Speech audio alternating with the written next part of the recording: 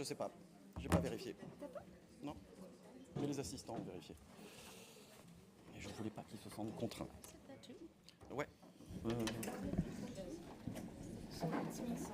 Tiens, tu vas te mettre ici. Bonjour. On fait un peu de housekeeping. Bonjour, bienvenue au Collège d'Europe à Bruges. Météo n'aide pas la bonne humeur, mais je sais que les esprits vont être pris par des autres choses, c'est-à-dire aujourd'hui la présentation du rapport des groupes des 12. It is really an honor for me personally and for the college to host, if I understand it well, the first ever academic presentation of the report. I might be biased, but I guess that the College of Europe is somehow the natural place where to do this. Colleagues from other academic institutions will forgive me if I say this, because for us, for the College of Europe, it is part of our mission, part of our, I would say, DNA, our identity, our existential raison d'être, to contribute to the integration of our continent, to the developments, to shaping the developments of the European Union. And this report helps us exactly doing that. Donc je suis extrêmement reconnaissante aux intervenants ici, et en particulier Constance et Olivier qui ont décidé, avec toutes les autres, de nous faire l'honneur de présenter ces rapports ici. And I would like also to thank all the discussants and those that will be intervening here today. Unfortunately, I will not be able to follow all your works, but it is recorded, and this is something I say also for those following online or for students that might know of other students that in a Friday morning might still recover from the Thursday night bar evening that will join during the day probably, but being recorded, I will go through the works of today's presentation very carefully, because I personally think that this report is important not only from an academic point of view, but also from an institutional and political point of view. And if you allow me, I would say a few words on this. I will not enter into the different proposals. This is for the rest of the day to dig into that. I have some few strong opinions on some of the points proposed. On some others, I would be much more open to listen to the arguments raised. But what I clearly see, having spent quite some years in the institutions, both at national and European level, is that already the existence of this report, already the initiative of this report, tells us that something is moving, and something is moving on a serious level.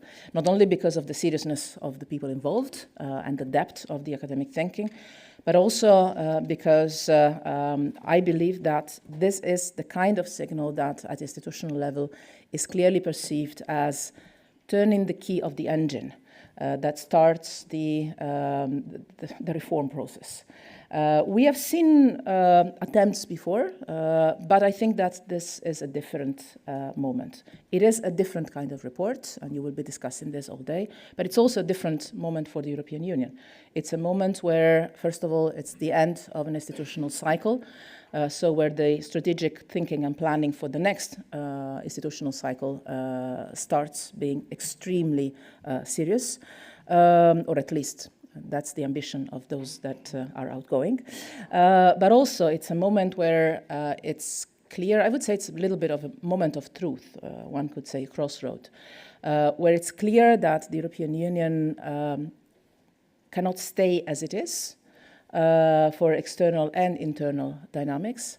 And whatever development one might undertake requires a deep rethinking, not only of the institutional setup, but also of, as President von der Leyen mentioned, a deep review of all the policies that the European Union has in all the dossiers, starting from the budget, going down to all the different elements of basically every single competence of the European Union.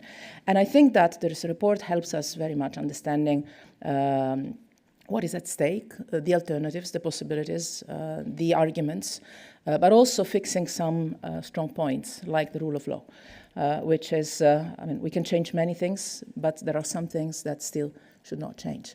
And I think that this report really helps us navigating through this path in a very serious, in a very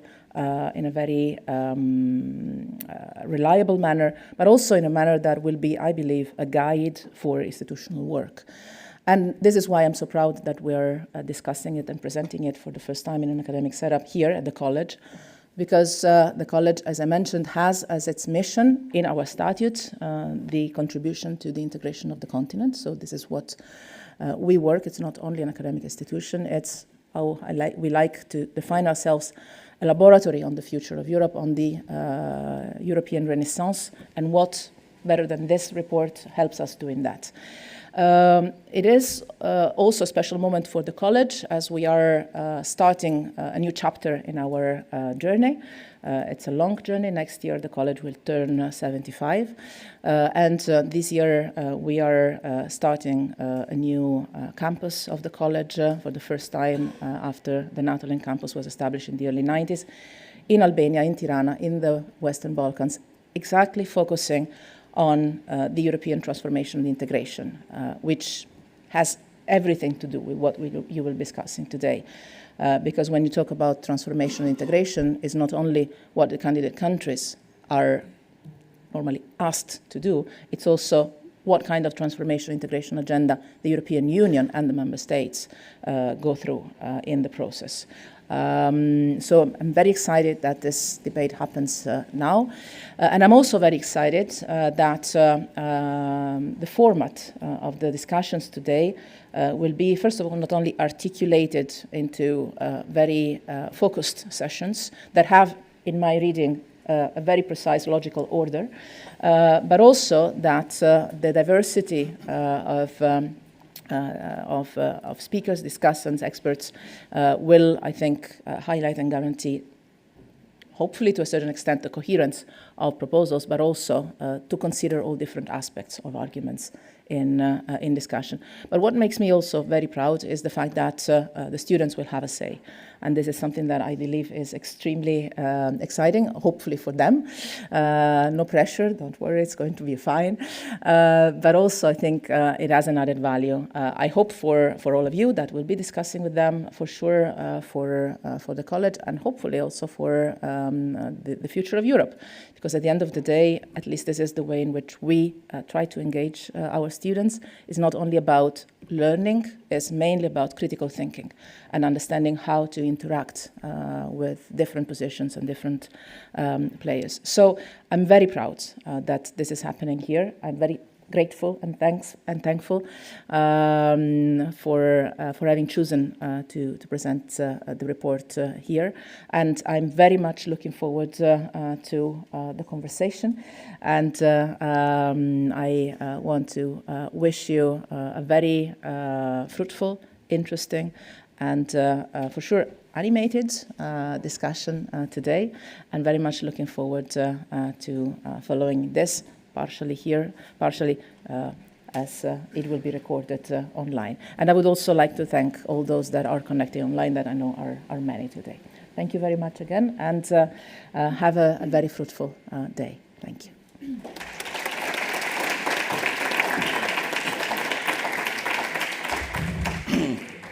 Thank you, Rector. Thank you also for your support, because it's thanks to the college that we were able to organize this conference. I'm very pleased to welcome here nearly all the experts of the group. Some have traveled quite far, as well as 11 discussants who came to speak only 2 minutes. Thank you for your sense of sacrifice, and thanks to the students who accepted the challenge to comment that report. So I will introduce briefly the report, telling a bit how we worked, and then Daniela Schwarzer will speak more about the substance of the report.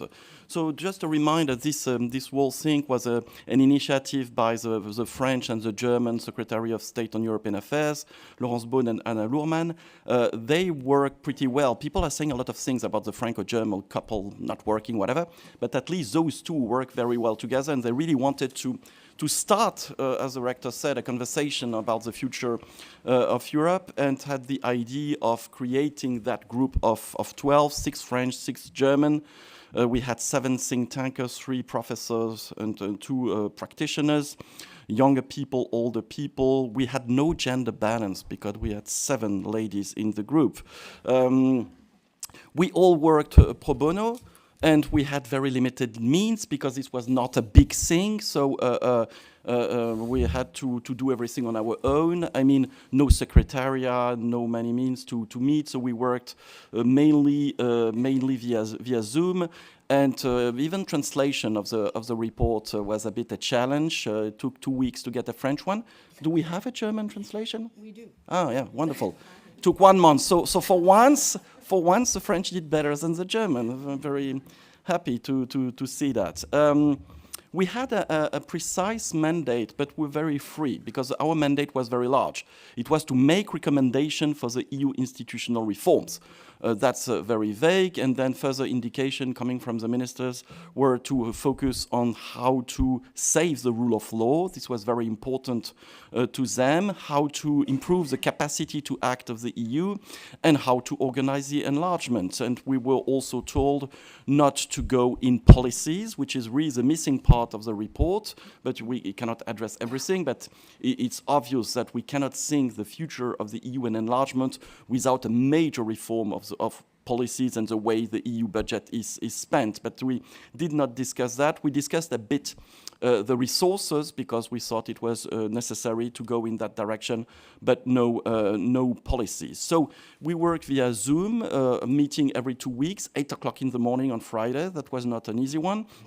And we produced a very large number of notes that were co-authored by each time by 1 French and 1 German experts. And this is why we're here, because we had a lot of material which is not in the report, because the objective was to keep the report as short as possible. The target was 20 pages. We failed to do 20 pages, but we had something like 30, which is quite manageable still. And we had a chance for people to read it. We had 3 meetings in presence, the 12 of us in Paris or in Berlin, and we organized a number of hearings behind closed door with people from the institution, from the member states and the candidate countries, and we did not deliver that list because some people didn't want to be mentioned, and we wanted those persons to speak to us very, very freely, but it was very useful to get their views and experience on our proposal. 3 remarks on my side. I would underline very much the independence we got from the ministries. Basically, we never reported to them.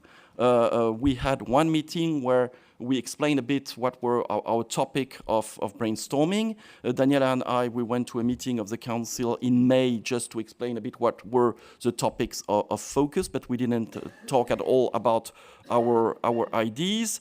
And the ministries, they discovered the report when it was finished. So in the cabinet, they were a bit anxious about that, asking us for elements on the report, but the position of the group was saying, no, we delivered nothing, the full report and nothing else.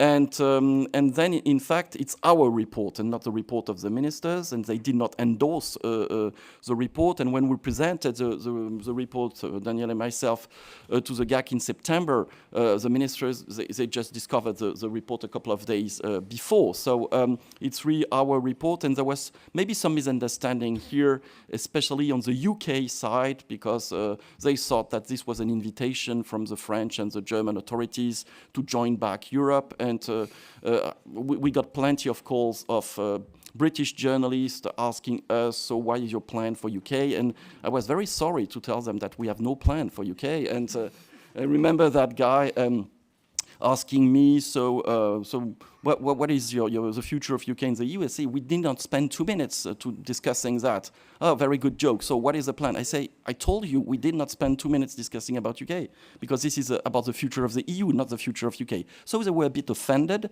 So that's for our independence. The scope of the reform, we very soon agreed to find a balance between the skepticism of columnists saying that basically nothing is possible because the European Council is divided, we have some Eurosceptic leaders, etc., etc. So we thought that this was not a very smart position to start thinking about the future of the EU, but we wanted also to avoid maybe the more audacious positioning of people in the European movement or in the AFCO committee who are really proposing to change the whole system.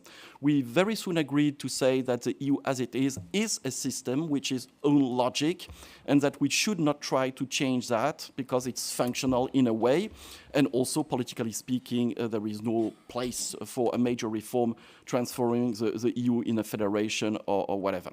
Basically, in the report, we only answer old questions and we only bring old solutions. So we didn't try to be original at any price. The point was really to revisit those questions and those ideas in the very new context of post-war in Ukraine, which is changing everything. And I guess that's why also the ministers ask us to brainstorm, because now there are new challenges and maybe new possibility, and we see that it's quite impressive to see that there is no one among the 27 now denying that enlargement will happen and that the EU should organize itself for that. So we aim just at clarifying things. I learned a lot, especially with our colleague lawyers, because I've been reading things for years about the way to change the treaties, but then we really went to the end of that question, and I finally understand how it works. And the idea was to be very pragmatic and to propose things that may be useful for policymakers. Last point is to say that journalists, when we talk to them, they always take the skeptic stance and saying, okay, you propose a report, but nothing will happen because you have Hungary in the European Council and so on. But then I think it's a very easy position. And if we go back to the beginning of the 1990s, you could have said exactly the same, that treaty reform is impossible. And you can go back 2005 and everybody would have explained you that it's totally impossible now to have a treaty reform. But each time we had one. We had 4 major treaty reform in the last 30 years.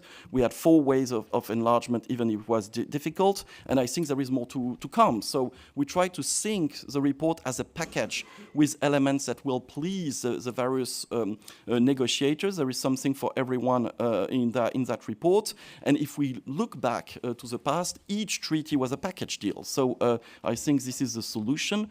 Around the table in the European Council, everyone wants something else, and we just need to give a bit of satisfaction of each to each player. I now give the floor to Daniela.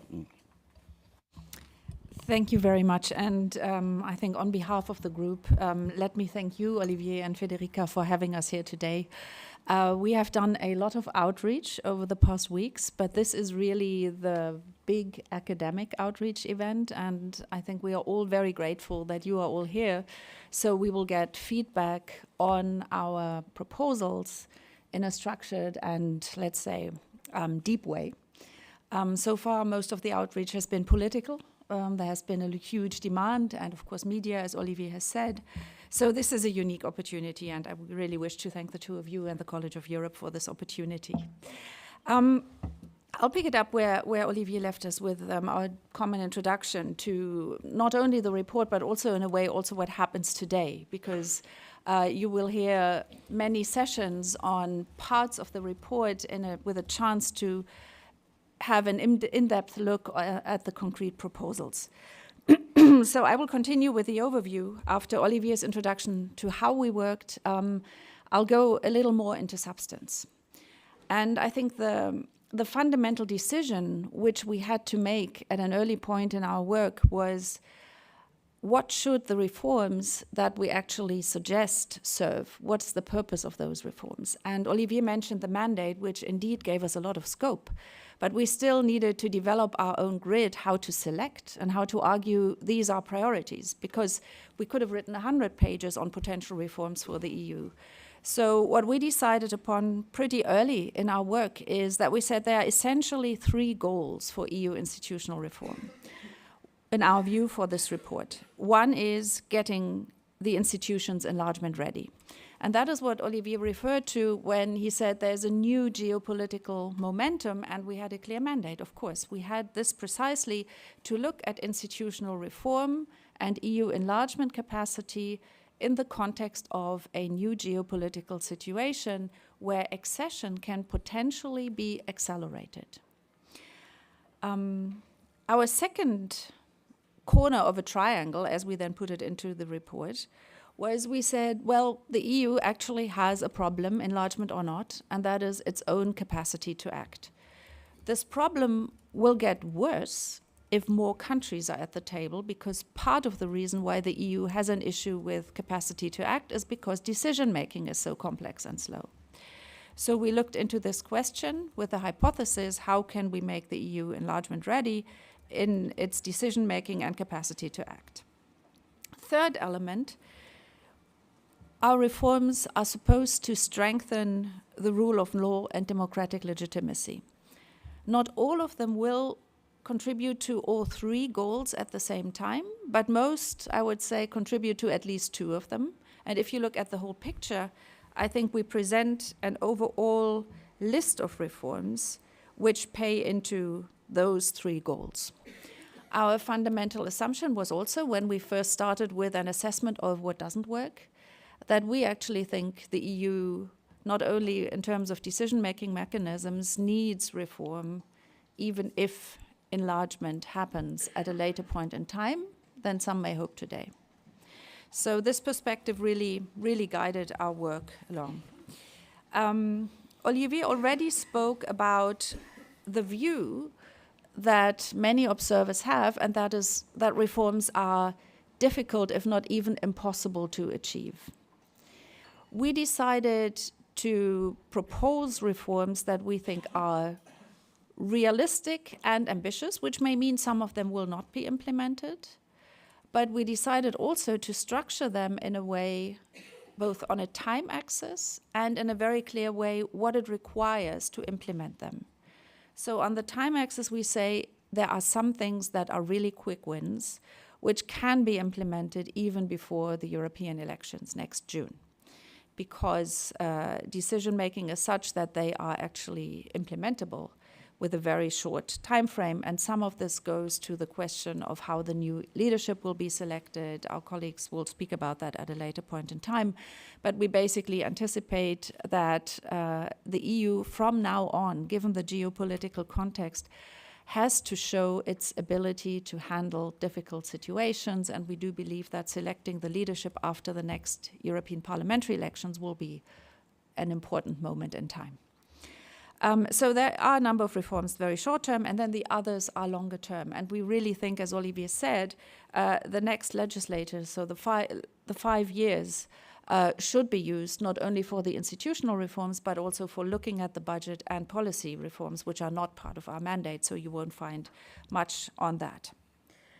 Then the other way we structured our recommendations, and you will find that in the report, is can this be decided by a simple political decision? Do we need a change of secondary law, or do we need a primary law amendment, so a treaty change? And we actually, once we had finished our work on substance, we went through all of that and tried to structure it in an extra table, so you can actually access it that way too. You can ask yourself, okay, what are the treaty reform proposals? What does it, what is there? And does that justify a treaty reform? And in our view, it actually does, which is why we also spend considerable time on the feasibility of treaty reform, despite the skepticism that some observers have with regards to the EU's capacity to actually reform. Now, let me briefly, and we really only have very little time in this introductory panel, go through the key headlines of reforms, and then you will find during the day basically a panel or a session on each of them. When you open the report, you will see that the first chapter deals with rule of law. This was not our thinking when we started our work. I think we intuitively looked much more at institutional functioning. That was also the key topic in the mandate.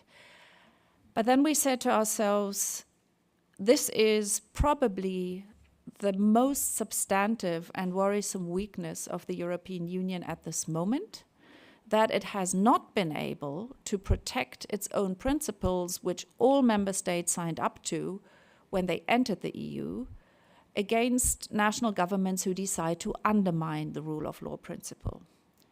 This is not only, in our view, an issue for the country that weakens rule of law nationally, but it is a fundamental problem for the functioning of the single market. Because you cannot have the single market as it has been designed in the European Union with the 4 freedoms and the idea of the primacy of EU law if individual countries do not respect the fundamental principles. So given the perspective that with the next accession process, which may be politically accelerated, although we say clearly it needs to be merit-based, we think the risk that the rule of law principle is weakened is very, very high. So you will find, in our first chapter, first of all, our reasoning, and that really is the base for everything that is to follow, because all the reforms, exactly, as we say in the first chapter, assume that it is a union that is based on the rule of law principle. So you will find recommendations there, of which some require a political decision when it comes to budgetary conditionality, and others require a reform of the EU treaty. After that fundamental base, which raises, frankly, a lot of attention in EU member states, and has made some countries, as we have heard, traveling around the EU over the past weeks, really rethink how important this issue is. So after that fundamental part, we turn to the institutional challenges that the EU is facing. So we speak about the European Parliament, the Council, and the European Commission, both with regards to their composition, and in some cases, and in particular when it comes to the Council, about decision-making procedures. And here QMV is a central piece we look at. I will not go into detail now because there's a whole session on that. Let me just say that we are fully aware that this is a very controversial idea to extend QMV. Although it is the ordinary decision-making procedure for many topics, the extension thereof gets a lot of pushback from some countries who fear that they are not represented enough, that they as a small country will lose, that the big ones always rule. And so we have thought that through. And if there's one chapter in the report that will prove what Olivier said, namely that we are independent in our work, you will find it there, because we actually suggest to weaken the relative power of France and Germany in QMV. Our third topic, which I think is also an essential one, is we look at EU-level democracy. As Olivier has pointed out, we are not suggesting a revolution of the system. We respect throughout the report, and you will find an explicit explanation thereof in the report, we respect the fact that the EU today is a carefully crafted hybrid system where you have different channels of legitimacy that feed into decision-making. We have the European Parliament, we have the national interests represented in the Council and the European Council, and then we have the European Commission as the guardian of the treaty and basically protecting the European perspective and all of that. So we suggest no revolution to that setup. However, we do make concrete suggestions on the functioning of the system and some smaller amendments. And I will just give you the headlines. We speak about how the European elections can be made more European through a harmonization of EU electoral laws. We speak about the appointment of the Commission President. We speak about participatory democracy. And I wish to say at this point that we don't only think the EU system has to be more serious about the instruments it has created for itself within the EU 27, but we also argue that those instruments should be used for our candidate countries as early as now. There's no reason to wait and not to use participatory instruments, because accession requires public support, and this is neither given in the EU nor is it given in all candidate countries. So there's a lot of political work to be done, and participation is key. And finally, we, in that chapter, point to the necessity to increase probity, transparency, and the fight against corruption, which basically applies to the whole institutional system, and we make a concrete suggestion here. Now, I wish to briefly point out that we touch on two topics which you will not immediately expect when you read the mandate. One is the competencies and powers of the European Union, and the other one is the EU resource question. We take this from the perspective of our mandate, so we don't go into individual policy design questions that have to definitely be answered before the EU can work with more members, and they have to, frankly, change anyway because of the new challenges the EU is facing. But we look at all of these points from the question of the functioning and decision-making of the EU, and how we think legitimate decisions and capacity to act can be increased by redesigning policies and by finding new ways of having a budget that serves the real challenges Europe is facing. Now I have about 1 minute to go, and that's absolutely fine because the last 3 points are so fundamental, I can only give you headlines. You will hear more on this afternoon. I already mentioned we do dare to speak about treaty change, and you will find 6 options how this can actually be done. One of the options I wish to point out, because basically we also consider the scenario that not all countries ratify, which is the biggest fear of governments now. They say either negotiations fail or ratification fails, and both would be disastrous. So we take that case and we say, okay, what to do if there's a risk of failing ratification? So we think through how member states who are willing to move ahead can also move ahead with primary law reform. This may only be needed as an option to discipline minds, but maybe it has to happen. So we go as far as suggesting differentiation through primary law reforms as well.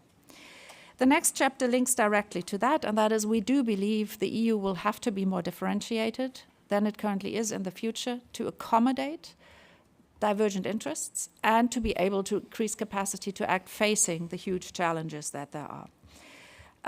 Those proposals, as I've said, also touch primary law revisions, but also the existing instruments that the Treaty of Lisbon provides.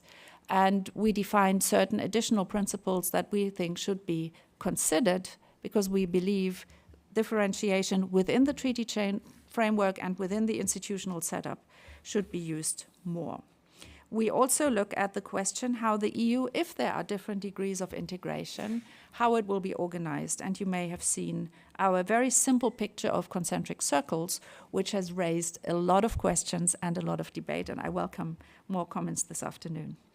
And the third point we dare to talk about, also slightly beyond the mandate, is how to manage the enlargement process. We again link it to our actual mandate, saying we need to think reform and enlargement together.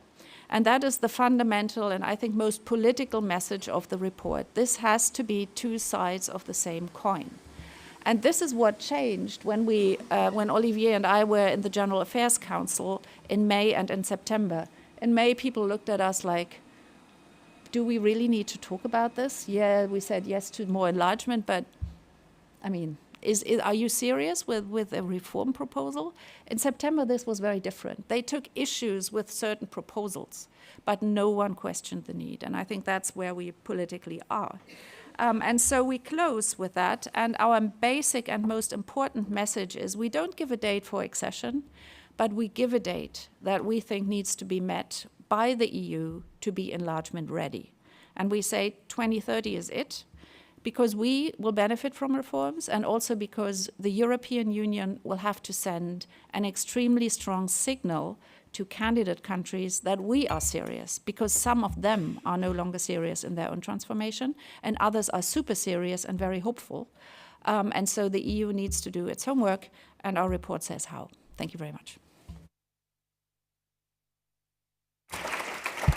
Thank you very much, Daniela. I now welcome two students from the Department of European Political and Governance Studies, Anna Lennart and Francesco Artibani. We ask the students to brainstorm, so as a spokesperson for the students, you can stay, I leave.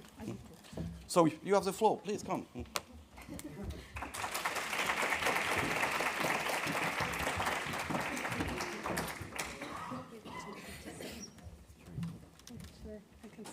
Sorry.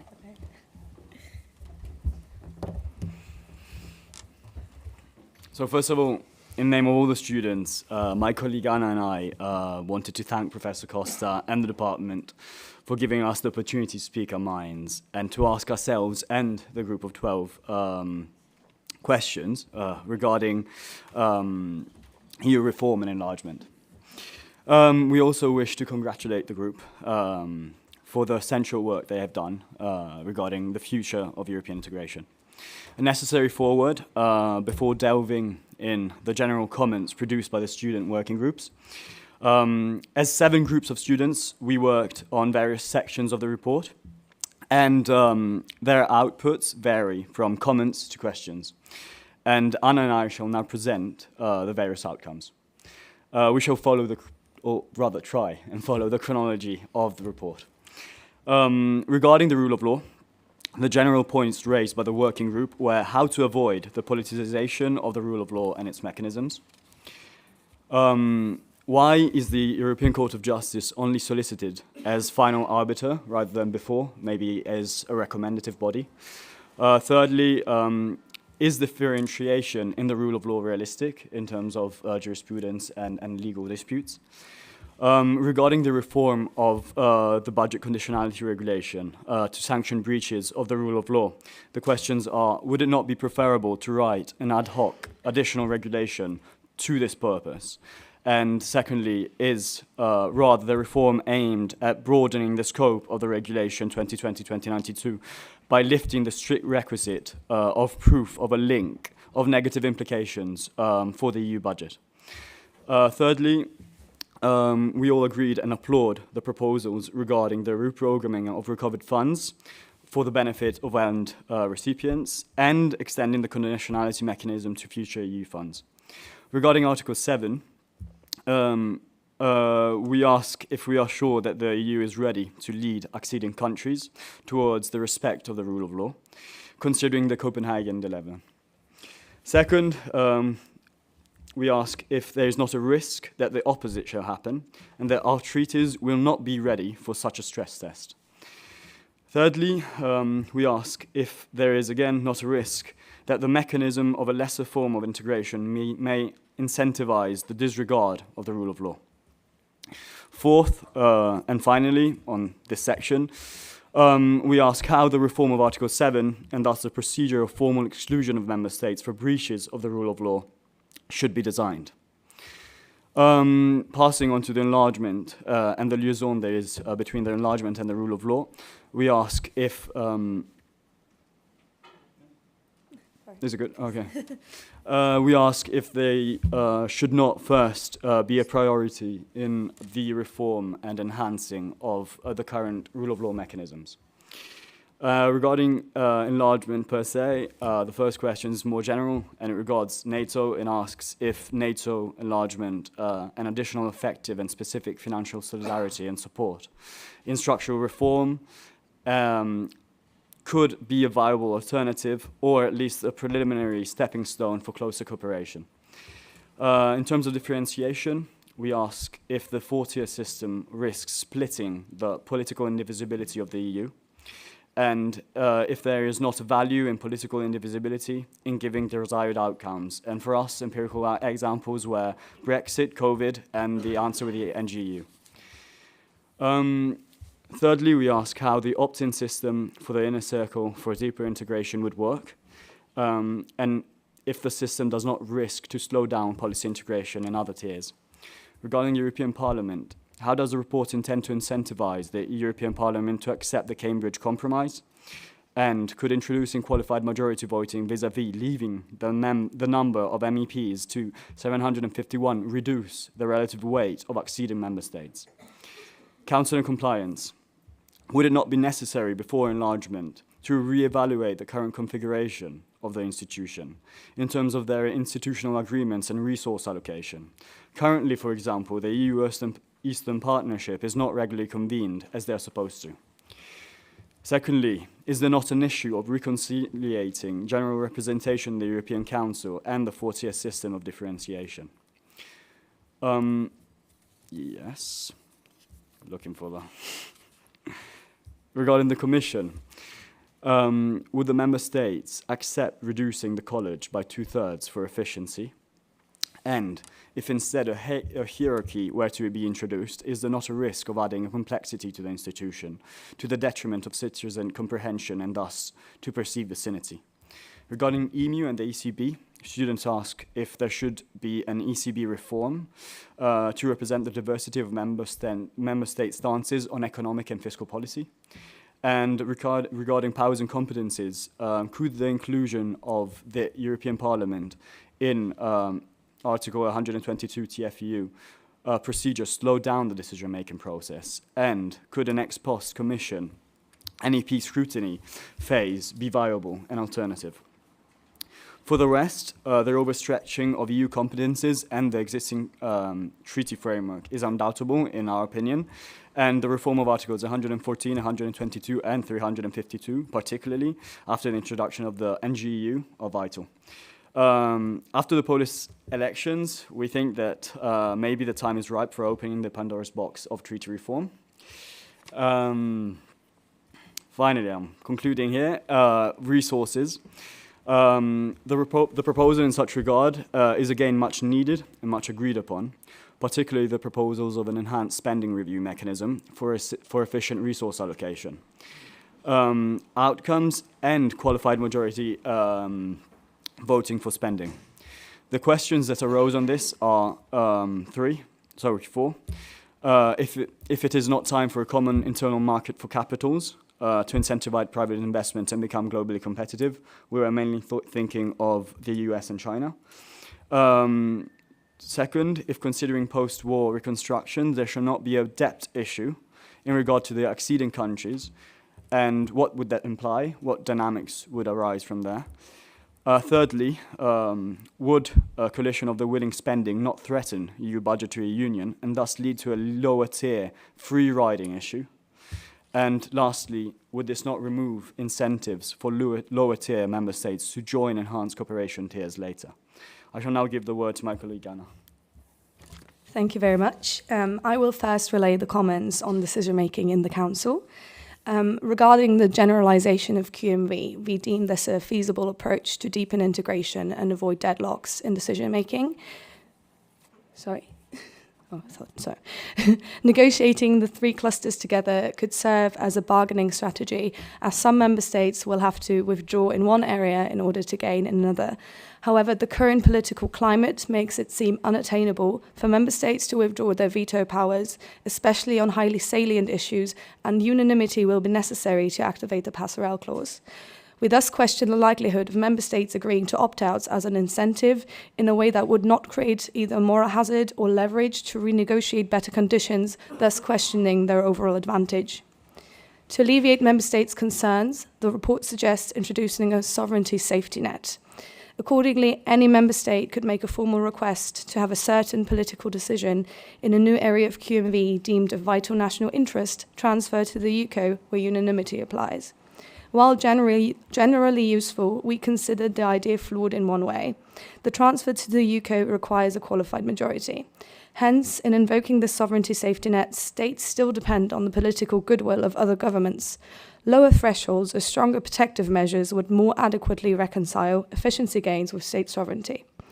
Allowing member states to opt out of certain policy areas, as proposed by the report, constitutes one way of preventing a tyranny of the majority. However, it comes with considerable downsides, as we will argue later. The report further proposes a supermajority system for those policies most critical to sovereignty, which would entail a vote under the rule of unanimity -1. Although an innovative and certainly daring proposal, we see two major problems. On the one hand, member states are unlikely to disagree with a proposal which would otherwise get unanimity, striving to avoid being the odd one out. On the other hand, the system would need to work coherently with Article 31(2) of the TEU. To tie into the argumentation on enlargement, we acknowledge the recommendations made in the report, and we in principle welcome the idea that member states should have the ability to opt out of policy areas transferred to QMV and potentially the OLP. This approach could significantly ease policymaking in the Council, especially considering the current state of play. However, we are concerned about the long-term consequences.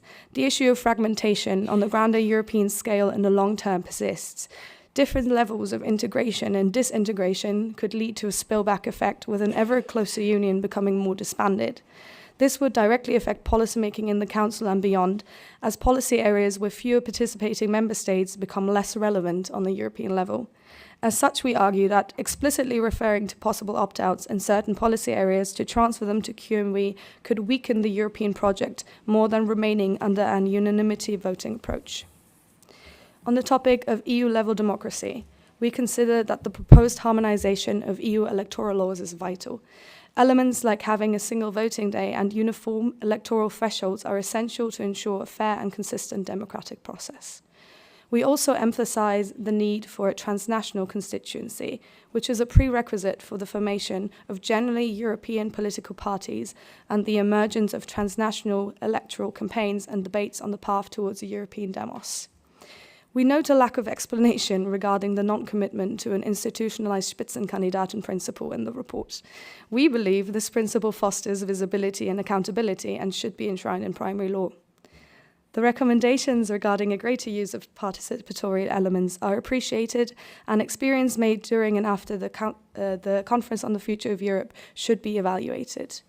We advocate for giving more binding powers to the European Court of Auditors in ruling in cases of bad financial administration and fraud in EU affairs, and strengthening the investigative powers of the European Prosecutor. The lack of probity, transparency, and news of corruption in the EU institutions have fueled Euroscepticism in recent years. We share the position of the report on the creation of an Office for Transparency and Probity in charge of monitoring the activities of all the actors working with and in the EU institutions. However, this office must have the necessary powers of investigations and sanctions to be effective. Finally, we will discuss the recommendations on EU treaty reform. The report acknowledges that some recommendations do not require previous changes to the treaties. However, for some areas, reopening the treaties is indispensable to ensure democratic legitimacy. Changing a treaty has acquired a quasi-constitutional character within the EU framework, similar to drafting or amending a constitution in many EU countries. To ensure democratic legitimacy in the reform process, mechanisms like citizens' assemblies in Denmark that actively involve EU citizens throughout the entire process should be incorporated. Drawing from past experiences, such as the Constitutional Treaty, we understand the importance of ensuring that citizens feel represented during the drafting process. This should strengthen support for the treaty reform and prevent possible drawbacks arising from opposition to it. We hope that our comments gave a good overview of our interpretation of the recommendations in the report. We want to thank both the Franco-German Working Group for preparing the report, and of course Professor Costa for giving us the opportunity to share our opinions, as well as our fellow students for submitting their opinions and preparing these comments. Thank you.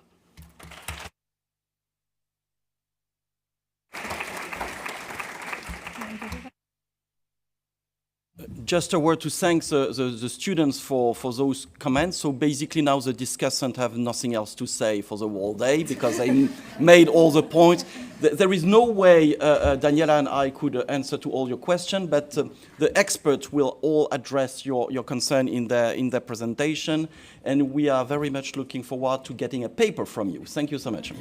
Thank you very much. Before you leave, actually, because obviously it shows first your intervention and the question you raised shows the breadth of the report. The fact that you managed to raise so many issues and even recommendations in such short time. Already the group of 10 has very, very limited time, but it's quite outstanding. And so I would have two questions. The first one is, if you were to select 3 key priorities, what would they be? And the second question would be to understand a bit your brainstorming. What was the most contentious issue that you debated, where you really had difficulty to come to an agreement, or which was the most debated? Thank you.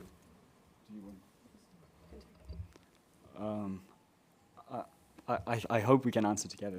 Yeah, okay. Because we're also on different sections of it.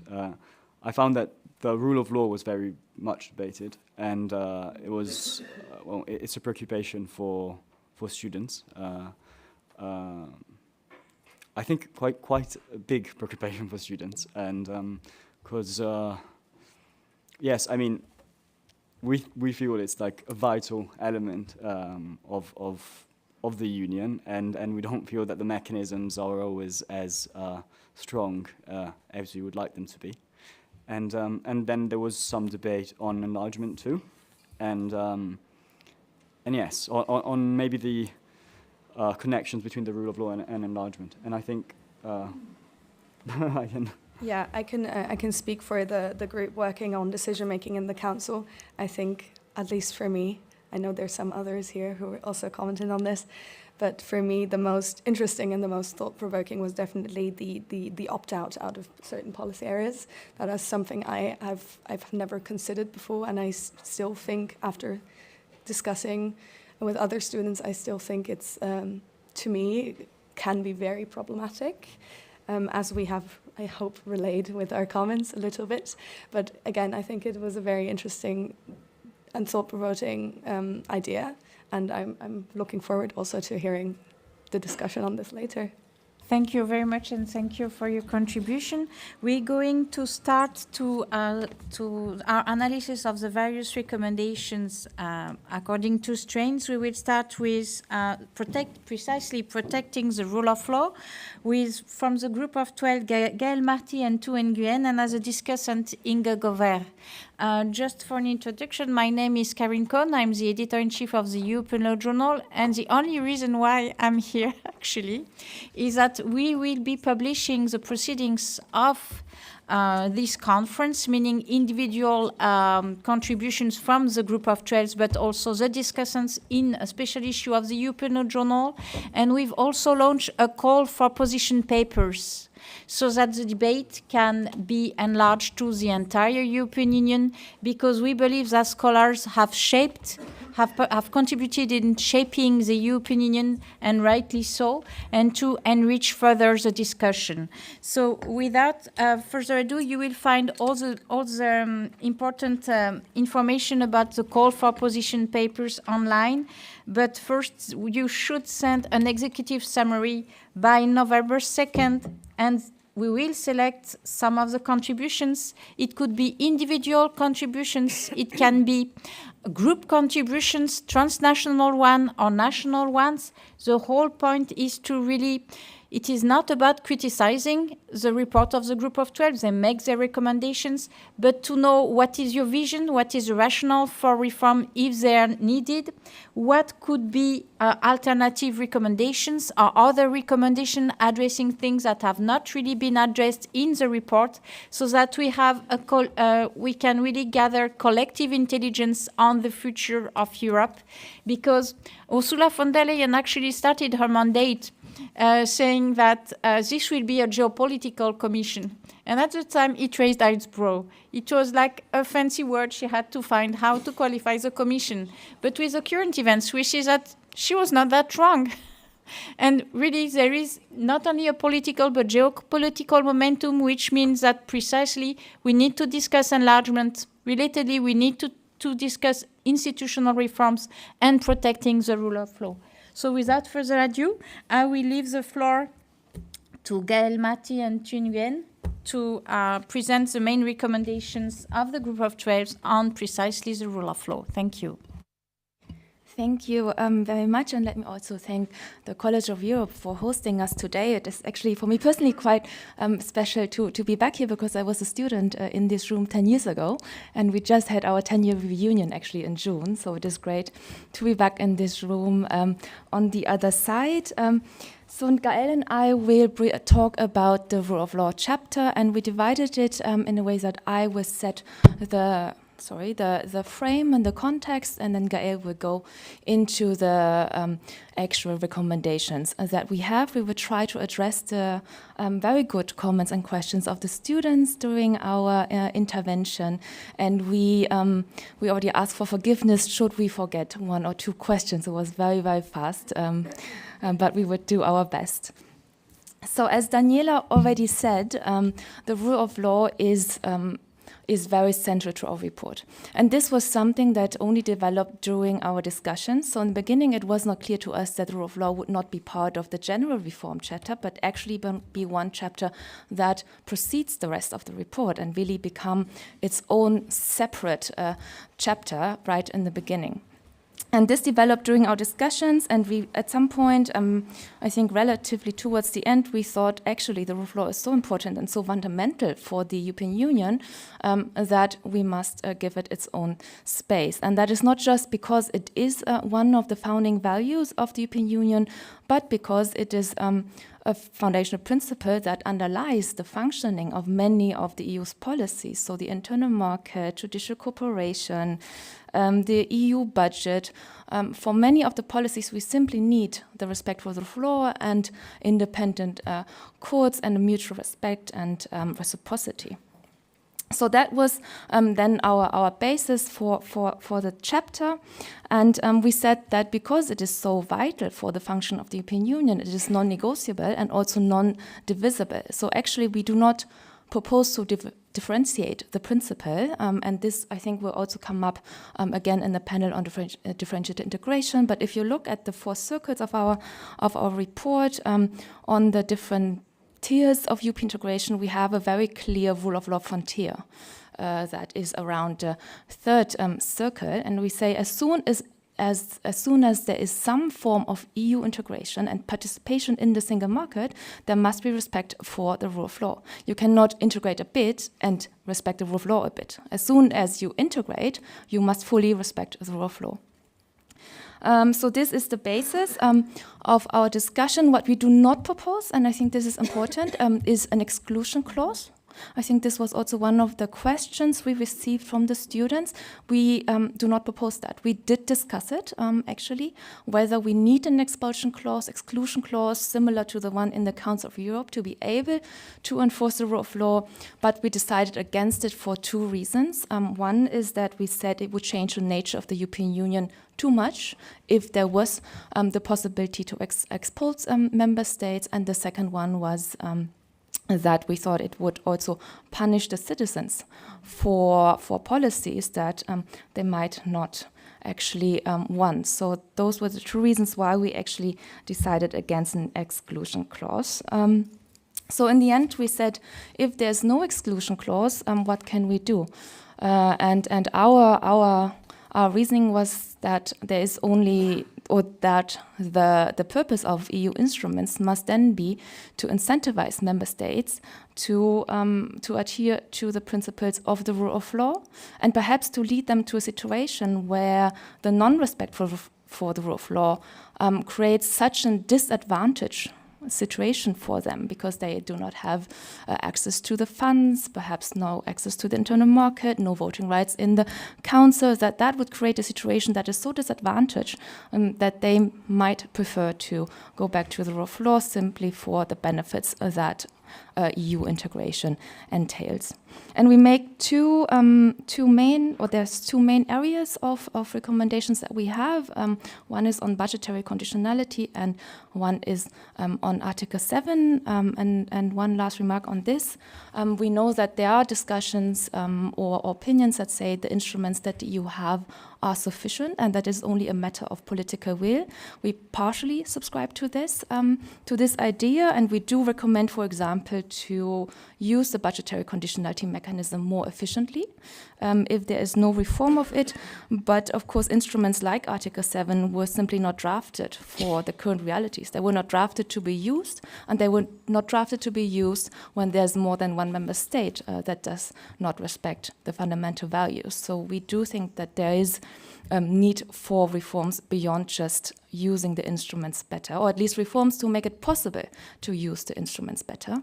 And Gael will go into the details of this. Thanks a lot too, and I want to thank the College of Europe also. And as Stu said, on rule of law, we have two main sets of recommendations. I will try to give an overview of these recommendations.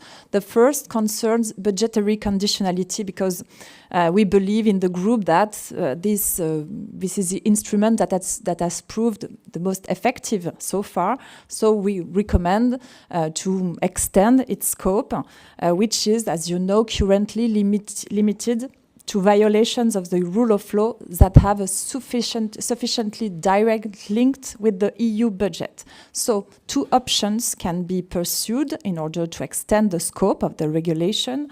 The first one, and the most ambitious, would be to make this regulation an instrument for sanctioning all the violations of the rule of law, but also of the European values enshrined in Article 2 of the treaty.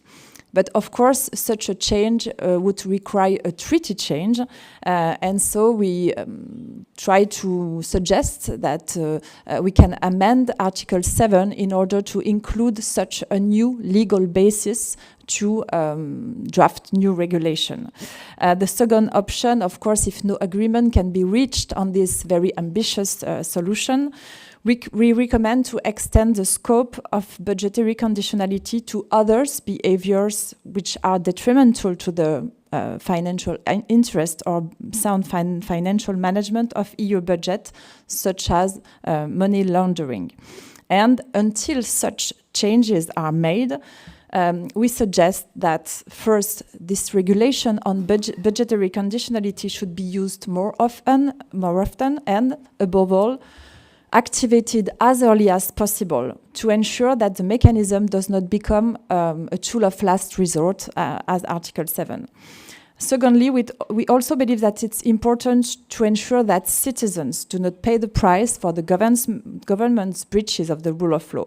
That's why we propose that the Commission should be allowed to make direct payments to the final beneficiaries of EU funds.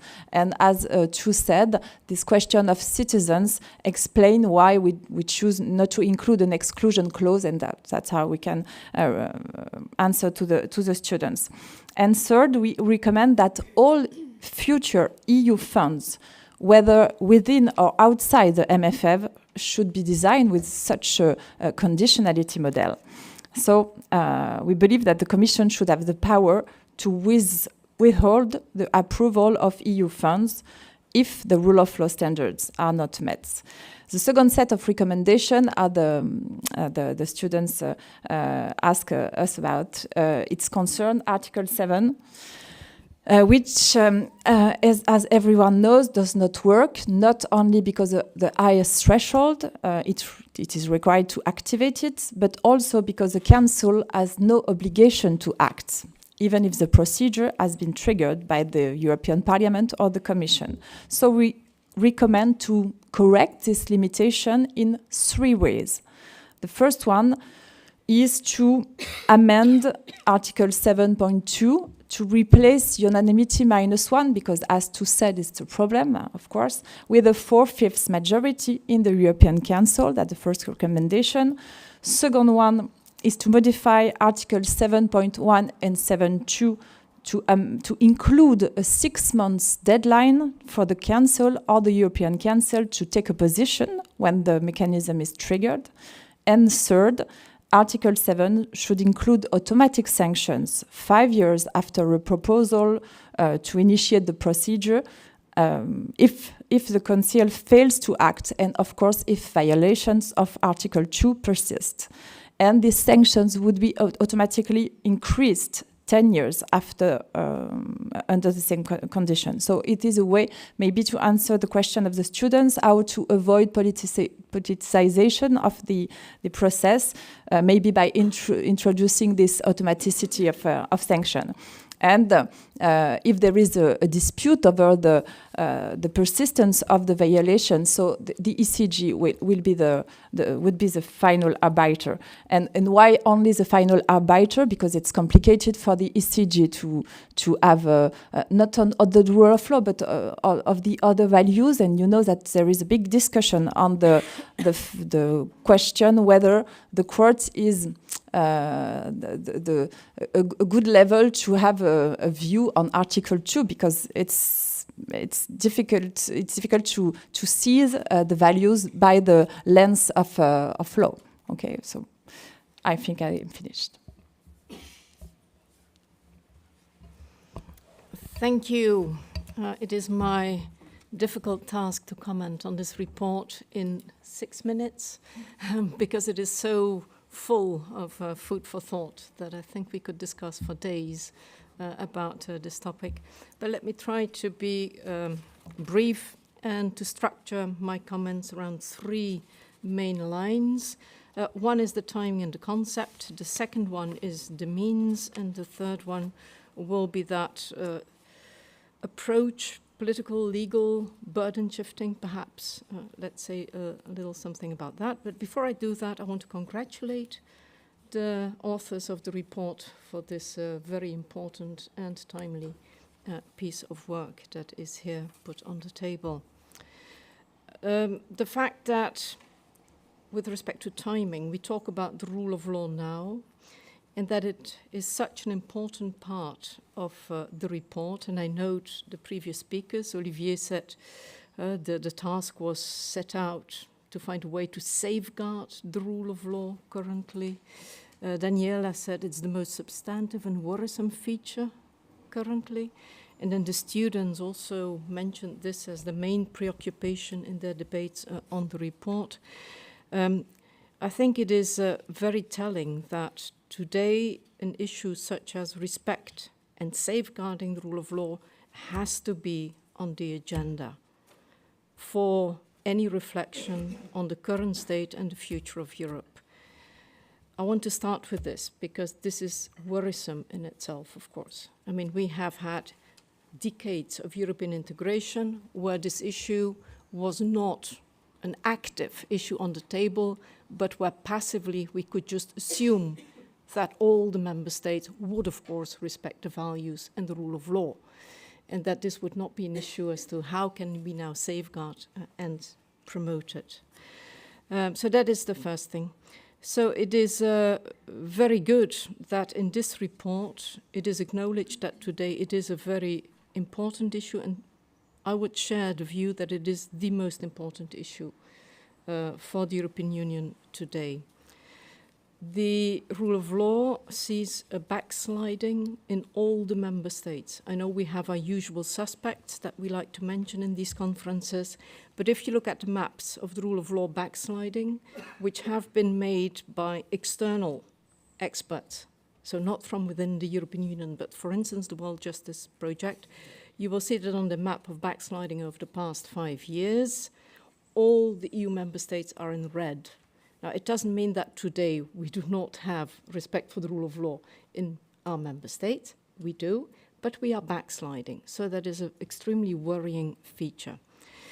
Now, the biggest threat to backsliding into the rule of law is complacency. It is to think that everything is okay, and if we continue as we are doing currently, we will be on good grounds. So complacency is definitely what we should not endorse, and that is why this report, stimulating this thought about the rule of law, is also so important.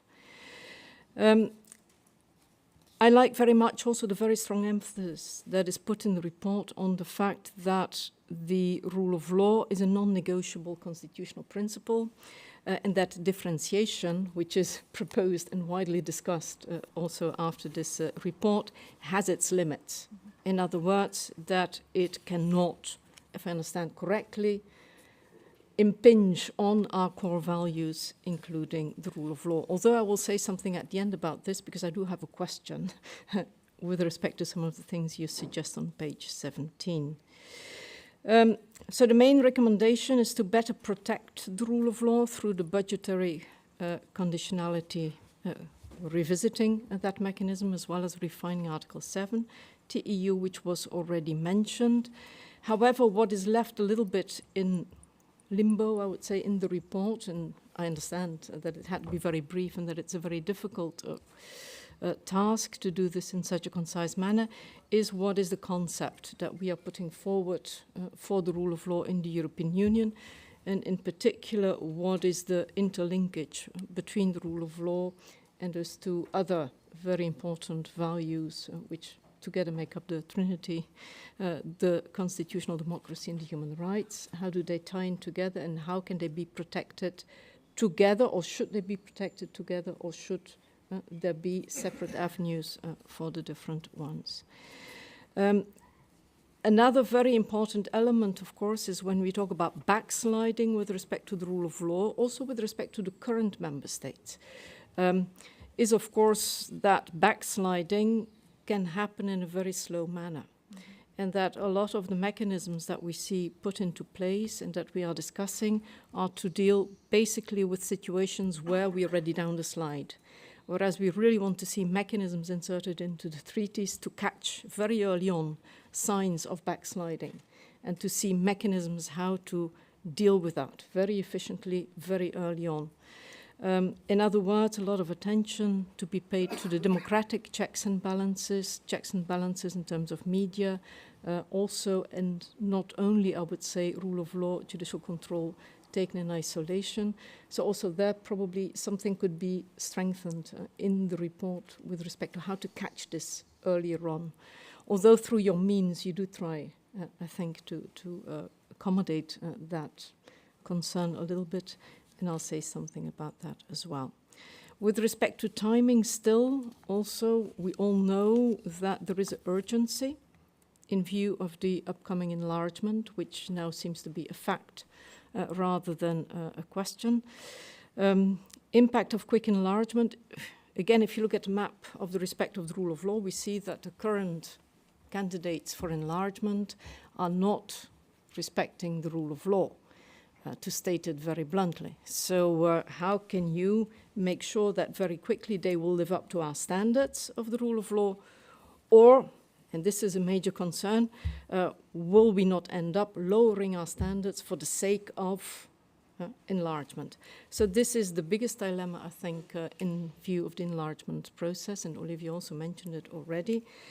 We should not forget, of course, that the pre-accession conditionality is the most important instrument that the European Union has at its disposal to make sure that countries comply with the rule of law currently. We know that as soon as countries become members, we do no longer have that forceful instrument, and then we have to turn to Article 7 to see how we can maintain ongoing respect for the rule of law.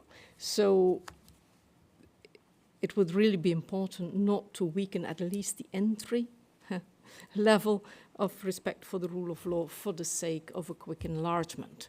That would at least be a recommendation that I would very strongly put also in such a report. I've been told I only have 2 minutes left and I still have 2 points. Okay, so let me then very quickly go through the other 2 points. Second, the means. The means when we talk about the rule of law,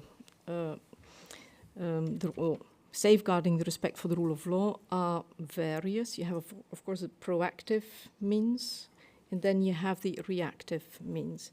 I see that in the report, what you do is to reinvent the budgetary conditionality and also the Article 7 procedure to widen it in scope and to catch both elements in one go, which is probably a very good thing to do, and not to have instruments which are only reactive or kick in too late, but that they also can really act as a deterrent up front and to give a strong signal that backsliding will indeed be sanctioned later on, so that you can give the message that if there is backsliding, it will meet with certain consequences. And in that view, of course, inserting the model of conditionality for the budget in general is a very good proposal if that can be materialized, because we know that the long-standing and important idea of hit where it hurts, namely in the pocket, is something that seems to be quite effective. Now, refining the Article 7 procedure, you've already mentioned how you want to do that. So also there we have the deterrent effect, and also through relaxing the procedures, the deterrent effect should become more important. So I guess that would also be a means to take the sort of incentives up front rather than only create the mechanisms ex post. The last point I do want to mention, although I have 0 minutes left, it is about this point of departure, who should be responsible for making sure that the rule of law is respected and safeguarded in the European Union. I think it's a very important one, because respect for the rule of law is, of course, not only a legal issue. It is an issue that touches upon the membership of the European Union as such, and therefore is inherently a political issue, in the same sense as whether or not states comply with the rule of law and our values is a political assessment made at the entry level. In the same way it should be at the exit level. And one of the worrying factors we have seen precisely is that because of the dysfunctioning of Article 7, the EU, the Court of Justice, has been put in the front line currently with respect to the enforcement and even sanctioning of breaches of the rule of law. This is not a comfortable place for the Court of Justice to be in. The Court of Justice has taken up that role very well, I think. Most of us would agree with that. Also through the infringement procedures taken by the Commission, also by the preliminary rulings brought to the Court of Justice, sometimes by the courts of the countries which are most concerned probably with rule of law issues. So the court has been playing its role in enforcing the rule of law principle. But to take it a step further and to make the Court of Justice the final arbitrator instead of the political, that would probably be a step too far and would be what I would really call a burden shifting, which might be prejudicial to the institution, which is the Court of Justice as such. Thank you. Thank you very much for your contributions. Actually, if the rule of law is a political question, the European Union is supposed to be a political project. Now, what we discussed are the commitments that member states are ready to make and how to enforce them in legal mechanisms, monitoring mechanisms, both for the pre-accession phase and for the member states. So we will be welcoming also your reflection on these topics and further proposals in this regard. So thank you very much. Is there really one person who would like to make a suggestion, recommendations, or question on this aspect, rule of law? No. So we will move on directly to the next topic. Thank you very much to you. We will move on to the size and organization of the European Commission with Sophia Roussac and Christine Verger for the group of trade, and Manuel Sapiro as discussant. As you know, Sophie Roussac is researcher at the Center for European Policy Studies, CPS in Brussels, and Christine Verger is vice president of the Jacques Delors Institute in Paris. As for Manuel Sapiro, he is the director of the European Commission representation in Barcelona. Thank you very much. In fact, we decided that she is the main. Okay, but you can sit.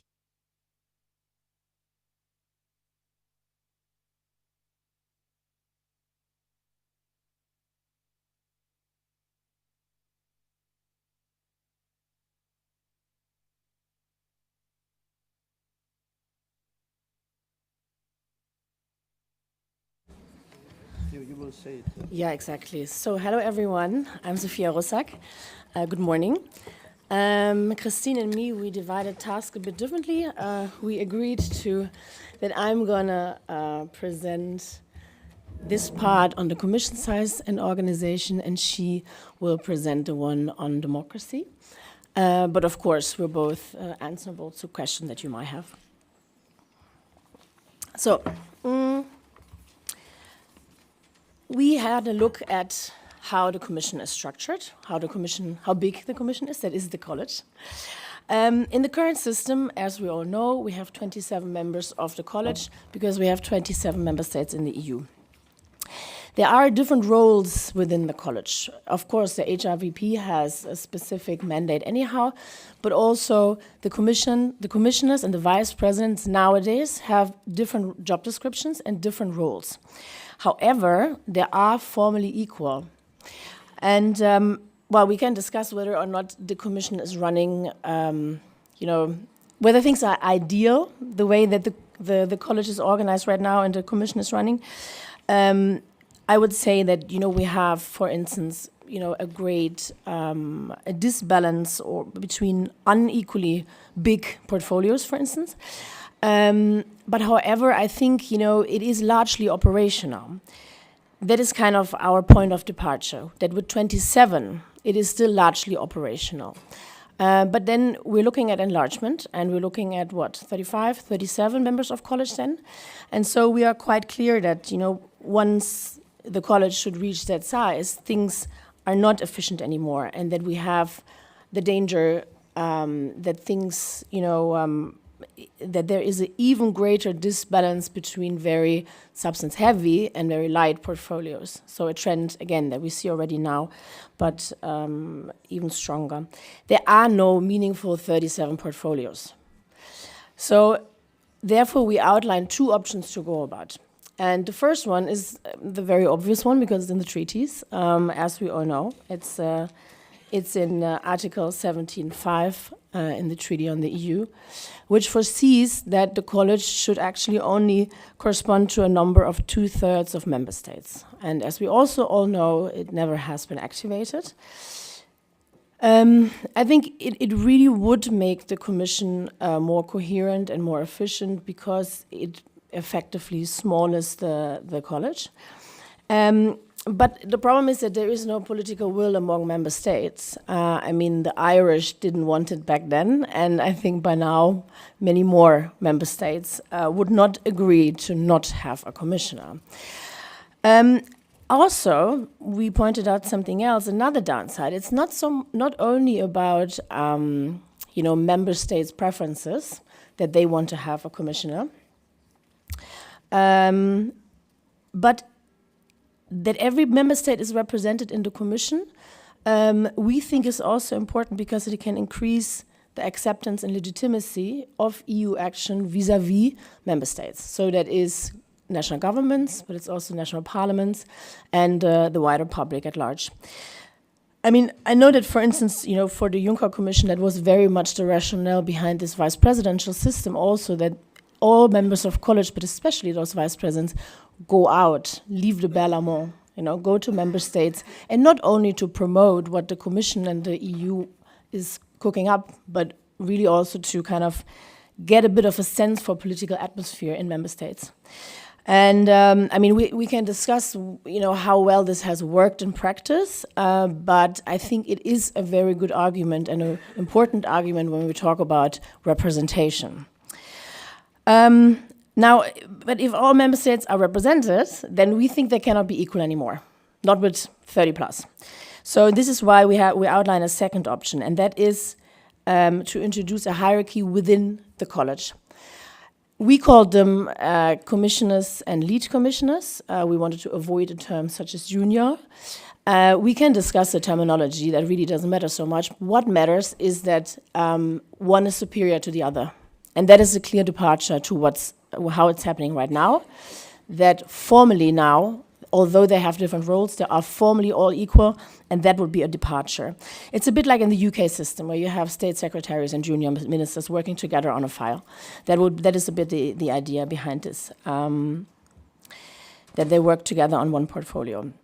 So, but in this option, there's a couple of choices to make. And the first choice is, should both the lead commissioner and the commissioner have presence and voting rights in college? And a smaller group around the table of college meetings, of course, would, facilitate a better discussion, but, probably I can imagine would also be quite a bitter pill to swallow. And also, this for sure would require treaty change, right? Because it would touch upon the principle of collegiality. The second choice is whether or not both or all members of the college have access to the DG. Right now, not all members of college have access to the DG. The vice presidents, they don't, and that caused quite a sense of frustration. The vice presidents have been labeled as kings without territory because, of course, the DG is institutional power. So then that is the question how to deal with this, but it is within the remit of the powers of the Commission vice president, the Commission president to organize this, the president, not You member have states. 2 minutes left. Thank you. Yes, I will stick to that.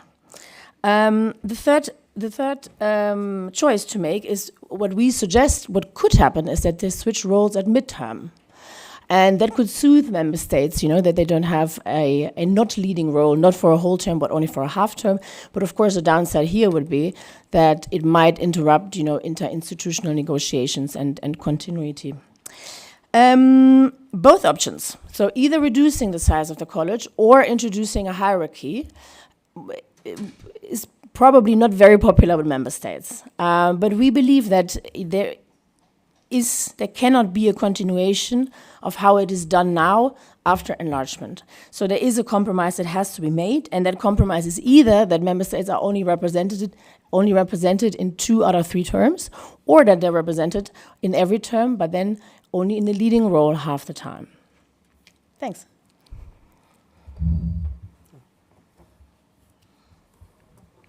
Thank you. Thank you, Olivier, Gaël, for inviting me here. Thank you for your proposals and your recommendations. I'm starting by saying that I'm not here in an official capacity. I'll explain why also a little bit later. I'm here as a dedicated professor to the community of a college and especially the community of the students, building upon years and decades of teaching and friendship here. So thank you again, especially Olivier, for inviting me on this particular topic, which might seem a little bit less sexy, inverted commas, than the rule of law, much more confined, institutionally speaking.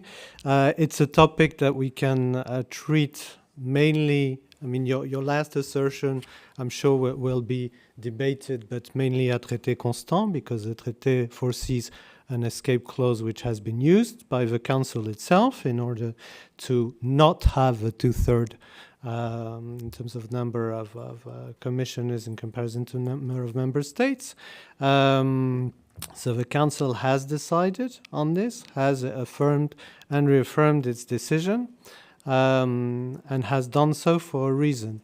It is true that the Commission, in the framework of the Convention for the Constitutional Treaty, and I was then working for Paolo Ponzano, whom my colleagues from here, Secretariat General and Legal Service, know, I think, still very well.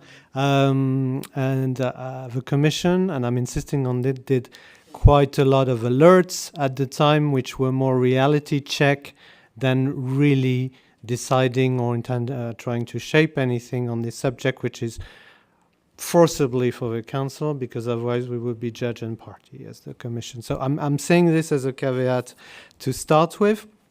I still have 5 minutes, I guess, so I'll be telegraphic. I really liked a lot of things in the recommendation, but I'm not going to have the time to say what they are. We can discuss bilaterally, but the nexus between widening and deepening is, I think, very well retrofitted in your operational conclusions. The principles that have to guide us in terms of operational efficiency, imbalance between portfolios, coherence, and also the link between the size and the composition. Now, I'm in a, I think, easy position. The subsequent step will confirm or not what I'm saying, because I can be on the critical thinking side that the rector just mentioned at the start, and that's why I intend to do, playing the devil's advocate on the options that you propose. So I will start with the first option, which is on the size and the 2/3 as a retained option, even if you do mention that politically it's difficult. I would here have one contention. Size matters, but cannot be separated from the role and responsibility of the Commission. And if we look at, it's not me saying it, if we look at the political sociology of the Commission, and my colleagues here or myself who have been exposed to commissioners, college members know it very well, we have political actors. Increasingly so and constantly so since years as college members, former ministers, foreign ministers in some cases for the last two high representatives, even prime ministers in the previous commissions. And that is for a reason. Of course, it goes with the enhanced competences in redistributive and compétences régaliennes that we have as a commission, but it also serves a purpose. That is to make sure the college is, and that goes back to what you were mentioning before, it also explains why we need to have commissioners go out, as you said, to the country they know best. It allows the commissioners to be in touch with national sensitivities and political realities on the ground. And so this allows for an ownership, which is not just that of commissioners, but also of those who can relate and identify to the commissioner, even if not directly elected. There is an accountability and legitimacy issue here. And then the Commission can act as a political microcosm of coalitions and cleavages that you would find later on in the policy making after a proposal is adopted in the Council and also in the Parliament. We have the mainstream political parties representing about 2/3 of the composition of the Parliament with affiliation with college members in the Council. All this is key to the collegial decision-making and the smooth decision-making process. So here you have legitimacy and efficiency that play an important role. Reducing the number of commissioners does not sit well with this political and microcosmic, even if it sounds like science fiction, microcosmic dimension of the college. Second option, the hierarchy within the college. Well, I understand where you're coming from. I think this is very risky business. And I'll explain why. And the main reason is the one you very rightly pointed out, which is that this breaks the equality between commissioners, and this equality is at the root of collegiality as we have framed it. Of course, we read a lot of things about, and you could argue, and you might argue, that collegiality is already in danger because of enhanced powers of a president or greater differentiations between the college members. We can have a discussion on this. I would actually tend to disagree. But the fact of the matter is collegiality still permeates all the structure and the culture of a college. And you see it in the preparation of a decision making. It's for a reason. Of course, it's for Article 17.1 of a treaty. Aiming at independence, and 17.3 for independence, 17.1 for the pursuit of the general interest. And this collegiality is everywhere. As guardian of a treaty, as was mentioned before, it is there in the decision-making process, preparation cabinet hebdo. It is there in the interinstitutional preparation of negotiation, and Enrico would know best than anyone else here. It is there also in the international negotiations, and we have also the SecGen at the centerpiece of this collegiality. So people who think collegiality is slowly but surely disappearing in the college should think again, and we should, sorry, it was? 0. Okay, that's not a lot. I'm concluding in 1 minute. So those people who think collegiality is being given away should think again. And we are at a juncture where this could have a very disruptive impact. It's not the same thing to speak about differentiation of functions, to have a vice president coordinating, steering, and programmatic, and the lead commissioner responsible for a DG, than to have a hierarchy and forego the voting rights in the College of the Attendants. I will not speak about the third option, which was an interesting, well, it's a sub-second option, I would say, the switching role. To conclude, in bullet style, 3 conclusions on the basis of what I said. Size serves purpose. Differentiating roles within the Commission doesn't mean hierarchy, and it doesn't mean so for regions, but for a reason: collegiality, efficiency, legitimacy, as we mentioned. No silo approach as a 3rd conclusion. We cannot politically, in terms of political realism, even if this is an independence report and its added value is in part in this, we cannot put aside the national perspective, a national political interest. It's not a coincidence that the composition and size of a commission was always discussed in relation to the weighted votes and the double majority in the Council, and also the composition of the European Parliament. It's not a coincidence that the treaty itself, also the escape clause that has been activated, and that it was done after the Irish referendum. So it was a contrepartie to everything else I mentioned. And especially small and medium size, I use what you use in the report. Small and medium size member states are very, very vigilant on this. Thank you. Thank you very much, Manuel. Thank you very much to Sophie. If the question of the size and organization of the European Commission is not such a sexy topic as the rule of law, it seems, it is quite a key priority in the wake of enlargement, and it seems like the sentiment was that it was a question in suspens since the constitutional treaty. So I will be looking forward to see the elaborated version of the Group of 12 in this topic and your recommendation as well, Manuel. Without a further ado, yes, on your own vision.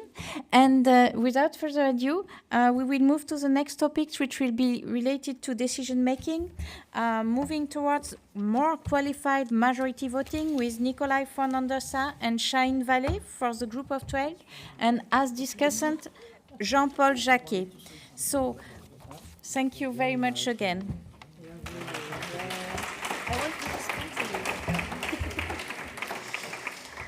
So while our participants are coming, Nicolai von Andersa is Head of Research Division EU Europe for the German Institute for International and Security Affairs in Berlin. Shahin Vallée is Senior Fellow at the Center for Geopolitics, Geoeconomics and Technology at the German Council on Foreign Relations, also in Berlin. And for our discussant, we do have Jean-Paul Jacquet, who is an Emeritus Professor of EU Law at the University of Strasbourg and Honorary Director General at the Council of the EU. Thank you very much. We will start directly with the input of the Group of 12, please. Yes, thank you very much. Thank you for the invitation and the discussion so far, especially the students' feedback. That was very, very interesting and helpful.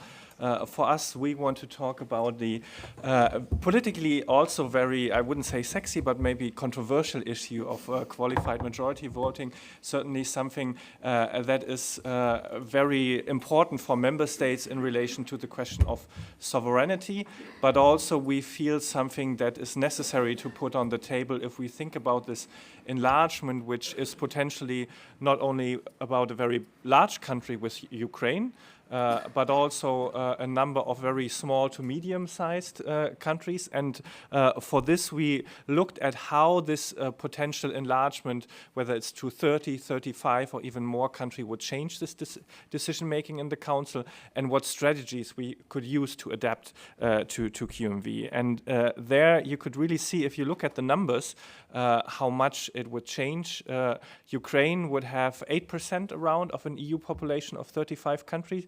There a veto in anonymity would make sense. The other 6 Western Balkan countries and Moldova together would have around 4% altogether of an EU 35 population, but each of them a veto. And so this question of how to balance decision-making between small, medium-sized and large countries, and exponentially how to find decision in an EU of 35 with 8 potentially additional vetoes, 10 even possibly, is something that we feel needs to be on the table.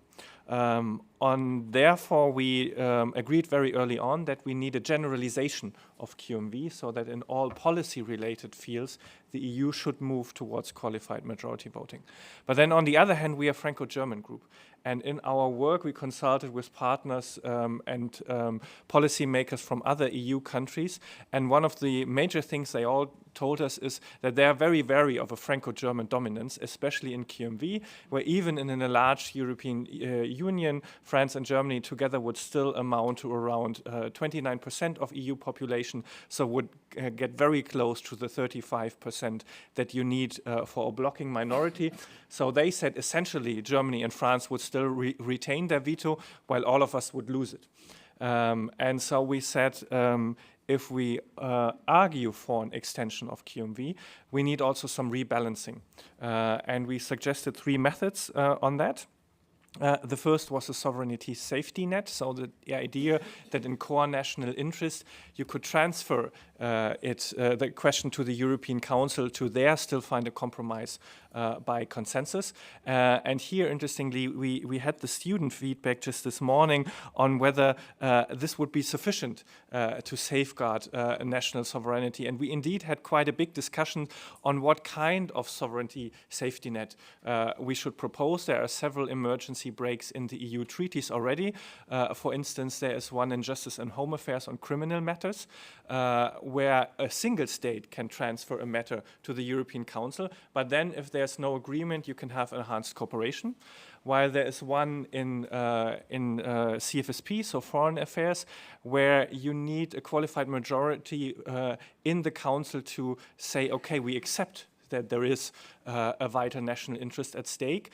But then there really has to be found an agreement on the European Council. There cannot be a way back to that. And we said this for us is the right balance. This necessity to accept this vital national interest by qualified majority ensures on the one hand that there is a respect of national sovereignty, but on the other hand that this instrument cannot be abused like vetoes are at the moment, where single member states basically blackmail the rest of the EU to pressure their national interests. And this is maybe one of the answers to the feedback from the students why we opted for this. Second point that we proposed is a rebalancing of voting rights, and Daniela already alluded to that, where we suggested to increase the importance of the number of member states and reduce the importance of the population size in order to, at some level, address the concerns of member states that there would be this Franco-German dominance. We suggested a ratio of 60-60, but that certainly can be discussed based on this general idea that there should be a rebalancing between the voting rights of the small and medium and the remaining large member states. And the final point, and this is also that the students commented very strongly on, was the question of opt-outs. We certainly saw that as an option of last resort for member states who cannot support and do not want to support the transition to QMV at all costs. We know that regardless of whether you use treaty change or passerelle clause, any transition to QMV requires anonymity in the first place. So we need to find an agreement with all current 27. And therefore we suggested as a last resort this opt-out option. But with the very much idea that we need to face these member states with a choice. And saying if you opt out, you can only opt out of the whole policy area. So not like the UK could on the Lisbon Treaty, where they could pick and choose basically on every individual decision on which to participate and which not, but rather have to make the balance of costs and benefits of whether to opt out of the whole policy area or go through with a change with the rebalanced voting rights and the sovereignty safety net. And we hope that at least to some extent addresses these concerns of these opt-outs leading to a very, very much differentiated European Union. But we certainly share the position that this should only be an option of last resort and not lead to a real sort of exponential growth of new opt-outs, but only in very, very few specific minor cases. You have 2 minutes left. Thank you. Okay, I'll be very quick. One on background, because I think it's important to understand why QMV was such an important part of our report. And I think it boils down to essentially 2 important speeches, one by President Macron in May 2022, when he launches the EPC and for the first time kind of acknowledges France's openness towards QMV, and a second, which was the speech by Chancellor Scholz in August of 2022, where he, basically accepts the notion of integration coming before enlargement, and where he puts essentially a deal on the table to France by saying, Germany will accept QMV on tax matters, and France essentially should accept QMV on foreign policy matters. And so this idea of a deal between France and Germany was very important in the early parts of our thinking in our report. What we realized is that was potentially a very insufficient deal to bring along other member states than France and Germany. And so what we tried to build is a broader deal, but also a more balanced deal for southern, northern, western, and eastern Europe. And essentially, this deal is sort of around 6 pillars. One is tax and foreign policy, as mentioned by Scholz. But our view was that this was an insufficient deal, and that having essentially foreign policy on QMV when you have defense policy on unanimity would actually, in fact, weaken the powers of your foreign policy, and that we needed to do something equivalent on defense policy. And so the idea was to do something on budgetary policy, which we'll get to discuss in more details later, i.e. EU budget under QMV, and defense policy as well. And the third pair of the deal was to do something on enlargement and rule of law. Rule of law has been discussed before, but the idea also for the enlargement process was the idea that we should, if we leave the final decision of enlargement under unanimity, at least the steps through the process could be done under QMV. So with these sort of, pairs, with these 3 pairs, we thought we had a bigger, broader deal than what Scholz had mentioned, and something that was potentially susceptible of gathering a broader support than just France and Germany. And to our surprise, especially in France, we actually had a presentation of the report in France yesterday or the day before, and we had a discussion around defense for the first time. But I was quite surprised that until then, some of the bold parts of the report, in particular on the expansion of QMV to foreign policy or to defense, hadn't been picked up very much, or QMV on EU budgetary matters, on tax policy, which could be sensitive in Germany, haven't been picked up much either. So it looks like some provocative aspects of the report are yet to be discussed in the public. Thank you.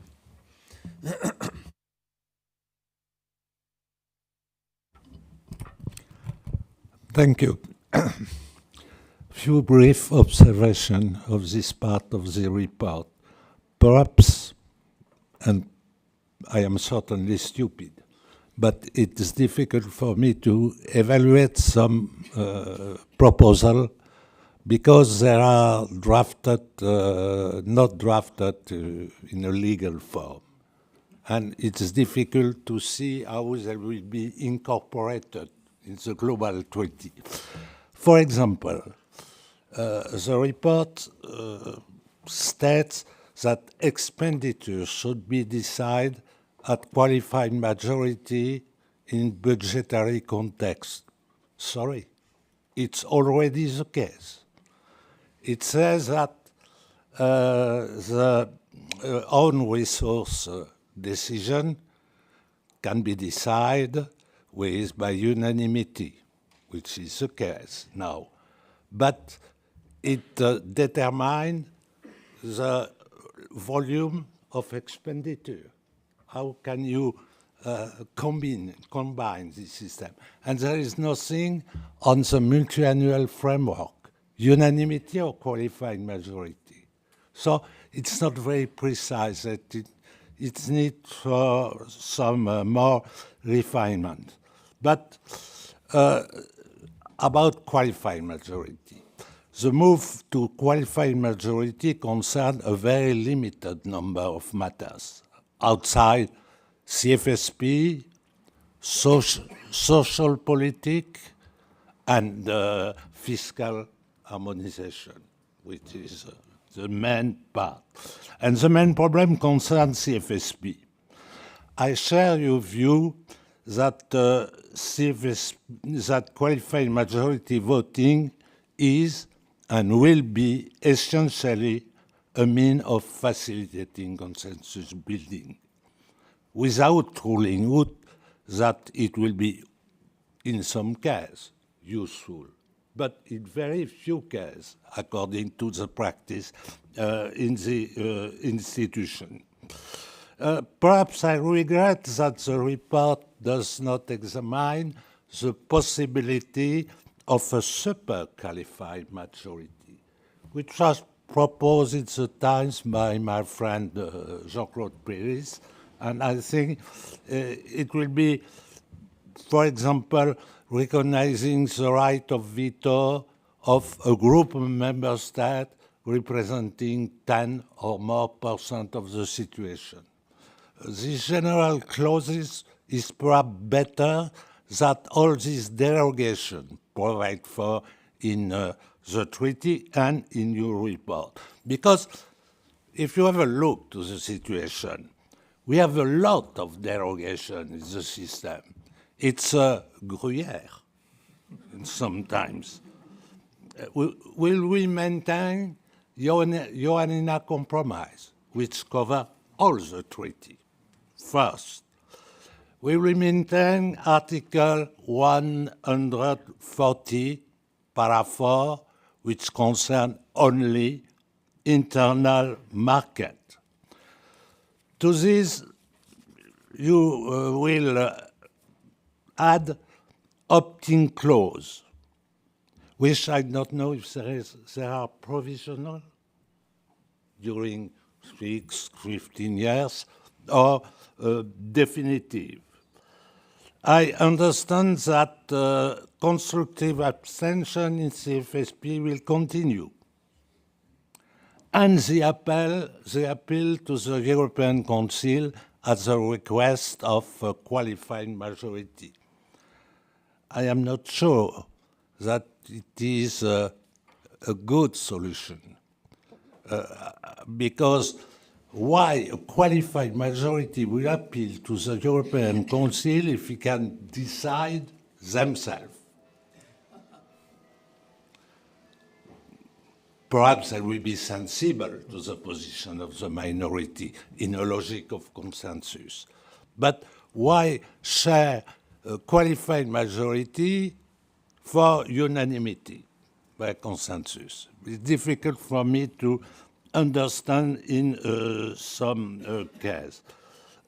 In all cases, whatever the majority and the minority, our experience said us that in any case, the European Council, when there is a problem, will take up the case. Derogation clause or not, the chief will want to decide if there is a big opposition between member states. So these clauses are useful for window dressing, but not really useful in the reality. Just two words about changing the calculation of the qualified majority to favor some member states. In fact, it's an answer to a false problem. I have never seen in my whole experience a case where small states were opposed to big states, because the decision is not a question of the size of the state. It's a question of interest for states.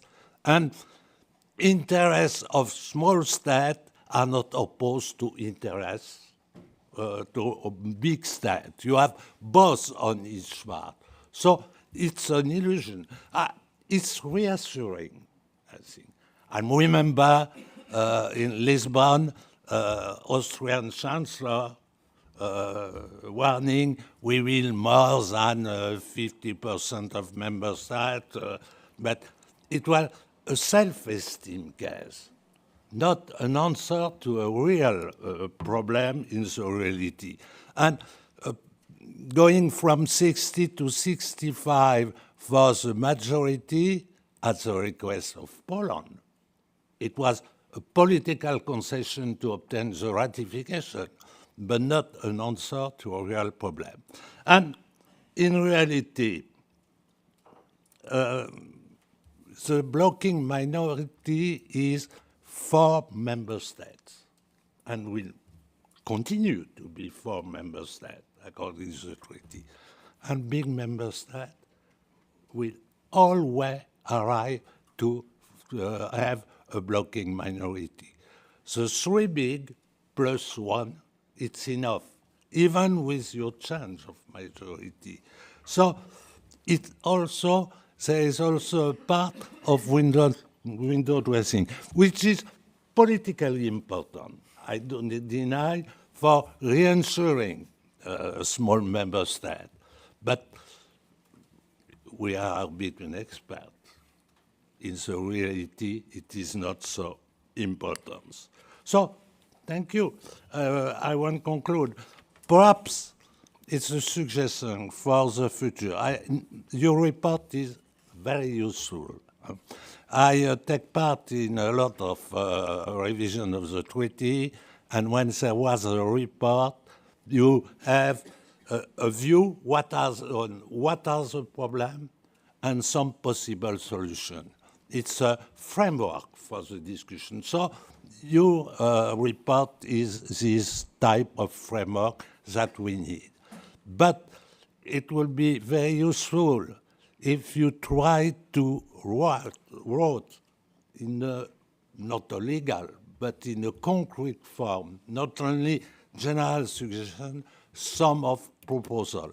Because for the time being, it is difficult to understand how they can be integrated in the treaty and their relation with other dispositions of the treaty. But it's only a suggestion for the future. Thank you very much for this international interdisciplinary exchange. Actually, the point of developing position papers, both from the group of discussants and those who will answer to our call for position papers, it's precisely so that people will formulate concrete suggestions for changes, if need be, with a rationale for it. So thank you very much. We can continue the brainstorming during the coffee break, and we will gather again at 11:50 sharp with a very important topic as well, enhancing EU democracy and issues of probity and transparency. Thank you very much.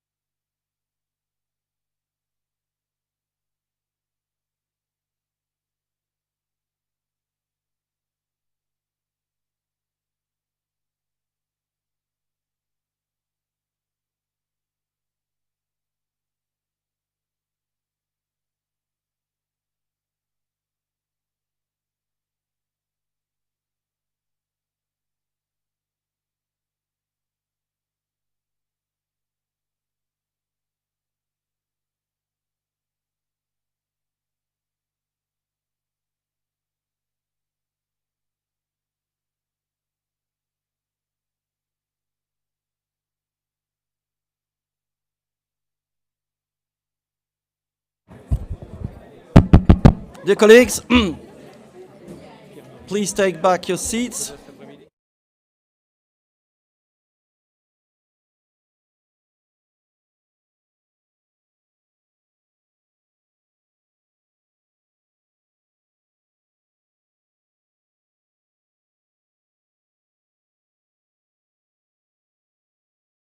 Thank you for coming back from the coffee break. We will now move to the next topic, which will be tackling enhancing EU democracy with Christine Verger for the group of 12. Thank you.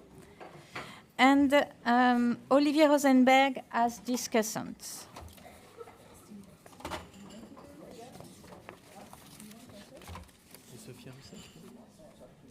Ah, tu l'arrêtes. Ils ont changé le programme.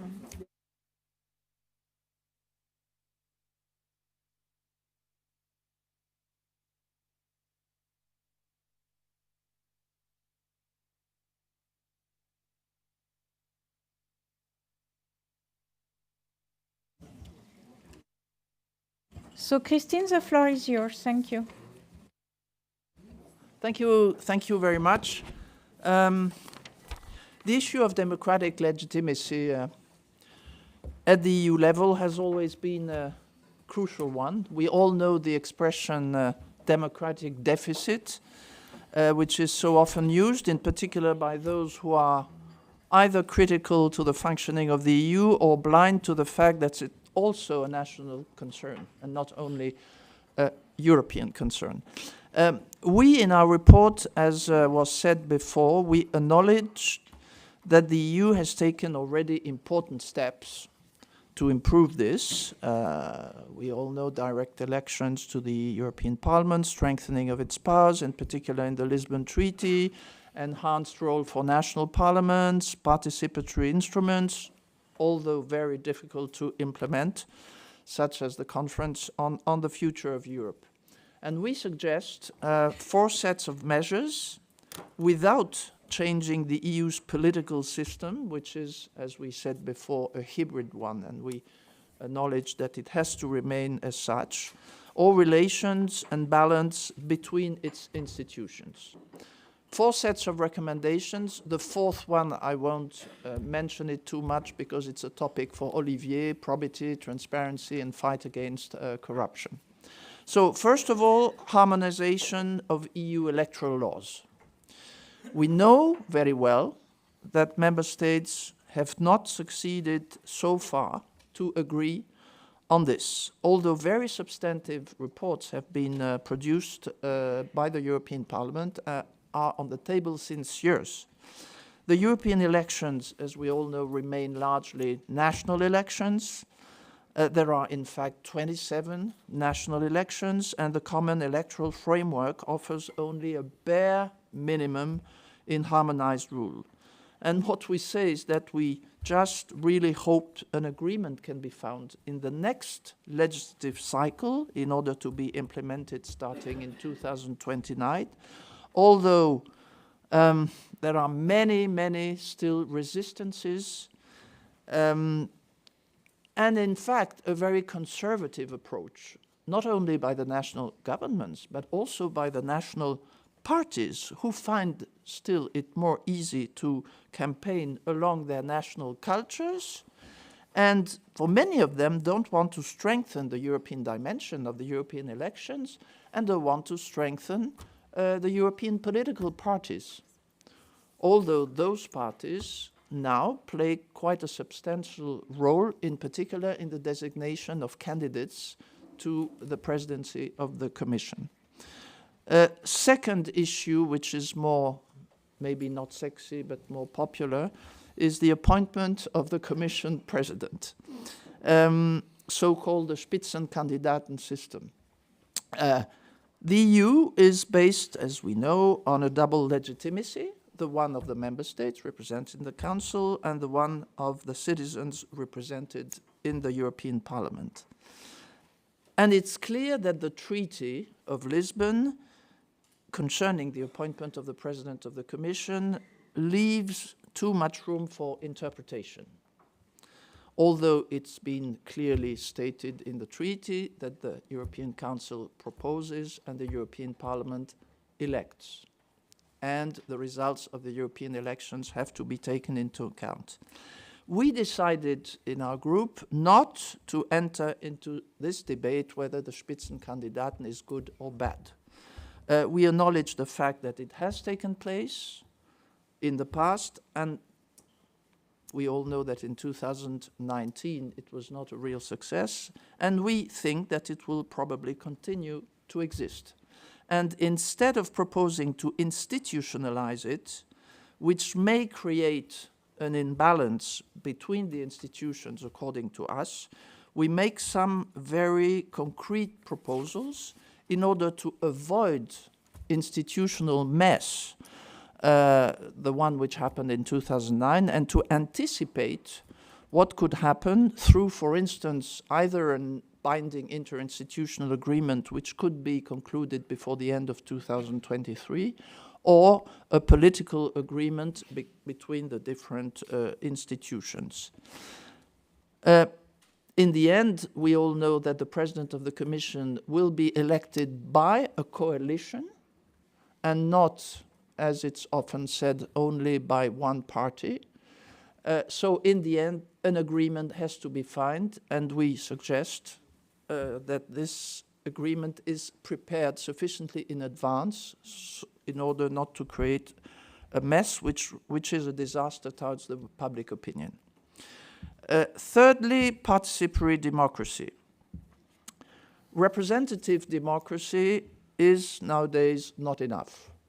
There are attempts to install more participation instruments at the EU level, which is extremely difficult. It's already difficult at the national level, so it's all the more difficult at the European level, given the size and the diversity of the continent.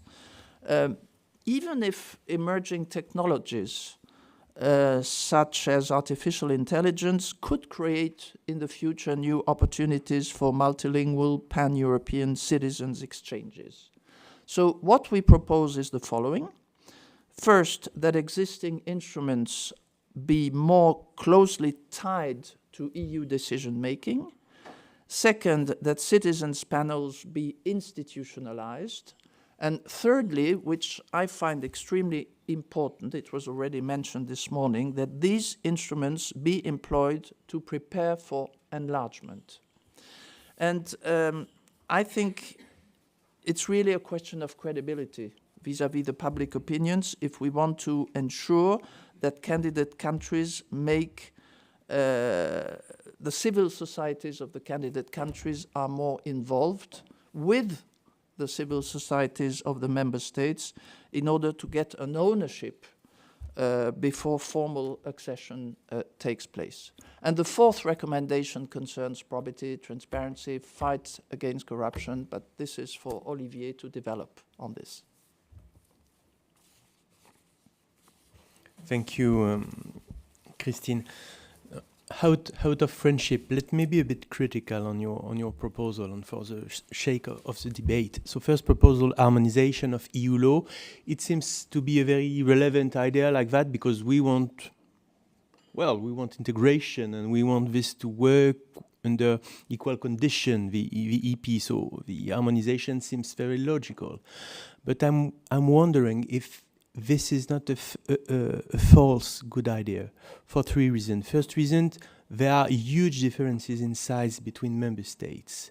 So there are reasons for differences in electoral system. And if we harmonized, well, typically it would probably require that big member states should have regional constituencies. And we've seen with France, because we had both in France, that in case of regional constituencies, the saliency of European election was more reduced. Second reason, there's an issue of feasibility. Member states, governments wants to decide electoral issue, and we know why. So it would be a difficult task, and it is actually. And third reason, well, the EP works. It works well. It's a fantastic machinery in terms of efficiency. So we don't need this reform to make it work in a way. So I'm wondering if it's not a false path. And you put aside a bit quickly in the report the issue of transnational lists, which which is still interesting, especially if we are talking of a limited number of seats, 28 seats for instance. Second, regarding the appointment of the Commission President, what you propose is very precise, a bit complex, but sometimes we need complexity.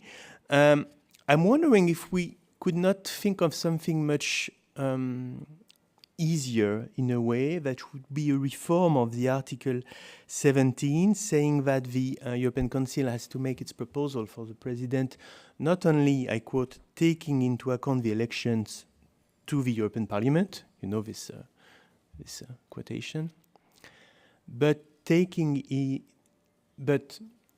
suggesting that the European Council should choose the president within the family that win, within the family of the main group, which would be a compromise, because it's not the Spitzenkandidaten, you don't impose who they will choose, but you impose the family, which is what has been done in a way with Ursula von der Leyen last time. And it could be a win-win position. We put aside the obligation of the Spitzenkandidaten, but still there is a further parliamentarization of the EU. Regarding third, participatory democracy, I think we all support your call for more citizens' panels, especially with the new technological devices that could allow to organize them more smoothly. But maybe you are neglecting a key issue, which is the initiative for this panel. And I think that drawing rights to the group within the European Parliament or to the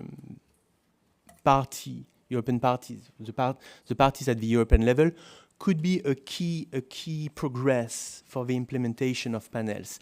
Rather than calling for new rules that would say we need to take into account panels and in the end of the day, decision maker do what we want. If we give the EPP the right to call for a panel on the EPP is a political group, EP is the European Parliament. EPP, exactly. The European... So, le Parti Populaire Européen. The EPP. Let's give him the right to call for, depending on the size, 1 or 2 panels a year. Not to organize them, but to decide of the topic. For instance, restoration of nature. If we grant the radical right, the right to call a panel on the Pact on Migration and Asylum, in that case, I can bet that there will be politicization, interest around the panel. And this is an experience we have from France, from the convention of citizens randomly selected. It works well, but the problem is that it's only Macron that decides if there is a consultation or not. So I would push you to go further in the call for more panels with this issue of who can initiate them. And well, we can have a parliamentary solution depending on the size, with the right of initiative. To conclude, let me add three points, things that could have been evoked in this issue of democratization. First, you don't mention national parliaments, and I think we are at a turning point with national parliaments for technological reasons, not political reasons, but technological reasons. Now national parliaments know how to work with Zoom, thanks to COVID, and maybe there's the possibility to dialogue with the difference of languages, thanks to artificial intelligence, sorry. So maybe we can have a development of their discussion with compulsory, deeper consultation, compulsory consultation by the Commission, remotely, online, without using the framework of the European Parliament, because it does not work, because the European Parliament is judge and jury, juge et partie, and cannot organize the participation of national parliaments. First point. Second point, maybe we need an agency. I know it's fashionable to propose agency on everything, like numéro vert, but, well, what about an agency for democratic development that would be in charge both of the organization of the citizens panels and of the dialogue of national parliaments? without the European Parliament. I'm not against, but the European Parliament is involved as an actor in the process. And third, you have been very cautious in the report to be reasonable, and that's the beauty of the exercise, not to make gift to yourself, imagining utopian things, but maybe if we want to think of utopian development in the sense of democracy, and we had utopian development in the past, direct elections, etc., the issue of pan-European referendum could be addressed again with the benefits that, as in Switzerland, a pan-European referendum would create a public space for a while, for the weeks of the campaign. So I think it's not something to be neglected if we talk about changing treaties. Thank you very much. So it's quite interesting how you see how the topic is being renewed by new technologies, so that you can formulate some proposals which are both realistic and ambitious. We have time, Christine, for feedback if you wish to comment on some of the points raised. Or yes, also. Do we have one question or two? Sophia. Yes, please.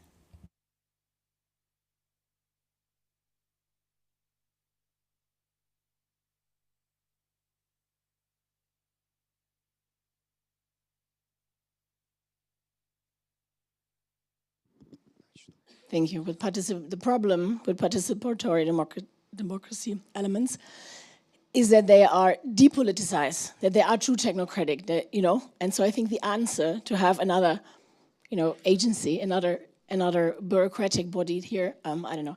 But I just wanted to have one quick point about your very first things, by the way, for your candid comments. They're very useful.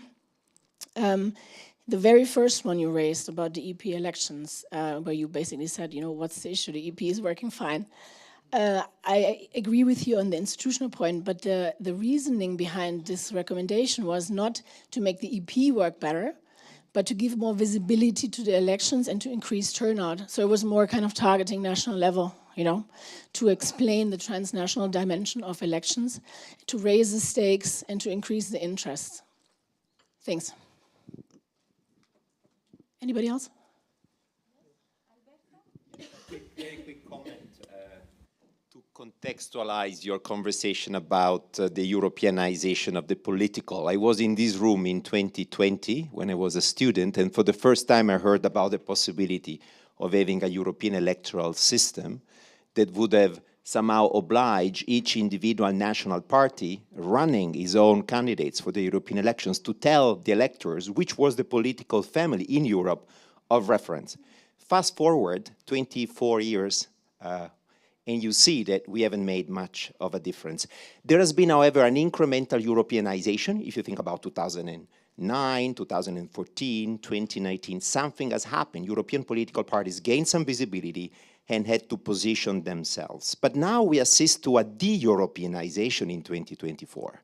We don't assist to any effort by these European political parties to position themselves across the border. So we are not only not making advances, but we are actually going back. And if you look at this diachronically, I found it extremely troubling due to the nature of the challenges the European integration is facing. How is it possible that there's not yet a European political system capable of staying with the same speed of the socio-economic integration that has happened over the last 20 years, right? So there's a gap there. How can we fill it up by going outside of this kind of conversation, whether we should have transnational Spitzen or others?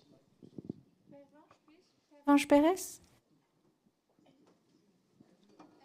And we will conclude with Pervenche Perez and Calypso Nicolaidis.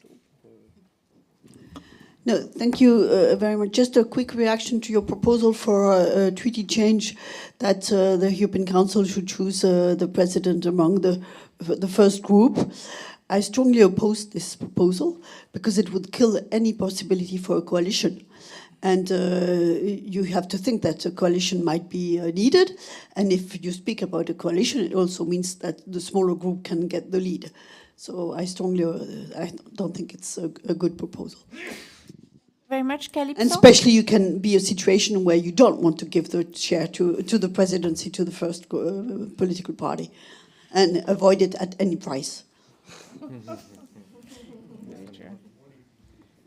Yes, hi. I'd like to first of all praise the report. In fact, I already had the opportunity to comment on it on Zoom with lots of German citizens. So it's great, but I also wanted to take the floor here as the chair of the parallel and sister group on bolstering European democracy, and we launched it yesterday. And I dare to do that because also we share wonderful and amazing rapporteurs, Nikolai and Sophia, and to make a couple of comments on your report in light of our report. Basically, to make the overall point that these two are so complementary. They really, really go together, and we can talk about what this means for next steps. But so on European elections, just to echo Pervenche, probably on our end, we have the same concern, but on our end, we insist on process rather than one recipe or the other. Olivier's idea is not bad, but it has the problems Pervenche said. So for us, we have, we're more, how should this go through an electoral college, or what process should happen just after the elections? And we may put these two en regard. Similarly, in harmonization, yeah, there are problems, and I tend to agree with Olivier, so we start with like 101. Why not the same date? And that's it. If we got that would be great. And indeed, it's also true that when we talk about European democracy, national parliaments, transnational lists should be on the table too, or at least we put it on the table. And I think this is an important conversation. And finally, on participatory democracy, then why not have a much more institutionalized system? So probably the group is a bit too shy. And why not in that context? Yes, Olivier, neither of our groups suggests an agency. And, maybe it shouldn't be called an agency. We can find a better name. But I think that's a great idea. And the two groups should gang together and propose that. Thank you very much to all of you and for the contribution. This is precisely the purpose of this conference, to be able to do some collective brainstormings and enrich the discussion and the debate to arrive to some concrete proposals for what need to be done in order to have a future-proof European Union. So thank you very much, Olivier. Thank you very much as a group of 12, represented here by Christine Verger. We will now switch to promoting probity and transparency, a very related topic, with Olivier Costa for the group of 12 and Alberto Alemano as a discussant. Thank you.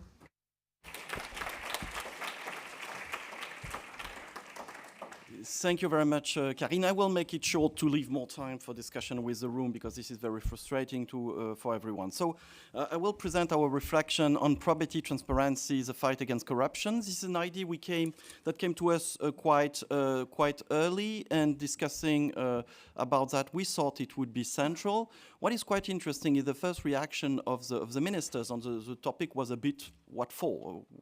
And then the next time we discussed with them, they were really fond of the idea and thinking that this is something super important to rebuild a bit trust in EU institutions.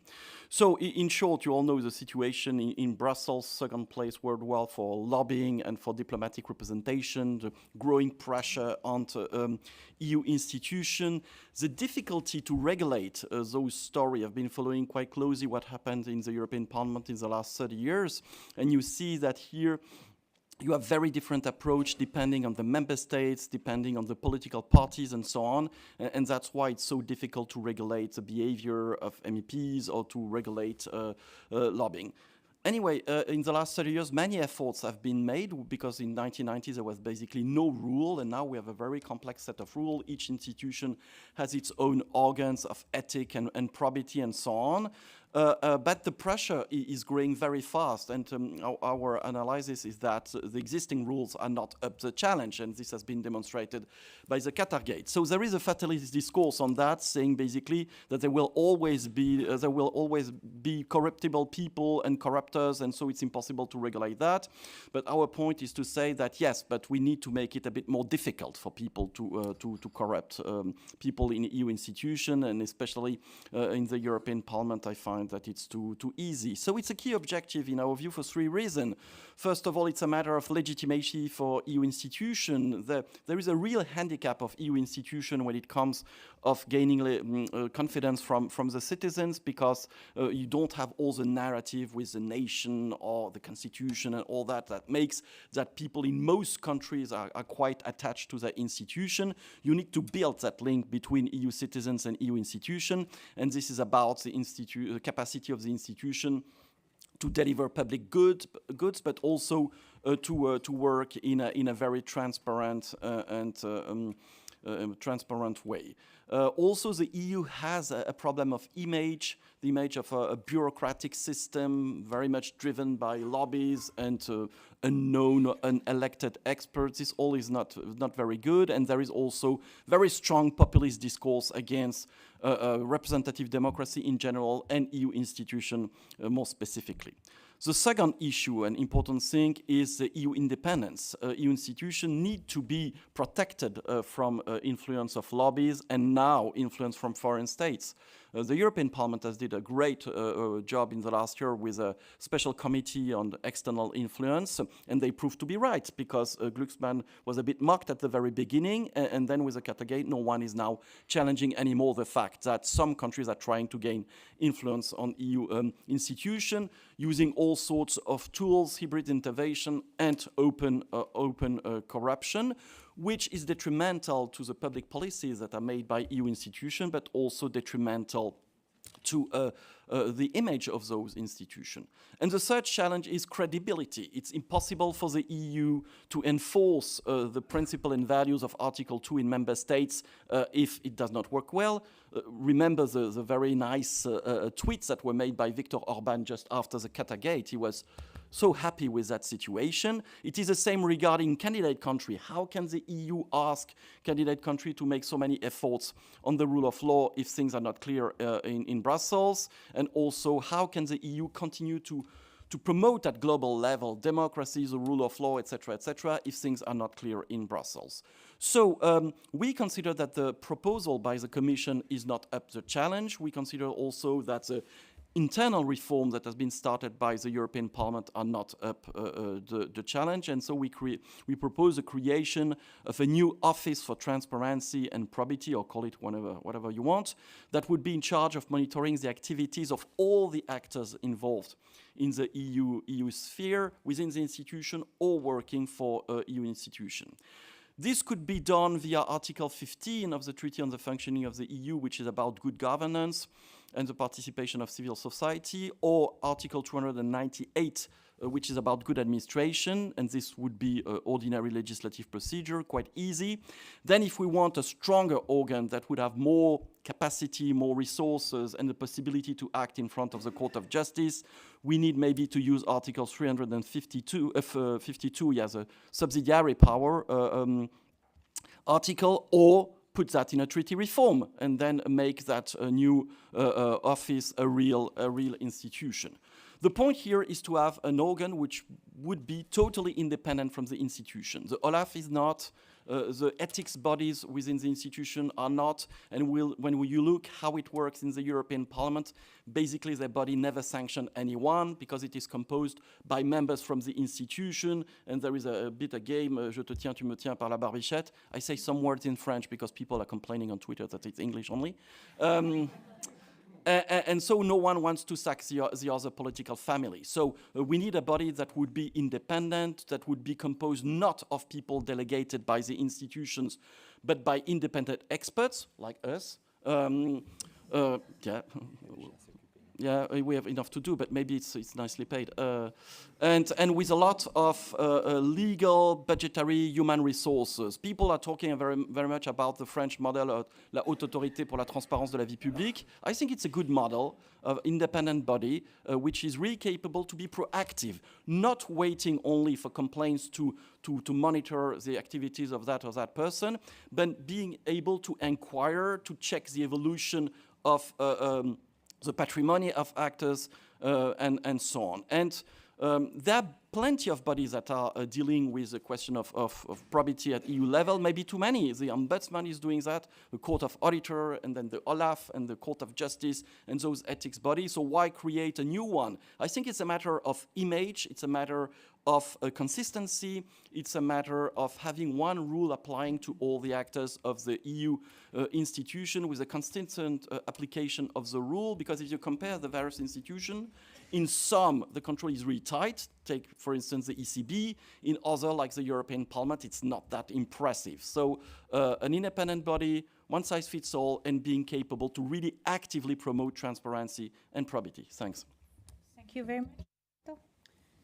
Thank you. Thank you very much for the opportunity to make a few comments on your probity section of the report. A couple of remarks on the whys and the hows of probity, why this matters. I think it's a largely neglected issue. If you look at the literature, there's very little. We didn't spend enough time about this. And when the issue of probity integrity gains public salience, it's because something went wrong. So historically, you can see the evolution of the European ethics system as the byproduct of the scandals of the day. Every single time something happened, from the Santerre-Cresson situation all the way to, I would say, what is the last at Qatargate, going through Dali, Barroso, complaints to the Ombudsman, they all added up some tweaks to the rules of the game. And this is still happening. Perhaps it's not happening fast enough, and that's why we are all a bit surprised that the Qatargate was not capable of creating enough political momentum to actually give rise to the ethics body.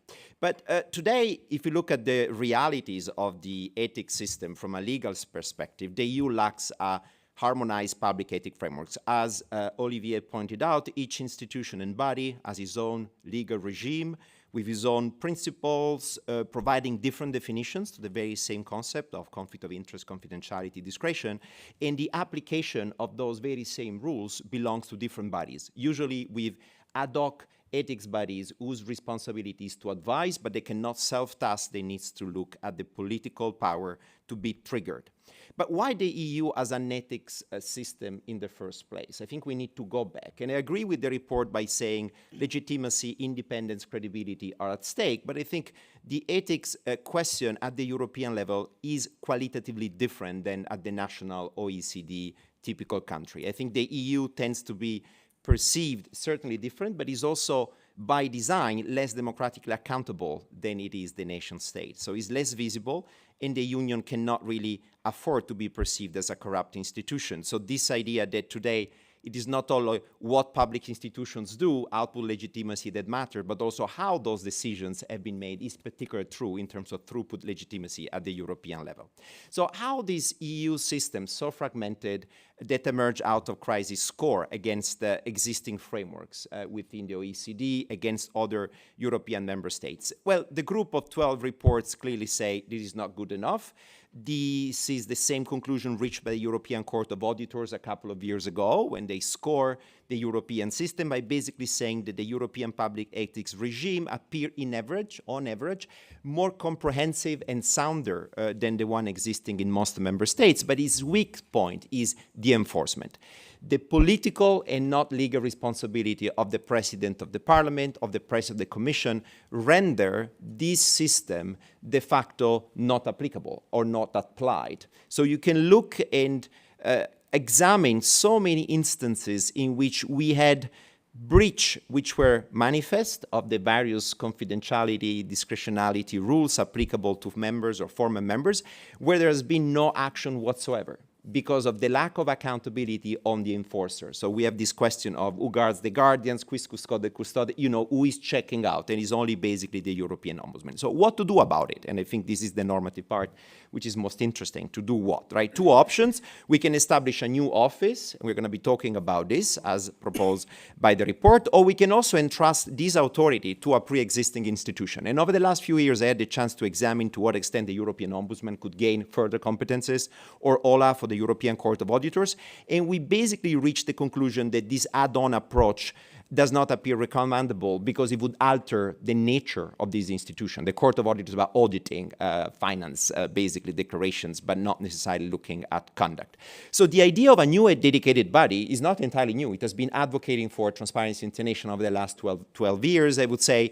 It was then picked up by the same Ursula von der Leyen at the very beginning of her mandate. It is in the political priority in the letter that Jourova received, and there got further momentum in the aftermath of the so-called Goulart affair, when a French designated commissioner paid a very high price for a misuse of the rules of the game in terms of ethics in order to basically push back. So it gained momentum.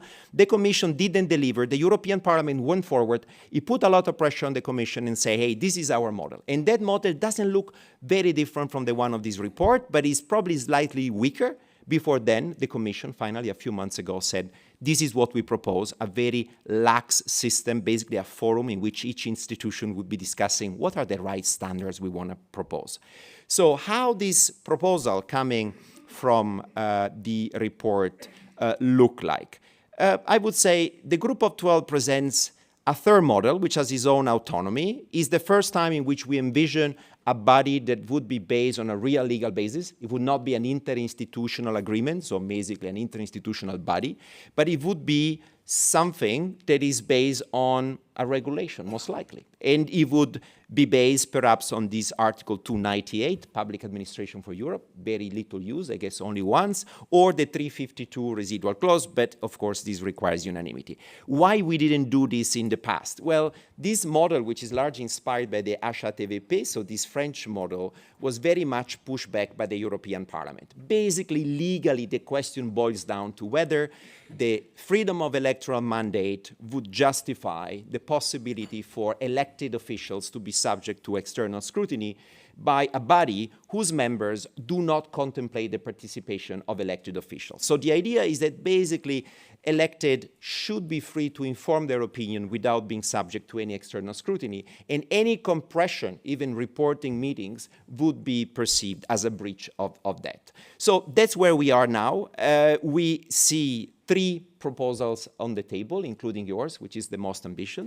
I welcome this third proposal. I think we need to have even more and to further refine them and trying to keep political momentum, so this idea would feed into some of the European political manifestos, and the probity and integrity issue will also be part of the next electoral campaign. This is important because at the time in which the Qatargate scandal seems to have lost political momentum, it has been forgotten. Everybody in Brussels tells you, well, people will forget, they probably already forgotten. I don't think personally that the average European citizen has forgotten that. This perception of Europe is going to stay with us for a few years, so this is very damaging. But there were many promises made by political leaders mid-December, and those promises have not necessarily translated into anything. Final point, as a legal scholar, I don't want to walk out of this by giving you the impression that if we get the right rules and the right enforcement, everything is going to be fine. It's really about social norming, creating new political culture through systems and mechanisms that create the incentives to basically behave. And this has to be handled in a way which is very sophisticated and very crafted, but we never really give it a chance. So this is about time to become serious on probity at the European level. Thank you very much. Do you have any comments or inputs from the room? Yes, please. Are there several of them so that we maybe can take several of them at once? No, we start here. Yes, please.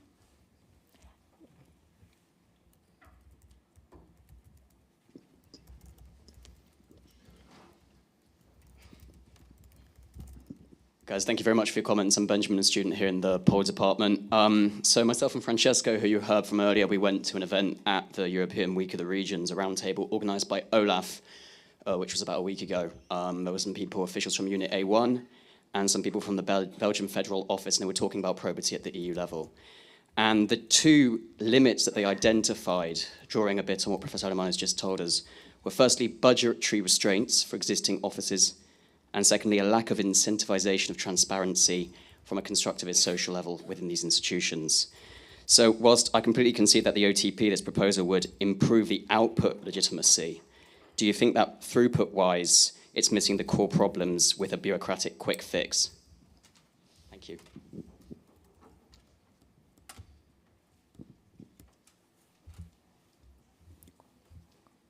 Any other? All good. Let's go.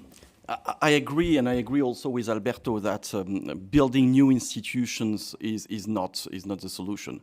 On the budgetary point, I think this is an easy one. The EU has money to do some things and not others. So there is, because the argument is always to say la haute autorité pour la transparence de la vie publique does not have that much means and the capacity to do everything which is supposed. Let's staff that new organ. Let's put 200 people working on that. Why not? There are 60,000 people working in EU institutions, and we can have another 200 to make sure that citizens believe that this will work. Then the point is also a more fundamental one, and that was the point by Alberto, is the resistance of elected people to the idea of being controlled. But this is not new, because when the Olaf was created, also the European Parliament was not very happy to discover that it would also apply to themselves, being with the capacity to go in the office of an MEP and open the drawing, etc. But then I think we need a balance here. We need some control over what MEP do, but full transparency, I'm not sure that this is a solution. This is something which is currently discussed within the European Parliament, the idea that all the activities of the European Parliament should be put on the table. The rule already applies, for instance, to a rapporteur, the idea that they should list all the meetings they have, but I think this may create really an imbalance in the system. What is the capacity of the European Parliament to continue to develop political strategy if whatever they do is totally transparent to the other institution? And here we have really an imbalance in the system, with the European Parliament being already so transparent, whereas the Council is working only behind closed doors. It creates problem in legislation because there is an asymmetry in information. So if the European Parliament goes totally in the direction of making everything public, I think it should be also detrimental to the capacity of the European Parliament to do its job. But there are other proposals on the table that no one wants to discuss. 4 years ago, I wrote a small report that was 10 ideas to make a shock of transparency within the European Parliament. No one was very much interested in this one, because one of my ideas was, for instance, to forbid the possibility of MEPs to have an extra job than being an MEP. I'm totally okay if a dentist or a farmer becomes an MEP and continue to do some activities, removing a teeth or having a cow. But I find it's not normal that in the last European Parliament, the one elected from 1914 to 1919, 60 MEP became lawyers during that time in the European Parliament, even with no legal qualification. So this is du trafic d'influence. They were just hired because they know people, and this is still not forbidden. And you have people in the European Parliament. I don't want to talk about names and mention Guy Verhofstadt, for instance, who are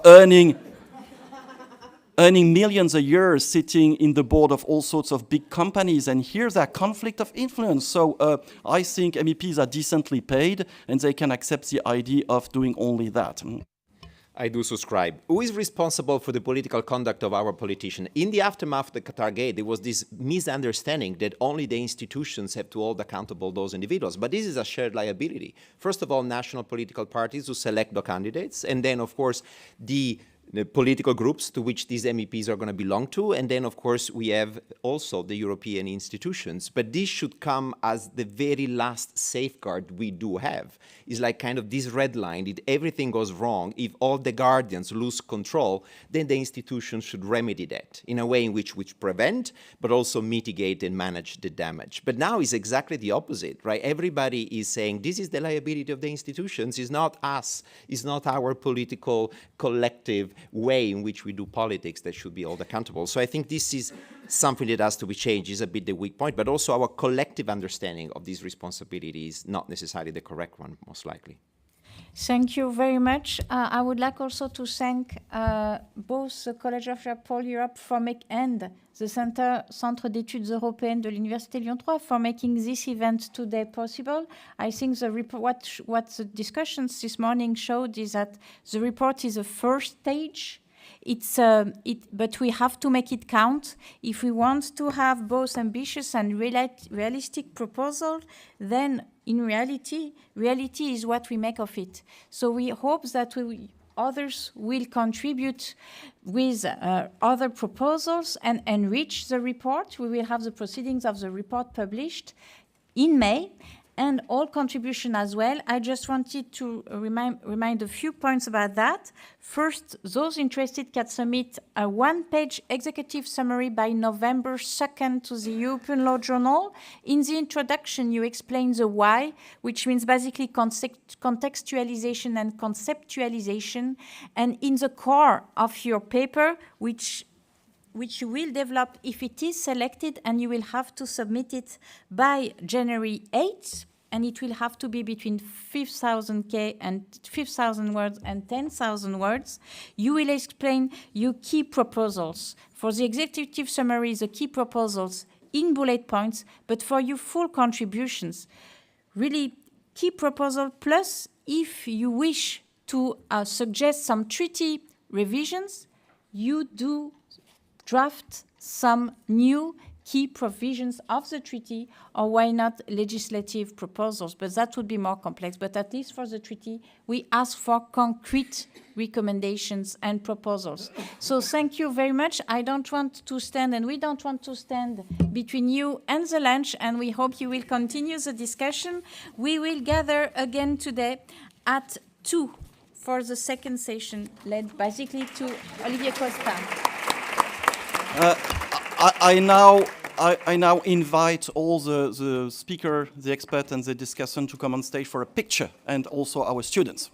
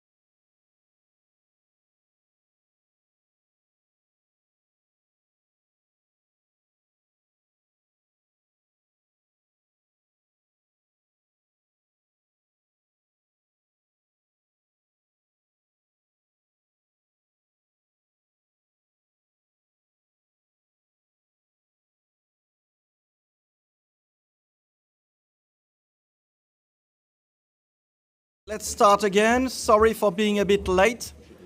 This was due to the restaurant, not of us. So we're going to squeeze a bit the coffee break to catch up on time. So let's talk now about EU powers and competence with two experts of the group, Franz Mayer and Nikolai von Ondarza, and the discussant will be Ségolène Barbou-Desplaces. Franz and Nikolai, you have the floor. Yes, thank you very much, and welcome back.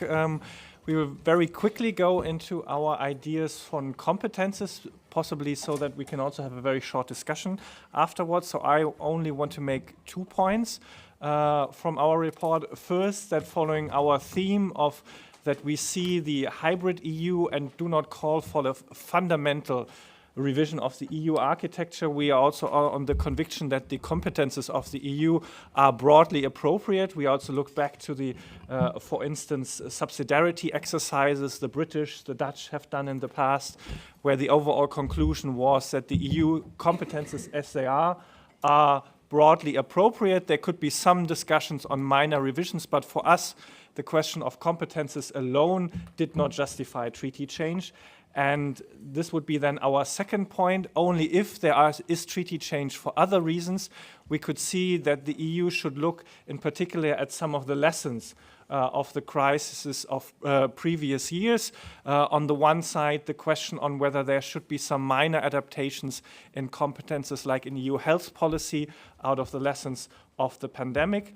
And then on the other side, whether the European Parliament should be greater involved in the so-called sometimes emergency clause of Article 122, which has been used, for instance, during the pandemic and the war against Ukraine, but without involvement on the European Parliament side. And then maybe only to plug our other report, The Radicality of Sunlight, where we look more into the questions of democracy. There we also have a specific chapter on the question of more democratic crisis governance with some more ideas that go beyond institutions, how the EU should also politically approach crisis management decisions, for instance, building upon the Barnier method to really have a broader democratic involvement on these crisis decisions. So thanks for being back here, and thanks to the conveners of the conference, Olivier and Gaël, organizing this, getting this financed. I'll be brief. The question of powers and competences, that does sound like the topic for lawyers. We were 3 out of 12 lawyers in that group, so the legal basis for EU action, probably the topic for lawyers, which gives me the opportunity to make some remarks on the role and function of lawyers in such a report. Arguably, I could also go on and say something about the role and function of such a report in general, but that will be too long. Now, typically, the lawyers are not the most creative people around, and they will tend to say what is not possible when it comes to reform. And in the German context, typically, the lawyers would say what is not possible because of the German Constitutional Court. Of course, you do need the lawyers with their technical expertise in drafting the text, the wording, but that was not our job in that report. That was not the purpose of the report. That was different, for example, in the EP report that just came out. They see themselves in the process of treaty revisions, suggest treaty changes. That was not our thing.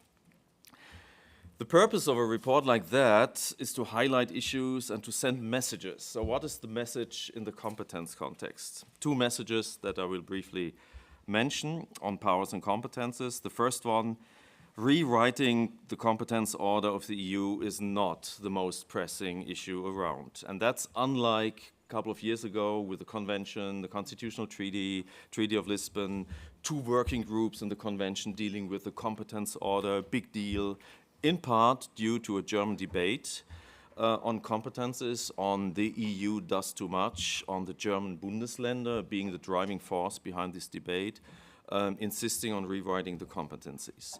Now, we do have that out there. There are suggestions to rewrite the competence order in the sense of sizing down, repatriating competences. We are not against, we just don't see what that could be. As you say, there were reports from the Brits, elsewhere, and we just don't really see what could be repatriated. If we happen to open the treaties, we may adapt the wording of some of the provisions. We may consider bringing in the European Parliament in Article 122, but that's something addressed to the students. Intervention from this morning. We are quite cautious about how to bring in the EP in that context. We basically say it may have some role, that's all we say. The second message, it's not a new idea to argue that competences actually don't really matter. What really matters is who decides on competences. And what really, really matters is who has the ultimate say on competencies. And the German Constitutional Court has been vocal in claiming that role, and you all know the Weiss case and the conflict around it. In German, the Weiss case is PSPP, actually. And this conflict is far from settled. There's still some tension out there, and our message here, again, the report's about message, our message is the Court of Justice, the European Court of Justice, is the court of competence. And there have been some misunderstandings of our report. We do not suggest an additional competence court. The authority of the ECJ must not be challenged. What we believe is that the creation of some kind of joint chamber of the highest courts and tribunals of the EU could structure the dialogue that is already existing, of course, between the European and member state courts. But this would be an entity without the authority to take binding decisions. It would just be an additional forum for mutual understanding, and that's it. So that's all from my side. Thanks. Thank you, and thank you very much for the invitation to discuss this very thought-provoking report and for having taken the risk of making proposals. So you made the hard job, and so we have the easy one to make comments and critiques, so thank you very much for that. Before discussing the two main suggestions that you made in the report, I just want to take 1 second back to what seems to be an assumption and a starting point in the report. You conclude that the EU is not or has not stretched or even exceeded its competence. I think it could be debated. It seems to me that the students this morning also raised the same issue. So of course I don't want to open this very complex debate now, but I think we could take dozens of examples, and just to take a recent one, when I see the recent directive on adequate minimum wages, it seems to me that there is an issue on whether the right legal basis was used. And interestingly enough, several parts of the opinion of the Council Legal Service was blacked on the matter, on the specific matter of the legal basis. So questions and debates remain, I would say. So I would have maybe a more nuanced conclusion, but and maybe another way to put things, and maybe that's a question that I wanted to ask the group, is whether indeed the main question is whether the EU is exceeding or not exceeding its competence, or the main question, in particular for member states, is what is left of their capacity to exercise their exclusive competence. We know that through this formula of the retained competence, there is so much intervention, and member states are so much constrained in their capacity to exercise their exclusive competence. And it seems to me that many discussions and tensions between the member states and the EU at the moment come from that. So it's less a question of what is the distribution and the allocation of competence, but more about the definition and the possible limits of the scope of application of EU law. So that was a main point that I wanted to make to start with. Now on your discussion and your proposals on the competence in times of crisis. For that, I probably have less remarks than questions. And for lack of time, I will put that in a rather simplistic way. First, and maybe to be just for the sake of discussion and to be a little provocative, do we really need a treaty change for that? Hasn't the EU shown that finally, at the end of the day, it always manages to find a solution to adopt norms and to find a way to act in times of crisis? So probably I should accept from that the example of the monetary crisis, where probably the difficulty was more important.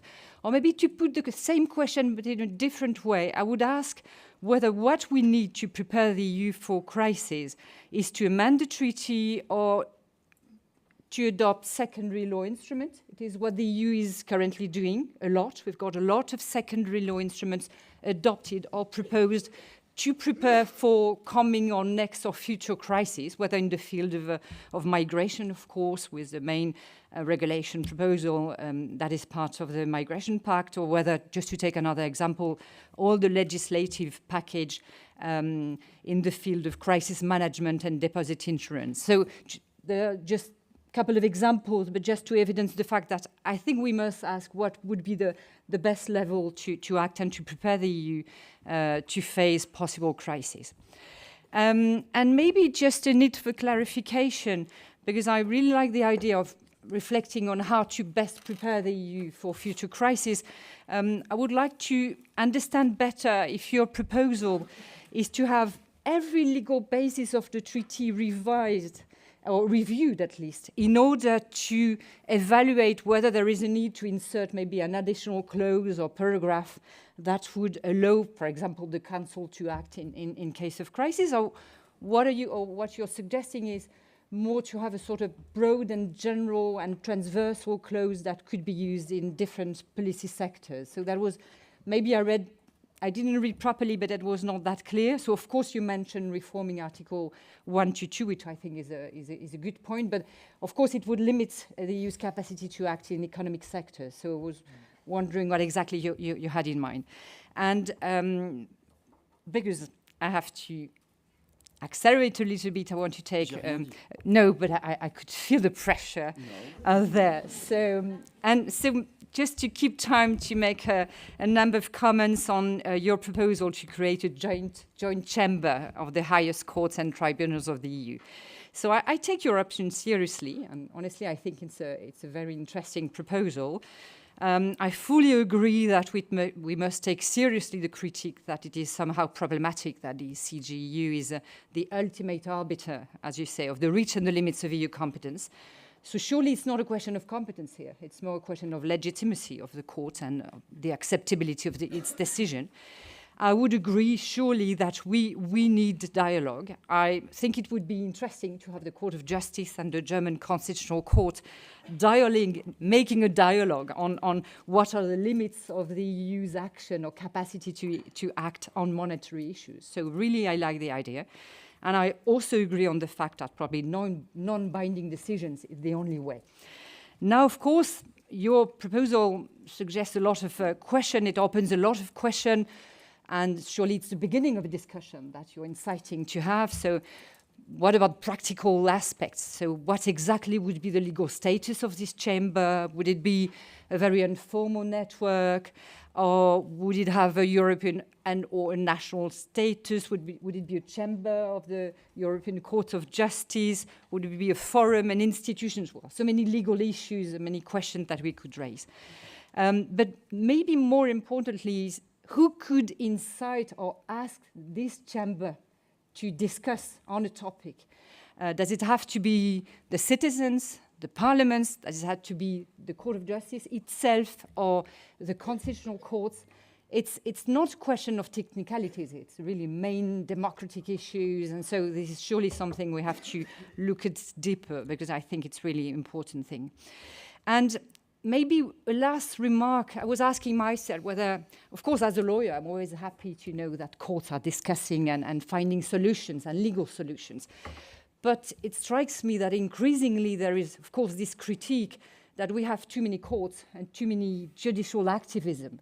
And so can we really consider that it is enough or satisfactory that once again we have courts giving the final decision and being the final arbiter of the reach and the limits of competence? So I agree that it's surely a very good position and an idea, but once again we should try and reintroduce a political debate there, or I don't know, maybe imagine a solution in which national parliaments could be involved and also ask this chamber to intervene and give its opinion and dialogue on the specific questions, or maybe the citizens, I don't know, but I'm really concerned by the fact that it should not remain only a technical and purely legal issue. Otherwise, we'll have a problem once again about the legitimacy of this distribution. So that's it for today. Just to conclude Many other questions could have been raised. Of course, subsidiarity, you mentioned that. Maybe we could also have a discussion on the role of agencies, which I think are something important when we're discussing competence, but my time is over. So thank you, really, thank you very much for the work done. Thank you very much, Ségolène. You were perfectly on time. Maybe Nikolai and Franz would like to answer to some of your numerous questions.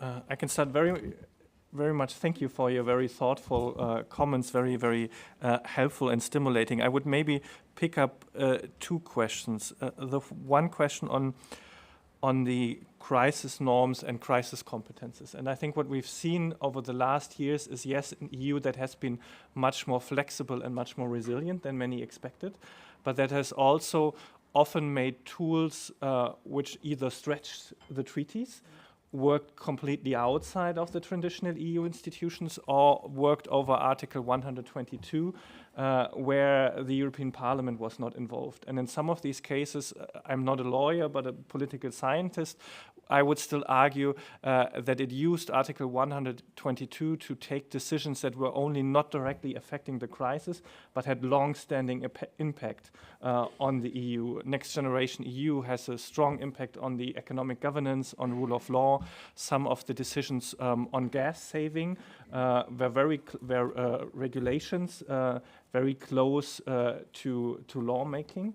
And therefore, we argued that there should be a role of the European Parliament, specifically on that, especially where these crisis decisions have long-lasting impact. Second, I think we didn't intend to call for a revision of all treaty articles and check them for their crisis competences, but rather go the other way around. Ask what were the competences missing in the crises, the pandemic, the reaction to Ukraine war, in the crisis or in the dealings with the Eurozone crisis, and then see, are there any deficiencies in the current competences? We didn't go through list by list because that wasn't our mandate, but I think we approached it from that idea rather than a call for really opening up every treaty article for the question of crisis governance. Yeah, thanks. Just to really confirm that, we didn't suggest at any point to review the entire competence order. The message is exactly the opposite. It's really, okay, if we open the treaties, and there's a couple of things that when it comes to treaty change and reform, they're in the category of nice to have. Would be nice to have a more clearer legal basis for banking union, and then you would need to change Article 127, right? But the system basically went along even without that nice to have thing, and so it is true that overstretching some of the competences during the crisis was an issue, and overstretching competences outside the crisis may be a debate. So we are not saying there are no issues and problems. All we are saying is, considering that it's a major thing to engage in formal treaty revision, we'll get to that in another panel, right? Only in order to have these things straightened out, we don't think it would be a good idea to invest that political capital to engage in treaty revision. As to the joint chamber, the ECJ and the German Constitutional Court, they are in permanent dialogue. They visit each other all the time. The judges know each other. What I would really find interesting in this kind of forum would be what would happen if the Polish Constitutional Court judges would kind of be forced to encounter face-to-face their counterparts coming from other member states and the European Court of Justice judges. I think that's the thing we thought of, this kind of interaction. And then the question of too many courts, well, that's the beauty of it. Wouldn't be an additional court, would be just a chamber with bringing together existing courts. And your entire point about a court as a final arbiter, isn't that the wrong, direction? Well, as a constitution pluralist, I would say there is no final arbiter anyway. That it will always go on and on and on, and it's about the constant discourse and not the entire idea of a final arbiter is the problem. But again, this entire part of the report serves the purpose to have this kind of placeholder here in the report. Yes, we saw the issue, we saw the problem. you could write entire PhD theses on how to conceptualize this kind of, chamber or competence court or whatever. But that wasn't our task. We all have our PhDs, right? So. Thanks. Thank you very much. We maybe have 1 minute for a question in the room. Or we save that minute for coffee. For coffee. Okay, thank you so much, Nikolai and Franz. Thank you, Ségolène. I now welcome to Nguyen, Chahine Vallée, to discuss about EU resources, and Anne Vitré will discuss that. So please come to the desk.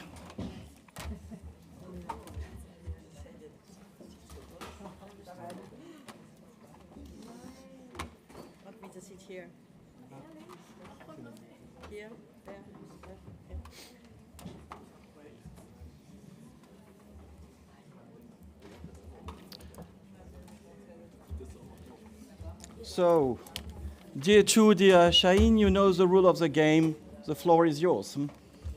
Thank you, Olivier, and I will again start this time. So Daniela already mentioned it in the beginning. Of course, the task or the mandate of our group was the institutional reform of the European Union, not so much policy reforms. Nonetheless, we decided to look at budgetary issues from an institutional perspective, because we think that the reform of EU policy and the distribution of funding and the budget question is actually going to be one of the largest internal challenges of the European Union. And this is both because of the demands that the European Union is facing when we look at financial stability, health, energy, digital transition, green transition, and then, of course, enlargement and the question what will happen with the common agriculture policy and the cohesion policy once the new member states enter. Again, the distribution of the funding itself was outside of our mandate, but we did look into the question of how can the EU budget become bigger and more flexible in order for the EU to be able to financially be capable to deal with the challenges ahead. And Chahine will talk a bit more about the actual reform proposals we have. Thank you. And there was a comment in the previous session about some lack of clarity in our text on budgetary matters, and I concede that that is true in part because, as it was rightly pointed out, we didn't want to write things in an extremely legalistic language, and in particular that creates a confusion because we refer to the MFF and the EU budget interchangeably, which I think is acceptable in the broader public, but maybe not in this room.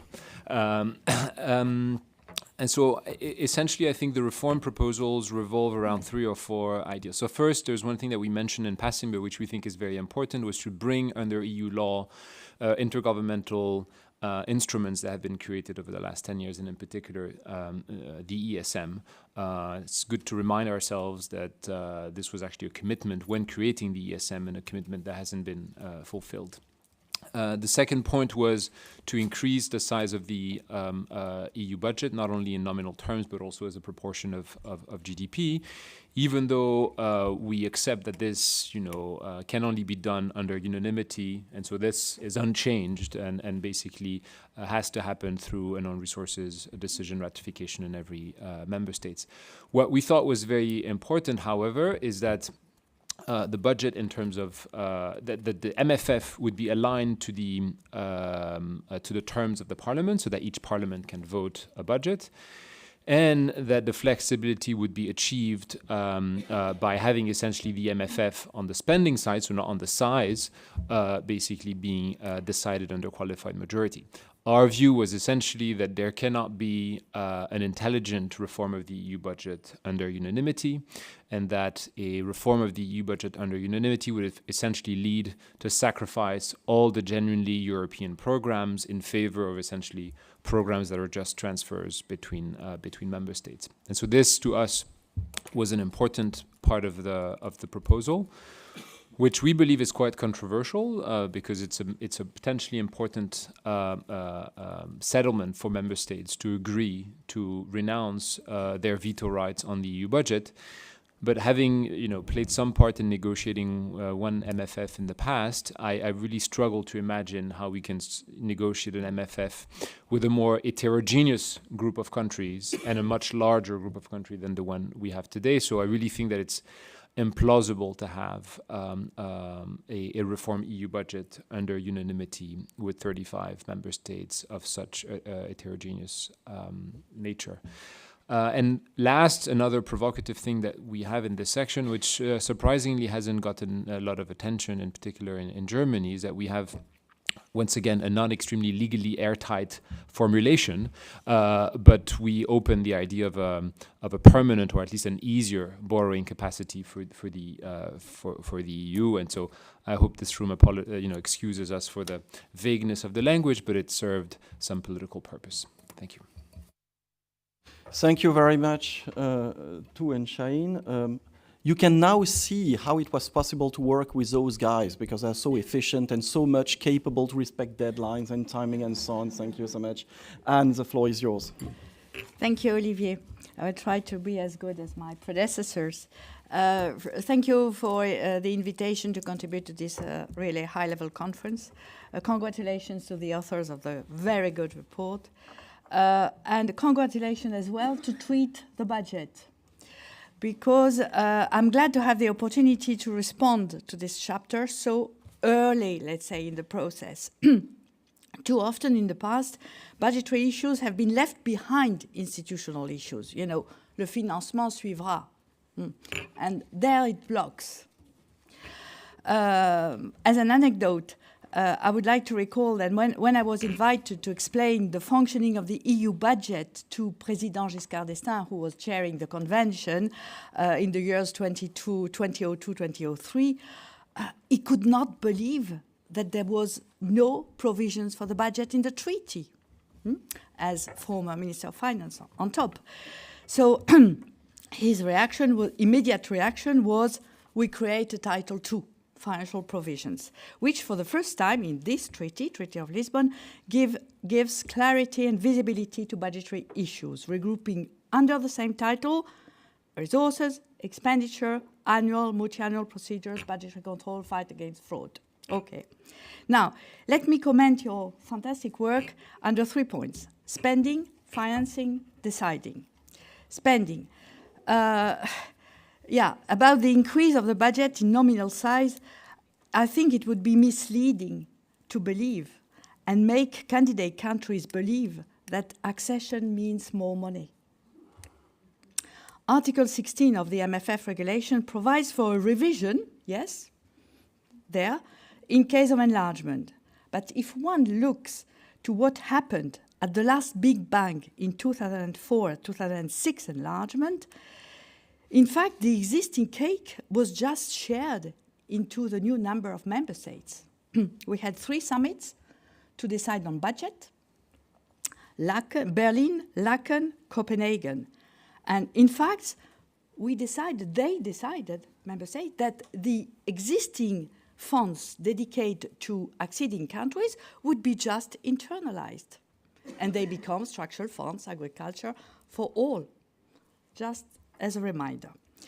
Now, concerning the 1% GNI, without being pessimistic, let me just recall that this percentage remained unchanged since 1980, despite successive enlargement, despite new competences given to the Union, despite crisis, and despite the fact that the volume of the budget has increased because of their wealth due to the European Union budget.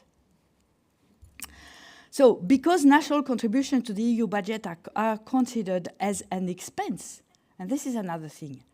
Member states in national budget, if you look to the contribution of the EU budget, it's considered not as, something they would gain.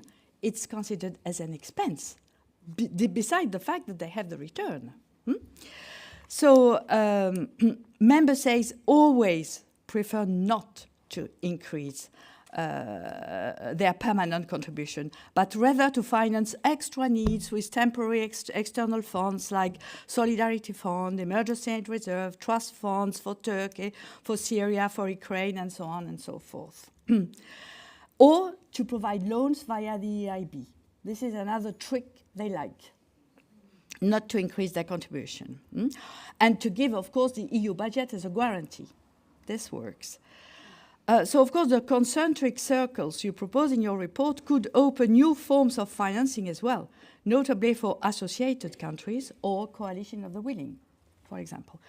Now, of course, this galaxy of external funds also puts in danger the principle of unity of the budget, recalled in Article 20 MFF regulation, and I think it is an important principle for European integration, unity of the budget. Maybe in your future circle, you could imagine that the core circle, the union budget, could serve the core circle. I mean, this is an idea maybe to reflect on. Now, point 2, resources. I'm a bit more optimistic because we have a common debt, as you know, to pay NGEU. We have contracted for the first time in history a common debt. And we have to reimburse this debt from 2028 onwards. So new own resources must be found. Legislative proposals have been made already, and some already adopted. Plastic weights, ETS, CBAM, at least from the legislative side. Now, of course, we have to make member states accept in the decision on own resources adopted by unanimity that these resources would go to the EU budget or partially. It's another step. But, of course, the AAA granted to the EU budget, which makes the Eurobonds very promising on the market at the moment, would be compromised if the EU would not be able to reimburse its borrowing. And in the perspective of enlargement, not only the own resources will be necessary, but new form of borrowing, like you are proposing, could be institutionalized, like you suggest. First and last point, procedures. I will not talk about the legal aspect of procedure because Jean-Paul Jacquet did it already very well and better than me. I will just have a few, let's say, practitioner or political words on it. MFF decision-making about QMV for spending. Don't forget that member states have been practicing this for at least 3 financial frameworks, are extremely conservative. You know, it's the power of the purse. They will not abandon it like this. And EU institutions are very much looking to keep their prerogatives. So personally, I think that the sui generis balance of the triangle, Commission, Budgetary Authority, Parliament and Council, with different interests, should be preserved at least in the core circle. Finally, and last point, for the 5 years institutional and budgetary cycle could be shortened, as you suggest, but you should know that it is extremely difficult. We tried. It didn't work. Commission is against, otherwise they would work on MFF during 5 years. Council says, we have an agreement now, stop. Let's be quiet for 5 years.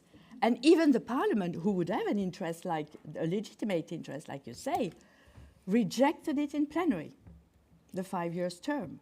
So yes, the treaty provides for it, at least 5 years, but I think it will be difficult, especially because we have so many crises and unforeseen expenditure. So I believe that the mid-term review, which is now on the table, is maybe the less bad solution. And I think that's it. Yes, for the very last point, I know it's not in your mandate, policies. Which kind of policies after enlargement? Well, I think that historical policies like agriculture, structural funds, environment, fisheries, education can be reviewed, certainly, and rebalanced within 30 or more member states, but they should continue to be considered as common goods. I think this is very important as well, and financed by the EU budget. Thank you very much. Thank you very much, Anne. Maybe a word of answer from you, Shaheen, or two? I won't answer everything, but I'll pick up a couple. So you sound skeptical about going beyond 1% of GNI, and at the same time, you rightly say that we are already going beyond that with the midterm review. And so my hope, So I'm a bit more optimistic than you. My hope is that the midterm review that we're in principle going to agree this year will basically take us through the 1% of GNI and will demonstrate that the EU as it is, with its enlarged competences and with the enlarged needs stemming from Ukraine reconstruction, for instance, will have to go beyond 1% of GNI. On the governance, I take your point that there will be an enormous amount of resistance by member states on abandoning their veto rights for spending. And at the same time, short of that, I think we will have to have a budget that is very inefficient and that carries on policies that should be reformed profoundly. I mean, I think, we cannot reform basically the common agricultural policy under unanimity rules. I think this is just very unlikely to happen, and yet we must reform it. And I think that's it. And last, I think your point on borrowing is very important. I think one thing that is not very well understood is that if we don't have new resources in the next MFF, we will have a very, very substantial reduction of EU budget spending, right? Because we will need to spend some money to pay back the debt from NGEU1. And I don't think this is understood everywhere, and I think this is critical. So in the absence of an agreement on a new borrowing facility or on own resources, or ideally both, we're actually looking at a sharp reduction of the size of the EU budget, which I don't think anybody is prepared for, and which would be nonsensical at a time of EU enlargement as well. I don't know if you want to. Okay, thank you so much. Any question in the room? Yeah, over there. If we can have a microphone, we need it because for our online followers. You just can say who you are before speaking. Thank you. Hi, my name is Willemijn Krans. I'm from the Netherlands studying Pole. My question was why the solution would necessarily be more resources. What also Madame Vitré already said, there might be a lot of people arguing against that, member states, such as my own, the Netherlands. So if you talk about the common agricultural policy, for example, we're talking about reforming, it probably has to be reformed with enlargement. Would there be a different solution than just more money, increasing the budget? Like if you would look at more protectionist measures, for example, with import of other countries outside of the EU, so still protecting your single market, but not having to increase your budget by creating an equal playing field with non-EU member states. Thank you so much. Who wants to answer this one?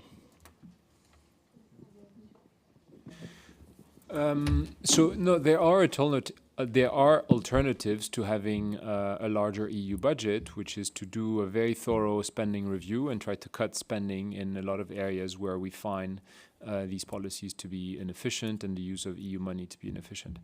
And somehow governments always believe that when they do a thorough spending review, they'll find enormous amounts of money that is poorly used, and very often that is not the case. And I go back to the unanimity question. Of the now 27 and tomorrow 35 member states, even the most absurd bit of EU spending, you will find one member state that think it is absolutely crucial to have it and that will veto any reform of it. So, I mean, in an ideal world, I could think, maybe 1% of GNI is enough if we do very profound reforms of EU budget spending. But in the real world, I think, any cut in spending, in existing spending, will essentially be vetoed by an existing member states. That's why I think, sadly, or maybe not so sadly, the path of least resistance is just a larger EU budget.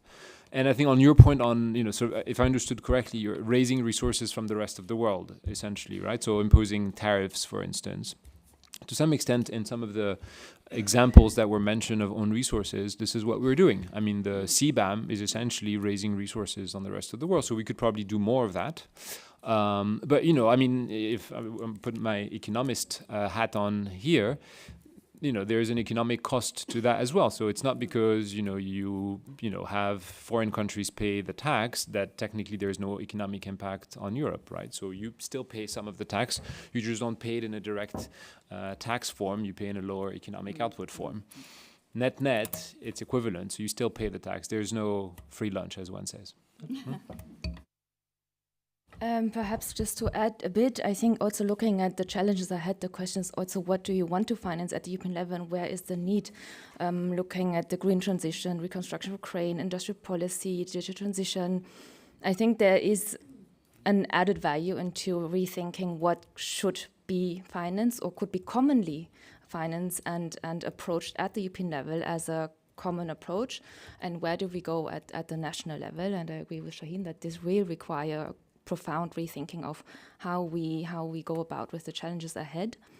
But if there is to be more European public goods and a more common approach in the future, I think that a larger budget should be up for debate.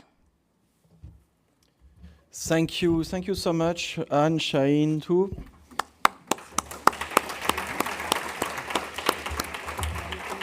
I now welcome on stage Franz again and Gaël Marty. Discussant is Dominique Ritlang, please.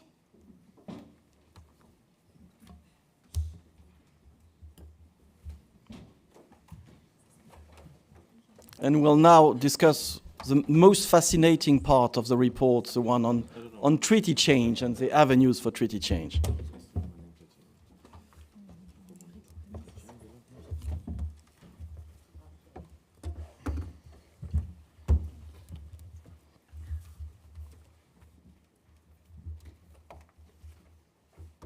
So I'm beginning?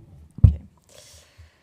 So thanks a lot, Olivier. So on treaty change, as you can see, because we discussed that this morning, many of the changes that we propose do not require a formal revision of the treaties because there are some legal tools in the treaties, enhanced cooperation, clause passerelle, Article 352. So in the report, we have an annex with all the possibilities below the formal revision of the treaty. But I'll go back to Franz said, our message is that a revision of the treaties would be more transparent, more democratic, more coherent, but also more ambitious. That's why we recommend a formal revision of the treaties, and there are 6 options in the report. Why 6? Because we try to highlight the advantage and disadvantage of each option and to propose solution to avoid particular disadvantage, and of course solution in case of deadlock. Daniela said this morning that of course there is a high risk of a failed ratification, so that's why we address this issue. So the 6th option follow a logical path from ordinary revision to the fallback option of a treaty between a small number of member states. So the first option is to take the logical route of amending the treaties, that is to say convention plus IGC. I don't need to say much about the advantage of the convention. The students this morning emphasized the role of the citizens and the need for more transparency. But of course, we are aware that many member states are reluctant to accept this solution, this option. That's why we propose option 2, IGC only, with the risk that such a decision not to convene a convention could be challenged in courts. So an alternative scenario could be to use the accession treaty as the vehicle to incorporate the changes required by the enlargement, and this is option 3. We see 2 main advantages to this option. The first one is to link reform and accession, allowing for a package deal in the Council between the pro-deepening and pro-enlargement camps. And the second advantage is that national parliaments or citizens via referendum would only have to vote once for both operations, revision and accessions, which of course may facilitate the entry into force of the changes. However, this option raises issues in terms of timing, especially because it would be dependent on the speed of accession, therefore on the progress made by the candidate countries, because as Daniela said this morning, we believe that accession should be a merit-based progress. This leads to option 4, and I leave the floor to Franz. Thank you. Welcome again. So the fourth option is member states draft a framework enlargement and reform treaty, and it's an option without a convention. The fifth option would be the same concept, actually, only we add a convention for the drafting of the framework enlargement and reform treaty. And the sixth option would be, if there's deadlock, a supplementary reform treaty between the willing member states. Now, what is this all about? Let me pick up on something that I said earlier, the role and function of legal mechanisms in such a report and the role and function of such a report. So the first thing, and that may be a truism, it was said already, treaty change is not really popular. And for some, it's even to be avoided at all costs. And that's why lots of things could be implemented. Some treaty change is something that was on our minds, and that's something we would want to emphasize. So that's actually the primary option, implement things without changing the treaties. But there's another truism. Some things require treaty change. And one of the messages of this part of the report is there is more than one option.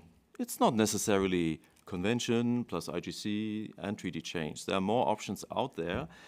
And in particular, the option to link reform to accession treaty, which is basically option 3, which is basically saying there will be no enlargement without prior reform, at the latest with the accession treaty. And that's where this framework treaty comes in. And it stands for, it's a placeholder, so to speak, for the idea that there may be options in the context of treaty change which are not in the textbook of EU law. I wouldn't call them irregular, but a little bit creative, so to speak. I mean, consider the convention, 2002. Wasn't on the textbooks. Nobody had heard of that. It wasn't the treaties. It served its purpose. Did it work? Well, the constitutional treaty ultimately failed, but I still believe that the convention did have a meaningful role to play, and that's why it helped overcoming the Nice blockade, and that's the background of our thinking here. There may be options that are not in the textbook of EU law. And whether the framework treaty as such makes sense is also a political question. The advantage would be to decouple it from a given accession treaty with a given candidate or a given group of candidates. It would be a sequenced approach. Well, as to option 5, again, that's not in the textbook, but it's basically about adding a convention to option 4. And there again, looking closer at the convention, it turns out there is not much that is carved in stone about the conventions. There's a lot of flexibility here on how to use the convention, where to bring it in. So option 5 stands for the role that the convention could take, and there the wording matters. We consider the convention could add transparency. We don't speak of legitimacy, which it still may have something to do with, but that's not our emphasis. Our emphasis is transparency. Well, on option 6, that's the fallback option, the coalition of the treaty willing, so to speak. It's related to differentiation, so I'll pass that on to the next panel, and their 20 minutes. Obviously, there are major legal questions out there if we turn to that kind of thing, but here we do have blueprints, and the blueprint that we put into the report was the ESM. That turned out to be controversial, and Pervenche still hates me for that, but actually it's just an example. It's an example. We could also take the fiscal treaty, you know, just a treaty outside, so don't misunderstand that as the ESM as some kind of particular intergovernmental thing is the thing we're heading for. It's just, again, some kind of placeholder for a concept. Thanks. Thank you very much. Thank you for the invitation. Well, as time allocated is very short, I will today focus on what is, in my view, the most original and also a bit puzzling, to say the least, proposal made to change the treaties, that is to revise the treaties through accession treaty. It is original and puzzling at the same time, because reforming the European Union and enlarging the European Union are legally distinct, so of course politically connected.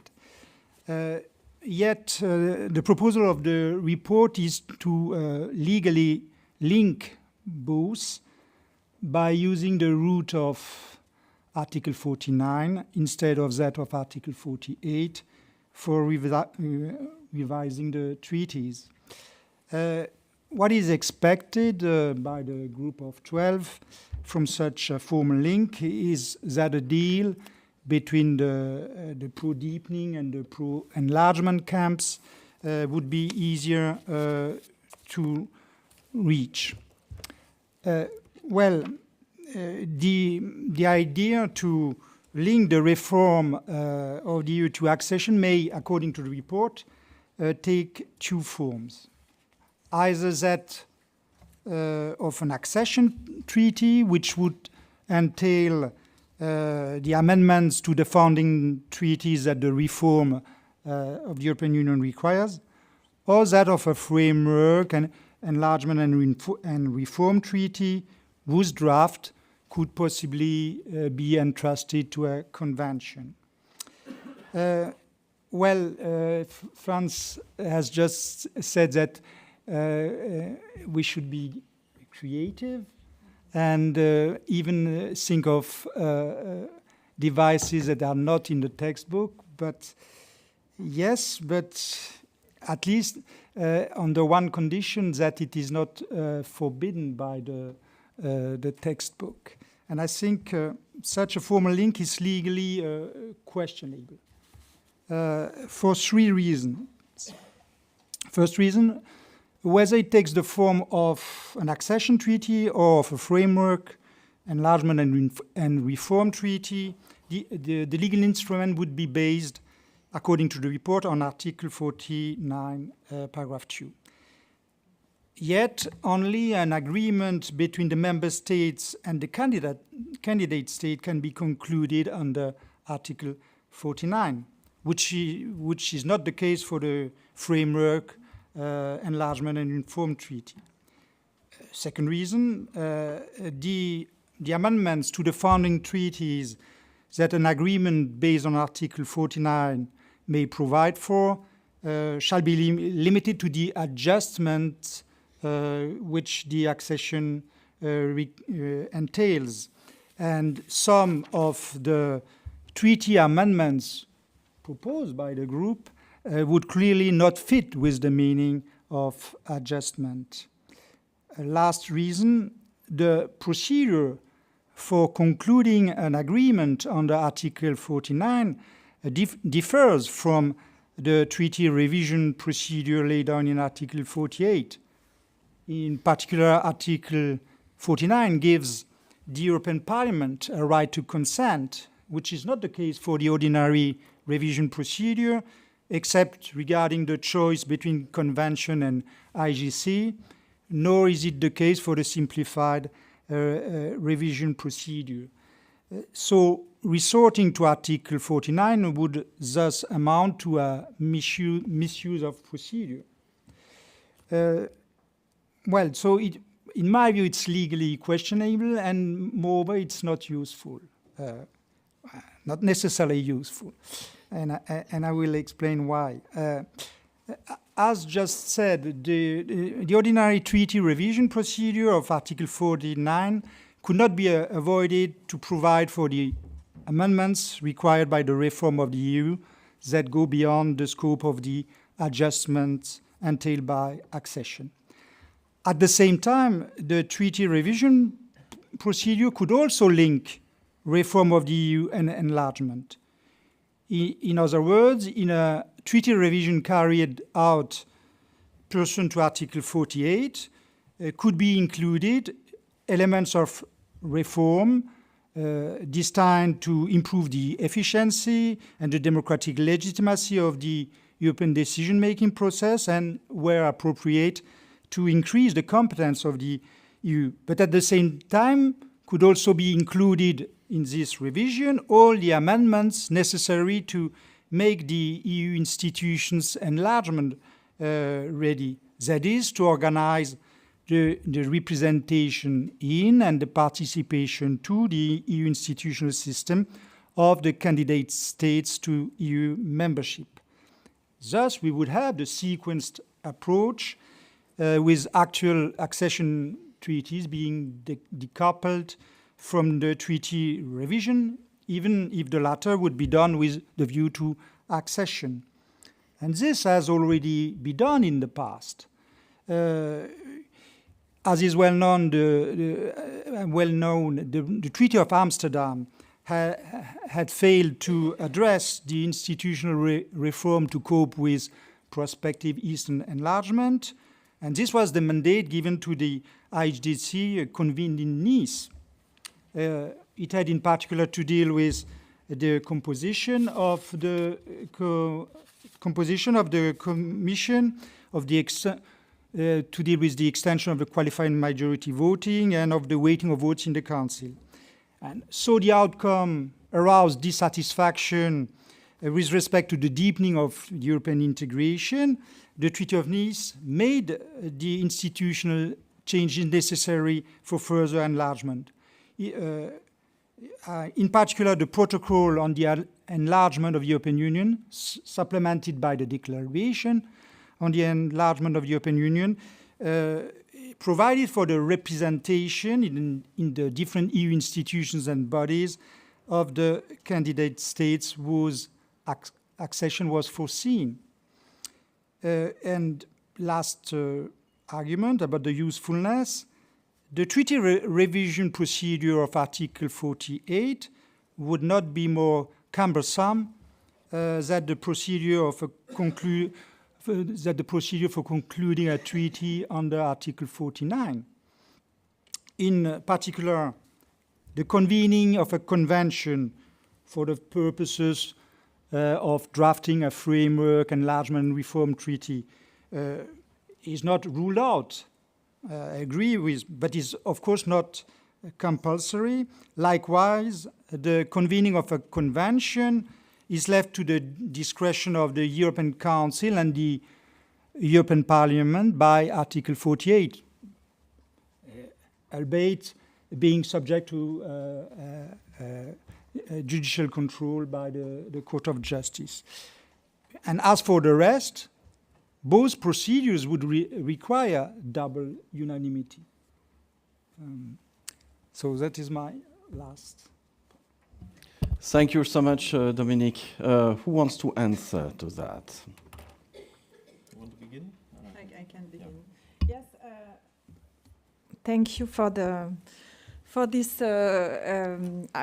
discussion about the treaty change. I think that the idea of the framework treaty and the fact to link revision with accession is a question of political message. The political message we wanted to give is that we want to revise the treaty with the view to accession, and so to link the two procedures with allow to be in that attitude. And I think that you also point out two arguments, legal arguments. Of course, there are substantial limitations in Article 49, paragraph 2, but that's the benefit of the sequenced approach that we can have in the framework treaty, all which is deemed necessary for the enlargement, and in the specific accession treaties, what is specific to the candidate countries. And what about the procedure? Of course, the Article 49 gives the right for the European Parliament right of consent, but it's not. I think that it could be added on the procedure. It's not. It's something more than it is requested in Article 48, but nothing prevents from adding the consent of the European Parliament. To my mind, I think that the two procedure can be combined. Okay. Yeah, just to briefly follow up on this in 4 points. First point, I didn't say we should be creative. I think what we try to say here is we should leave room for creativity if the necessity emerges to turn to unconventional solutions. Second point, Article 49, accession treaty changes which such admission entails. Come on, we are lawyers. I mean, you can put so much into these provisions. I mean, it hasn't been tested. Arguably, you look at health, and health is a very limited EU competence, as we experienced pretty painfully during the pandemic. And so the idea we would probably want to change the treaty here and give the EU the powers and competences to have the power to approximate law, like harmonization. How is that something that admission entails, one would argue? But on the other hand, depends on the candidate states. Maybe there are candidate states where this health policy issue is particularly relevant, and so I believe there's a lot of stuff that you can argue here. My third point, I admit, and it's a treaty, in the report, there is a legal risk, of course. There's a legal risk, and it will at some point be a question of balancing. Is it worth taking that legal risk? And obviously, as a German, I always tend to think this will end up in Karlsruhe, and what will they say? Somebody will find a way to bring that to Karlsruhe. But still, it may be worth taking the risk. And as Gael said, there may be options like combining 48 and 49, and then, and that's my fourth and last point, isn't all this ending up in some kind of legal mess? And that is reminiscent of what was said about the Maastricht Treaty, right? Deirdre Curtin famously wrote about the Maastricht Treaty and the aftermath. It's a Europe of bits and pieces, and she was extremely unhappy with it. But the funny thing is that something like 30 years later, quite recently, the same Deirdre Curtin had to admit that actually somehow the legal process was able to sort it out. So in retrospect, she was not that skeptical with the entire Maastricht process, which was a mess actually. I mean, EU treaty, EC treaties, different entities, that even for lawyers it was impossible to understand. But still, somehow things were sorted out, and that's a little bit also the message that we have here. The legal process will sort it out, no matter what politically will happen. Thanks. Thank you very much. We are running out of time. My proposal is this one. On the program, we had now a coffee break of 20 minutes, which is far too long.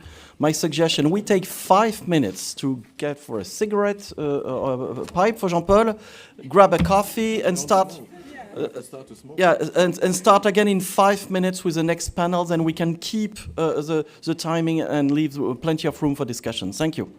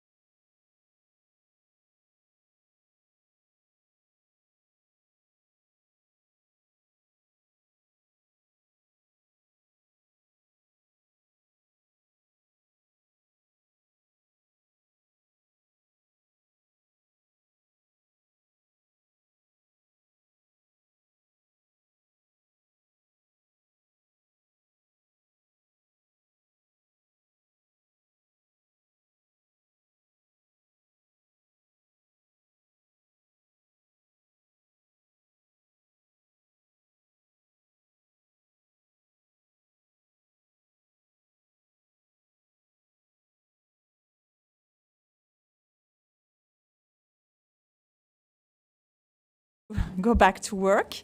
And so, as you can see, I'm Olivier Costa now for the rest of the afternoon. We will switch the chair because of the train, etc. And we also we are going to be creative because we want to take the two panels on differentiation and EPC at the same time. And so, Erwan, if you can come with us, and also Shaheen and Pervenche? Okay. No? That's okay? We're gonna swap. You're going to swap. So, so how do you want to proceed? You're beginning to speak, and then Pervenche and Shaheen? But there's place. So you okay, can come with the chair. You need 3 more chairs. Yeah. Okay, so it's going to be cozy. It's going to be cozy, okay. So please come. Shaheen also? Where is Shaheen? Okay, thanks. So you know the rule, 7 minutes for each couple. Yes, topic.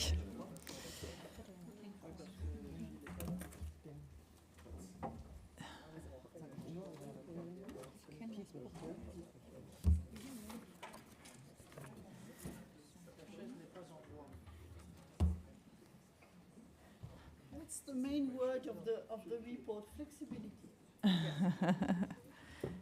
And we are going to begin with flexibility and differentiation with Daniela Schwarzer and Funda Tekin.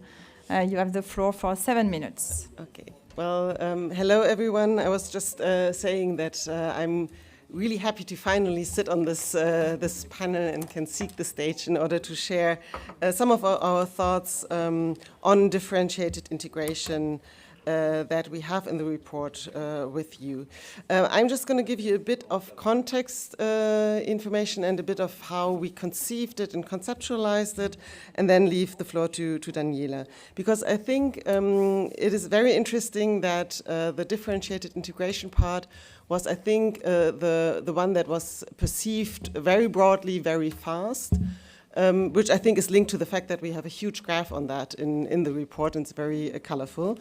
But I think it's also controversially discussed, and I'm not sure whether it has been really been perceived or realized that the things we put out there are not entirely new. But we had the feeling that when we had our discussions, and this is actually the chapter that made it into the report last. So it was basically the section that we introduced last, because we had the feeling that, thinking from the inside out, that we also had to have some considerations on differentiated integration. But differentiated integration has always existed in the European Union, and for that it is also as I said, the concepts that we put out there are not entirely new. And I think it is also very clear, because that was one of the questions, that we, of course, aim to not have l'Europe à la carte. So the unity of the European integration and the European integration process is very important to us. And so far, differentiated integration has rather helped European integration than threatened it, because we actually also see some more consolidation trends currently than differentiation. But we think in the future differentiation needs to take place, and we have some principles that we think are important to then actually consider, so that it does not be transformed into l'Europe à la carte. So we need to respect the acquis communautaire and the integrity of the EU's policies and its actions. I think that is very clear. And also that we have certain areas where you even have to comply with certain additional criteria, like, for example, Schengen. It's also important that we use, or the EU uses, the EU institutions for differentiation, so that you do not go outside the institutions and then kind of have a frizzing out of the coherence of the European Union. It needs to be open to all EU members. And I think that is also important in terms to have some sort of multi-speed idea within it. And it was the question of whether opt-in procedures from the students would actually slow down the European integration process. I don't really see the threat of that, because we had opt-in and opt-outs, with the UK and Ireland protocols in the Schengen area or in the area of freedom, security, and justice. And so again, it has already been applied. So I think this is something to be very aware of. And I think it's also important to realize that opt-outs, although there might be the option to opt out. We just had a discussion with a Danish representative the other week, and she really advised against using opt-out. So I think member states might not actually be too keen to actually use opt-outs, but still the option to have opt-outs there either can discipline the integration procedure, or actually then allow member states not to participate in certain sense. And I think if you think it that way, I think it is also good to have the opt-outs option there. But still, and then the idea, of course, is that sharing decision-making powers and costs and benefits. So those who participate should have the benefits and also the obligations, of course, and those who are not should not benefit from either the right of decision-making or also the budgetary parts of it. And then it's make sure the willing can move ahead. Well, this links also to the idea of the opt-outs or the additional treaty that was already mentioned in the previous session. And if we have a group that actually moves ahead, we then also think additionally it is important to then have not an exclusion clause from the entire European Union, but from the inner core. So you don't have a permanent right to be within the inner core as long as you do not comply with the requirements that are linked to that. And I'm going to leave it to Daniela. Okay, 1 minute 45 left. I will try to be super short. So what you've heard by now is on different panels, different elements of how we think about differentiation. One is a group of willing wants to move forward. For that, obviously, we have enhanced cooperation, Article 20, and we make a very practical proposal here to look at one specific area, which links back to an earlier panel, which is on fiscal capacity. We actually say member states should consider the possibility to move ahead with fiscal capacity in a smaller group, because we think it is absolutely important to do so, and it may be easier to get others on board or even to move ahead without some if they use this option. Secondly, we heard that there should be opt-outs when treaties are changed in two cases, which we name. First is there are new competencies, or QMV will be extended to further areas. We clearly say no Europe à la carte. Funda has emphasized that. So it's not about anything that's in the treaties, but only about things to be added. And the third element of differentiation, this was in the panel on treaty change, that the sixth option is to actually move ahead with a treaty between governments if not all countries are willing to subscribe to the reforms or to ratify. Now, this is for the internal evolution. But then we also look at the European Union in its context of countries that are more or less integrated. And again, we do not argue for an Europe à la carte, but we basically describe the reality as we saw it at the time of writing, and it's still, I guess, true. First of all, there is the European Union with its 27 members, and within it, there is already an inner circle. That is the Eurozone members, that is the Schengen area. Although it's a bit of a patchwork, there's still, you can argue there's an EU 27, and within it, there are more deeply integrated groups of countries. We then went beyond that, and we asked ourselves if one of the major problems actually is rule of law compliance. For countries within the EU whom we argue, if they don't comply, if they don't revert their reforms, at some point we will have to have a moment of truth and ask where they want to go. But we also have the situation that some countries who are right now either candidates or neighbors, they want to be more closely associated but don't want to fulfill the rule of law principle. So where do they go? We actually established in our graph, which you may have seen, there's a red line, right? And this red line is the rule of law line. And within that, we have defined an associate membership, which requires them to fulfill the principle of rule of law. And for them, I think, you know, there is, for instance, full single market membership possible. For others who don't apply comply with those rules, that won't be possible. Institutionally, associate members wouldn't be full members of the EU institutional system, because then they would be EU members, but they can be part of them without voting rights. And I have 1 minute left, and that's great, because I have one last point. We have an outer ring, which so far is less associated with the thinking about differentiation and the European Union. So in our thinking about external differentiation and what is sort of the tie between countries to the EU, we actually added the European political community to our picture, which obviously is a purely intergovernmental arrangement of roughly 44, 45 member states with no institutional relationship with the European Union.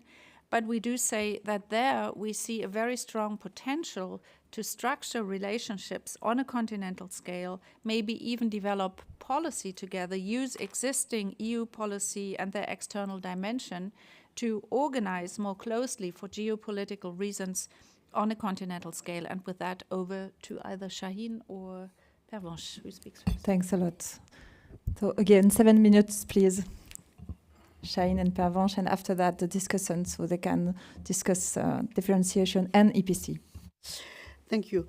In the beginning, we thought EPC was not in our mandate, and in the end, it's in a circle. So it's an important element, and as Daniela rightly said, if it's in the figure, everybody looks at it. So it's not only we integrate it in the mandate, but we integrate it in the architecture. But don't misunderstand this. We didn't refer to the EPC as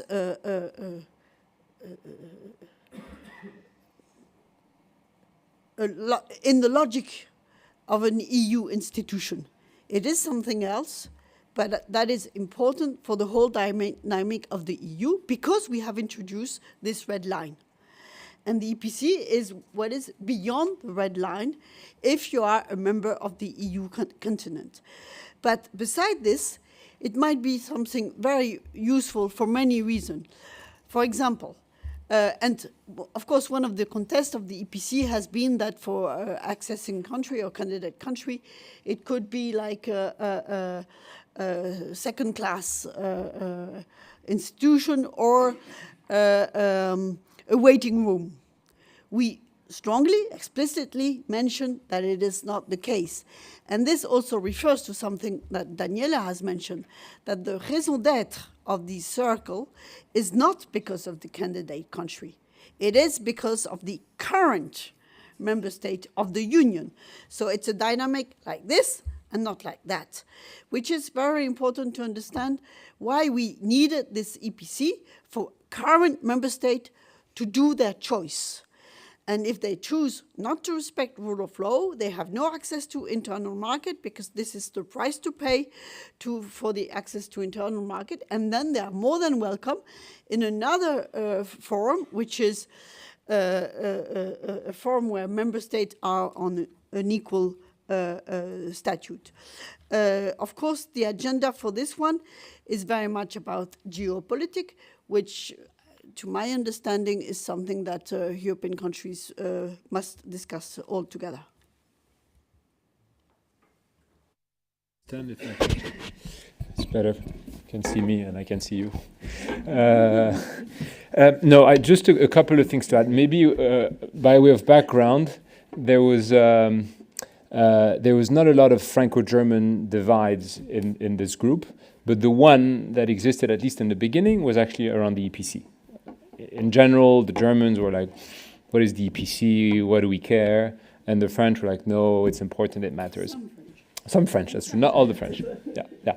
And this is not completely true, because in fact, there was already a division inside the German group, because Daniela, Franz Mayer, myself, and Jean Pisani-Ferry had written something around the EPC before, and I'll mention that in passing.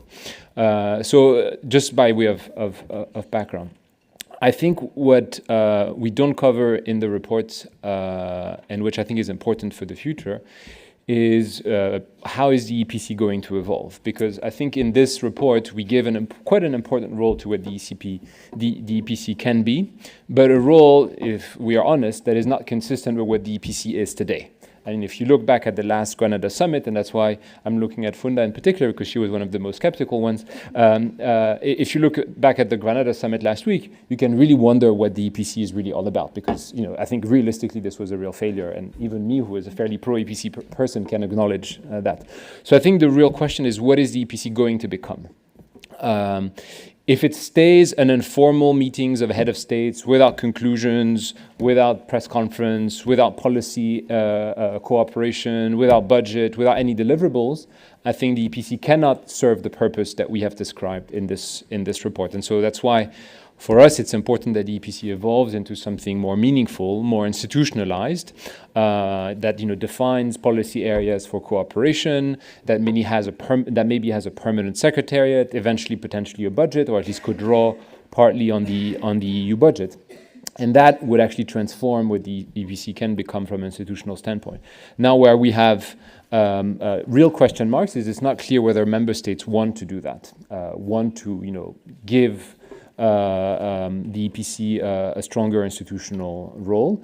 I think most member states, even France, in private, would agree that an EPC like the one we had in Granada was a real waste of time, and we shouldn't have one like that again. So maybe that will provoke a discussion on institutionalization. The real question then, and this might be, and I realize this is even a division inside the French group, or subsets of the French group, what does institutionalization mean, and does it mean European institutions basically playing the role of the Secretariat for the EPC? I tend to believe that the Commission could have a role in doing that the EU budget could be used, and that there are in fact some precedents. There's an important precedent in the Energy Union, for instance, which basically organizes the work for a set of countries bigger than the EU and where the Commission is quite central. But others, and I'm looking at Pervenche, think that maybe something outside of the EU institutions could achieve that. And so I'm concluding this discussion on the EPC on a real question mark. To some extent, I think our report can work and I think our structure is coherent only if we have quite deep reforms over time of the EPC. If not, I think our report will be, and then I will join Funda. Will have given the EPC too much importance. Thank you. Thank you so much, Shahin, and all of you for respecting the time. And now we have two discussants to discuss differentiation and EPC if they want. So Teuta Fodo first for 7 minutes, please. Thank you very much, and thank you to Olivier for inviting me. It is indeed a sector which has raised a lot of interest in me, specifically because it is very pragmatic, it is very realistic, and it is true that it's important to take into account the different principles that should be taken into account while recognizing the concept of differentiation. So it is true that from one side there are these flexibility tools which are already very well known. They have been used in the past. They are being used as we speak. So there is somehow this recognition that, they will exist in the future, since there is a need to recognize the opt-outs for many member states concerning several sectors. So this is one point which I'm very pleased to read here, and the flexibility tools mentioned, such as the transition clauses, temporary derogations, enhanced cooperation, permanent structural cooperation. All these are very pragmatic tools to be used. So from one side, there is this need to actually look at it and then come with some proposals. And I'm from one side, I do see that the authors very carefully, they have put the accent very much towards the rule of law and the fact that there is no compromise concerning the rule of law, and there should always be an observation on this, so no opt-out. Anyway, one of my main concerns concerning the rule of law, and this is one of the main topics that I would continuously discuss, is, well, first of all, the definition in itself. From one side, it is true that there is a very clear concept definition in the treaty of what rule of law is and what the member states are expected, but we have seen that in practice, when it happens, and we have seen the case with Hungary, well, the sanctions to be applied are very complex, are very difficult to actually come up with a decision like how they should be implemented. So my main concern would be, while preserving the rule of law, is to see how to keep all this member status accountable. And when it comes to sanctions, well, which would be the final answer, my main concern, of course, would be how is it possible to actually gather all the possible institutions that we have mentioned in the text. Well, there should be a coordination between the Parliament and the Council and the Member States to actually come up with an agreement on for what concerns the sanctions. So this is one of the points that I would like to hear a little bit more, if you have thought on the more in-depth process of the implementation of sanctions in this case. There are several options that you mentioned here, and it is from one side a good option to allow to the countries to choose their own level of integration from one side, and this of course would allow more countries to just, for example, apply to the club only for geopolitical matters. So more countries would fit in, and of course it would actually make the EU appear stronger and with one voice. This is one of the points that I see as a benefit, and now without adding more on the EPC, which will be commented by our colleague, but it is important to actually even see the role of EPC in this case, since, yes, you do mention that there is a possibility of other countries to actually join to the EPC, and again, when it comes to the EU core values, we have seen like how in practice, from one side, beside the fact that it is a clear concept, it may be very difficult to apply. And where does it go? How do you draw the line concerning this? Yes, these are some of the main points that I would like to discuss and to reflect furthermore with you.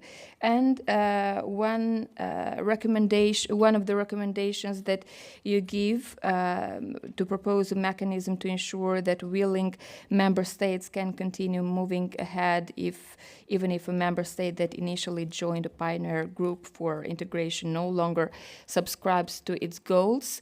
The risk could actually be that some member states may actually have may take more advantage than it is foreseen for what concerns the opt-outs. So this is a risk which actually, the balance to keep in this case would be quite complex, quite difficult. So yes, this is some of the concrete examples that we may think about.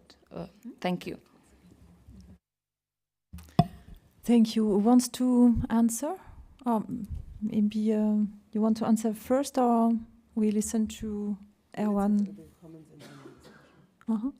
First the comments and then Okay. So Erwan Lannon, please go ahead for 7 minutes. Thanks. Thank you very much. Thank you for the invitation and congratulations for the report. So I was tasked to comment on the European political community proposals for the future and its potential enlargement to the south. So I will concentrate also on the Mediterranean that has not been mentioned yet. If you take into consideration the concentric cycle theory, you may use different criteria, basically. One that could be economic integration, so the economic approach, or geopolitical, political convergence. If you take into consideration the economic integration, The first point is that most of the EU neighbors do benefit from an association agreement.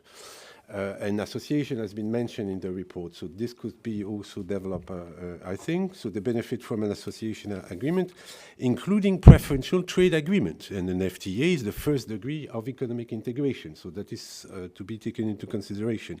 So one, we have shallow integration with Morocco, Algeria, Tunisia, Egypt, and Israel, and Jordan, FTAs that are in place. Then we have also another form of integration linked to free trade areas, the EFTA, for instance, for Switzerland, that is very specific with more than 120 sectoral agreements. We have the EEA model that is really interesting, Iceland, Norway, and I look to Liechtenstein over there. Interesting debate, because this morning there was a reference to have opt-outs for policies, which is quite reasoning for, I mean, there's some echoes with the EEA. Then we have deep integration through DCFTAs, deep and comprehensive free trade areas. Ukraine, Moldova, now candidates. But we have also Georgia, maybe candidates. And just for you to know, it's not very well known, there were a mandate of the Council for 4 Mediterranean countries. Morocco, Tunisia started negotiating. Tunisia finalized the text, never ratified or finalized the negotiations. Jordan was also in the mandate, and Egypt was in the mandate. I'll come back to that later. We have the Balkan countries, stabilization association agreements, including FTAs, but they are all candidates or potential candidates. Then we have customs union. Customs union is really interesting because here we have deep integration, but delegation of sovereignty at the same time. And here we have Turkey, candidate country, but not willing to continue to negotiate for the time being.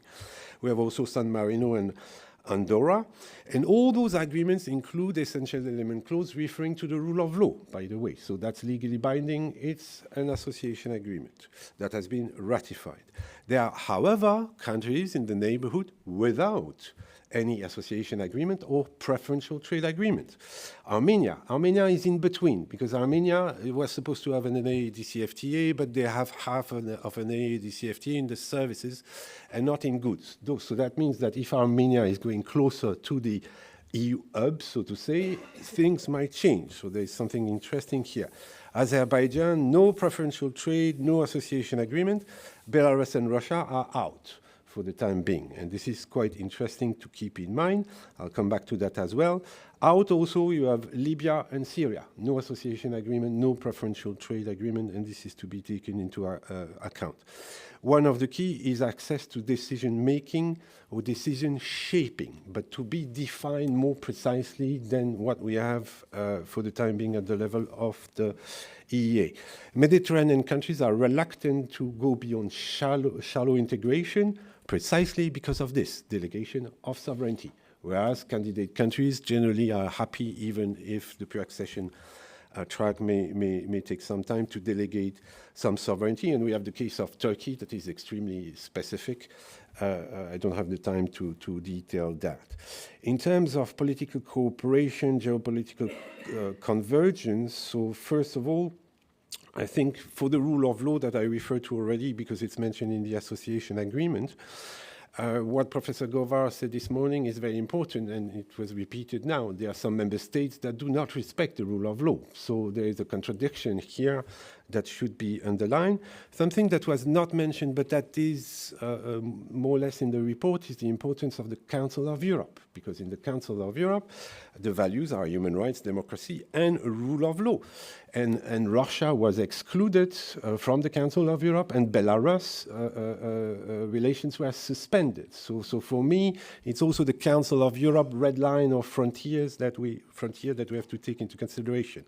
CFSP, CSDP, plenty of provisions at the level of DCFTA with Ukraine, Moldova, etc. Very, very limited at the level of Mediterranean countries, and this is a problem. Turkey is an exception because Turkey is a NATO member. So there is room to improve the association agreements at the level of CFSP, CSDP, but there is no political will for the time being.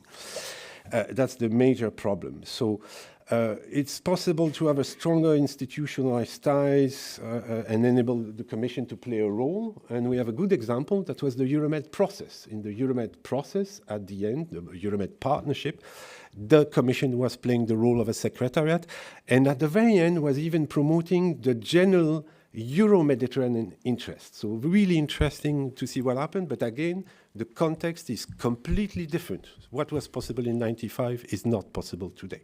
So this is really important to understand, including membership in the Council of Europe under the minimum common basis you refer to, that would exclude the Mediterranean countries. However, there is a neighborhood policy of the Council of Europe, and that should be underlined because Morocco and Tunisia, and to a lesser extent Jordan and Egypt, are more and more associated. Let me quote the Council of Europe, very interesting sentence here. The common legal space between the region and Europe is progressively expanding through increased commitments of southern Mediterranean countries towards the Council of Europe Convention open to non-member states.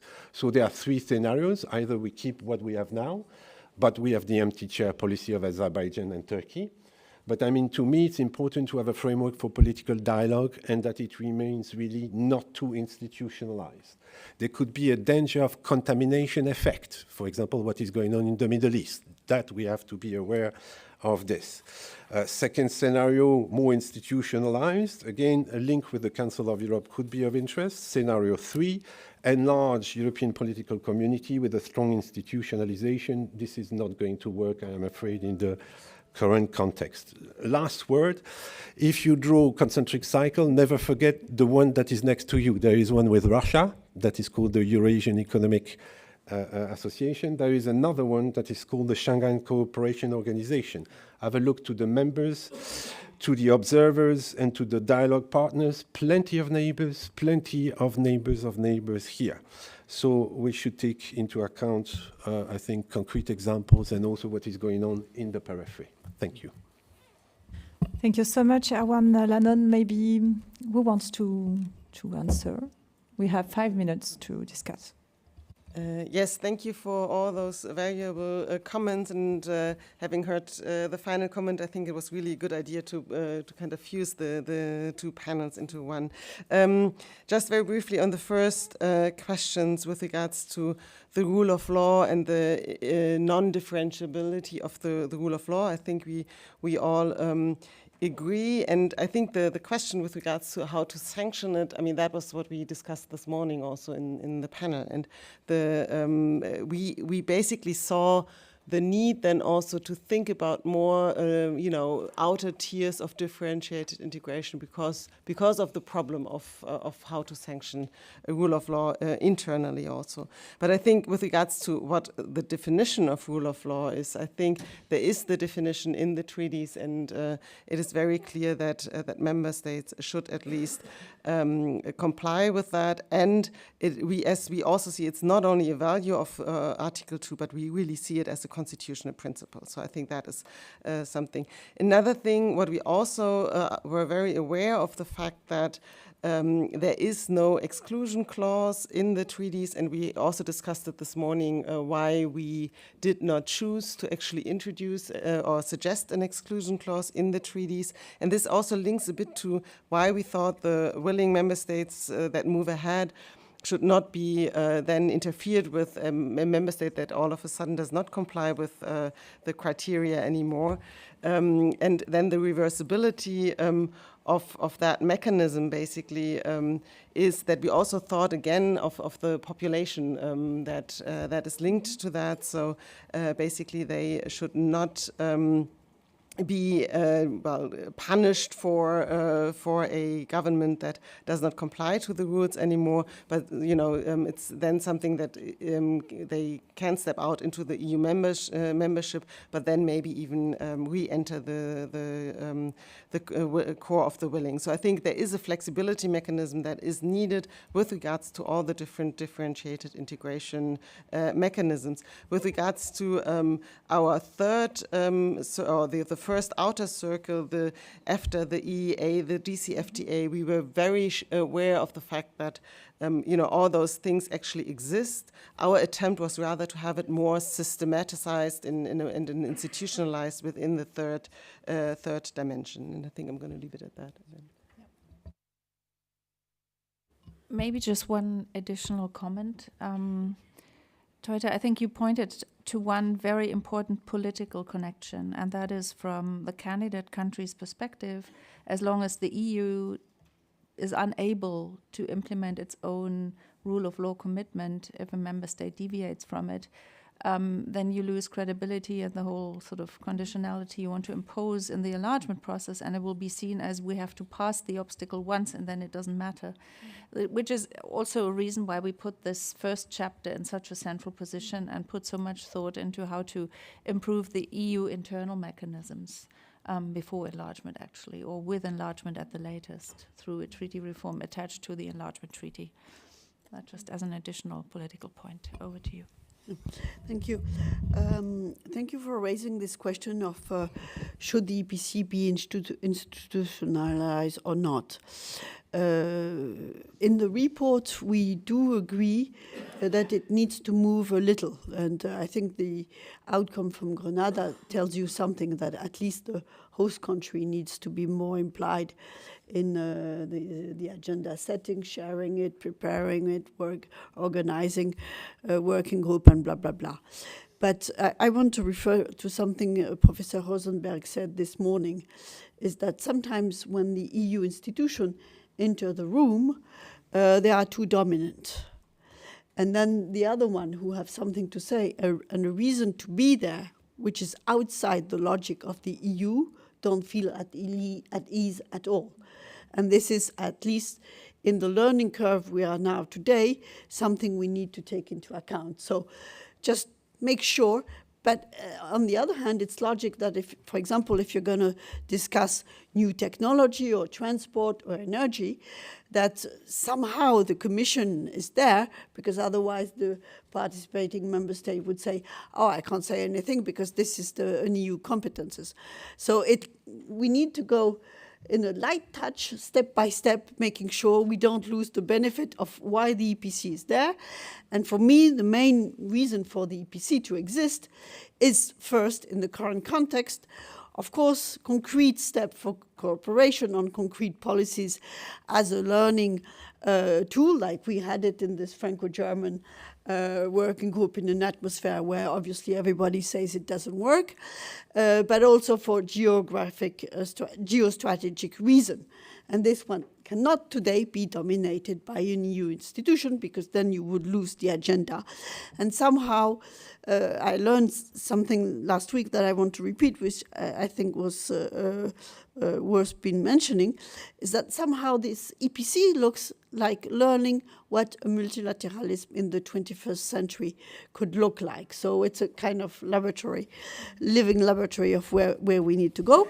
And also for a candidate country, it is really a good learning curve of what it means to belong to an active multilateral organization. Shane, you want to say a word? Very quickly, please. Yes, very quickly. Two reactions. I thought your comment was very important and useful in seeing how much we've already done with the south of the Mediterranean, and therefore maybe we perceive expanding the EPC as such a huge leap. And in fact, if I take everything you've said, it may be very consistent, in fact, with what we are already doing. So I thought this was a very important message. I think the second is as why institutionalization can fail. And this is a response to Pervenche, and look back at history, and this is, I think, what you wanted to say. The Union pour la Méditerranée has been a failure. And it's been a failure, you could argue, and I would have said that, because of a lack of institutionalization.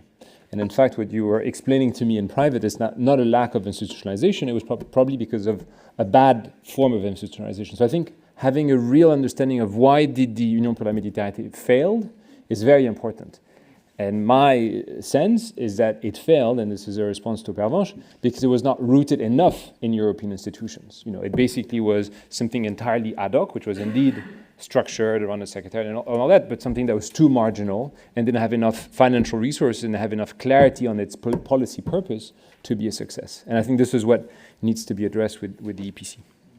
Thank you so much, all of you, for this very rich discussion about differentiation and EPC. And so we can make a big... just after maybe. Okay. Then Pervenche and Funda, you're staying with me, and Pierre Mirel, if you can come for the last panel on enlargement process. So I will ask you to be strict on time because we have 5 minutes. We are 5 minutes late. Funda, you can go on.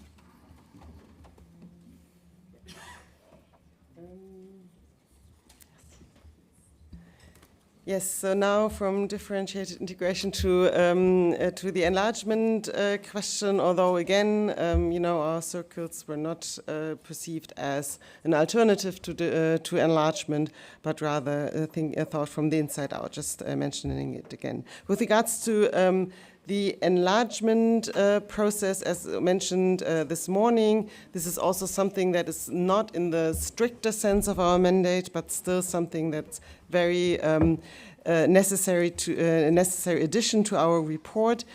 And I'm simply going to outline a bit of the broad lines of thoughts and then hand over to Pervenche. So first of all, we actually inserted the date of 2030 in the report. Daniela already mentioned it this morning. But here the thinking is that we do not think that in 2030 enlargement or accession is actually going to take place, but the 2030 means that we want the European Union to commit itself to be ready by enlargement ready by 2030, and then we see it as a mutual commitment so that also the accession candidate countries should commit to reform in order to be accession ready in 2030. And then we can see where we stand in 2030 and move from there. With regards to accession ready, we see that the accession procedure as a merit-based approach. And this also, then we had long debates on whether we should go for a Big Bang enlargement or the so-called regatta principle. And in the end, because we think it should be a merit-based approach, we think it should be a regatta principle, but if possible, broken down into groups of member states in order that we can also avoid that new member states block the accession of still accession candidate countries in the waiting room. We then also had some considerations with regards of phasing in, staged accession and all that, but since there are so many other proposals out there, we did not go into the details of these reports. That would have been another mandate, but we think that we need some sort of systematization with regards to all this phasing in and also staged accession, so we really think that there should be some further thought given to these proposals. Otherwise, in line with our focus on rule of law, we think that the principle should be fundamentals first. We also think that a geopolitical principle is important for enlargement because it is a geopolitical driven process. Security is important, and so accession candidate countries should also align with the CFSP acquis of the European Union sanctions policy, for example. We then also have a democratic legitimacy principle and participation, where we think that the accession process should benefit from citizens' participation in member states and in accession candidate countries. We also heard about it this morning. We also think it should be a qualified majority principle in the accession procedure. So although we think that the final decision on accession should be taken by unanimity and effectively the double unanimity requirement, we think that qualified majority voting throughout the process will actually dynamize the process and would be beneficial to the process. So Pervenche, it's yours. Thank you. Well done to the College of Europe for opening a college in Tirana, because I think this is exactly the kind of contribution we need if we want to be successful in terms of enlargement. And somehow this is one of the raison d'etre of the logic of the report. as we drafted, and Funda just mentioned this question of participation. Somehow, if we had to have a version 2 of the report, I would fight to have this principle as number 2, first rule of law, and second participation of the citizens. Because it's been a word around the table for years now, but it's always been mentioned as a token word when it's a serious topic, because otherwise you end up in the situation you are in Hungary, where people were very much in favor of enlargement to start with, and then they were turned around by some leader who don't understand and who don't share the benefit of the enlargement with their population. So we need to have some strong ally among the population. It's not easy.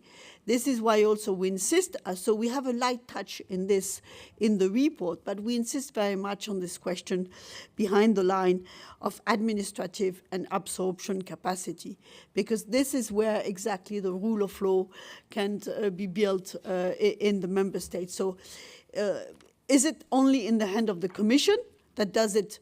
I know they're all able to do their homework to see what has not worked in the past, blah, blah, blah.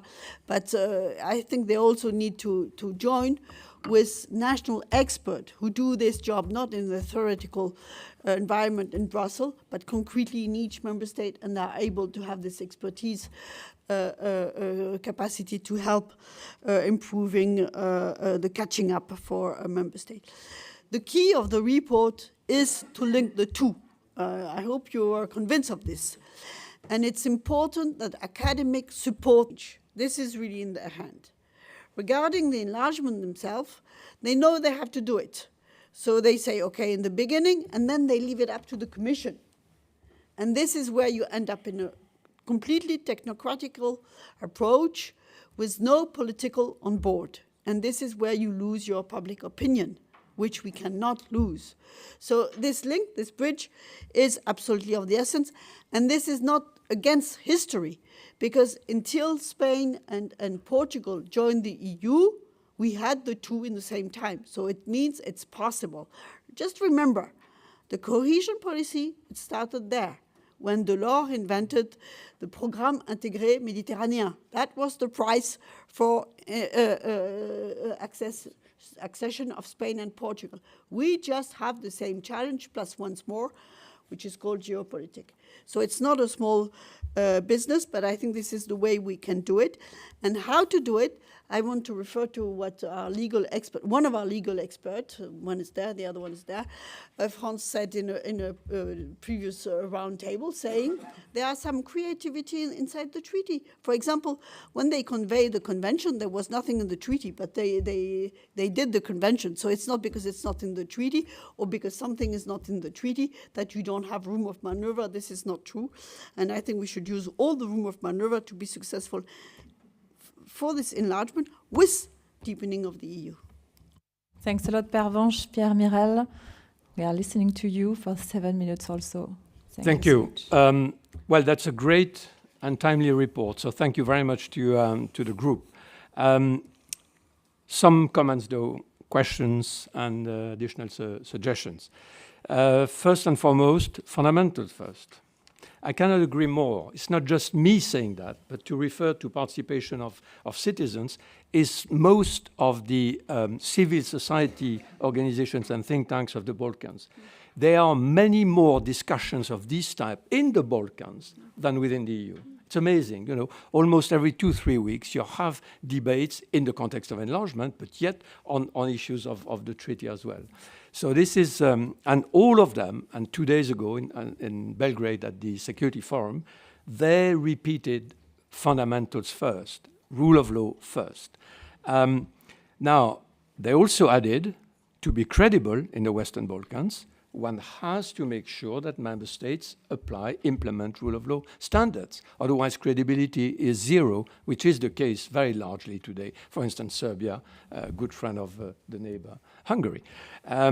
So how to ensure that candidate countries would do what they have not been doing over the past 20 years? I see three possibilities. First, to go back to the principle that the EU has adopted 12 years ago, the new approach, 2011. Fundamentals first. but which on several occasions it did not respect, which the key idea was, we don't open or close chapters unless and until there is progress on chapter 23 and 24. Second, and I think it's probably more important, to provide much higher financial support to the countries. Well, I'm pleading for providing basically some form of cohesion fund before accession in a gradual manner, than upon accession, the cash machine, billions falling into the treasury. And actually, it would make the reversibility clause much more important, because if you have more money to be frozen, well, that's a bit more difficult for the country than a small pre-accession package. And third, to have a mandatory close monitoring by civil society organizations in the whole process. I have a question, though. The EU will probably, in the coming months and years, move towards gradual accession. Everybody's talking about it. And integrating some elements of the single market might well be one of the first steps. Oh, what to do with the rule of law then? If one has to respect all the standards, rule of law standards, then we are back again to square one. So I think a sort of, balance should be found between integrating some rule of law elements, single market elements, and important rule of law, such as directives on public procurement, conflict of interest, which are key sources for corruption. Second point, CFSP. I have a point for clarification here. You're saying that candidate countries should fully align with the EU. That's the case already in the accession framework. So do you mean that the current process should continue, or that they should respect right from the start of negotiations full alignment? That's difference.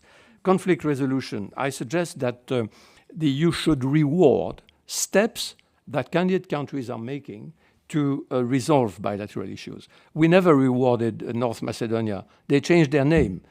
Not only not rewarded, they were blocked by France and later Bulgaria.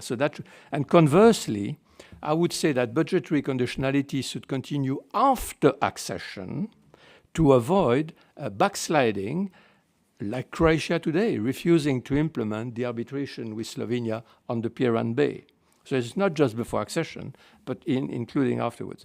Now, when conflict is with the member states, then we have a problem. We've seen that before. Unanimity, it may take years. So I would suggest then to use the mechanism you're proposing for Article 7. If it doesn't work, if there's no consensus at European Council, to move to 4/5 majority for either opening or closing accession negotiations.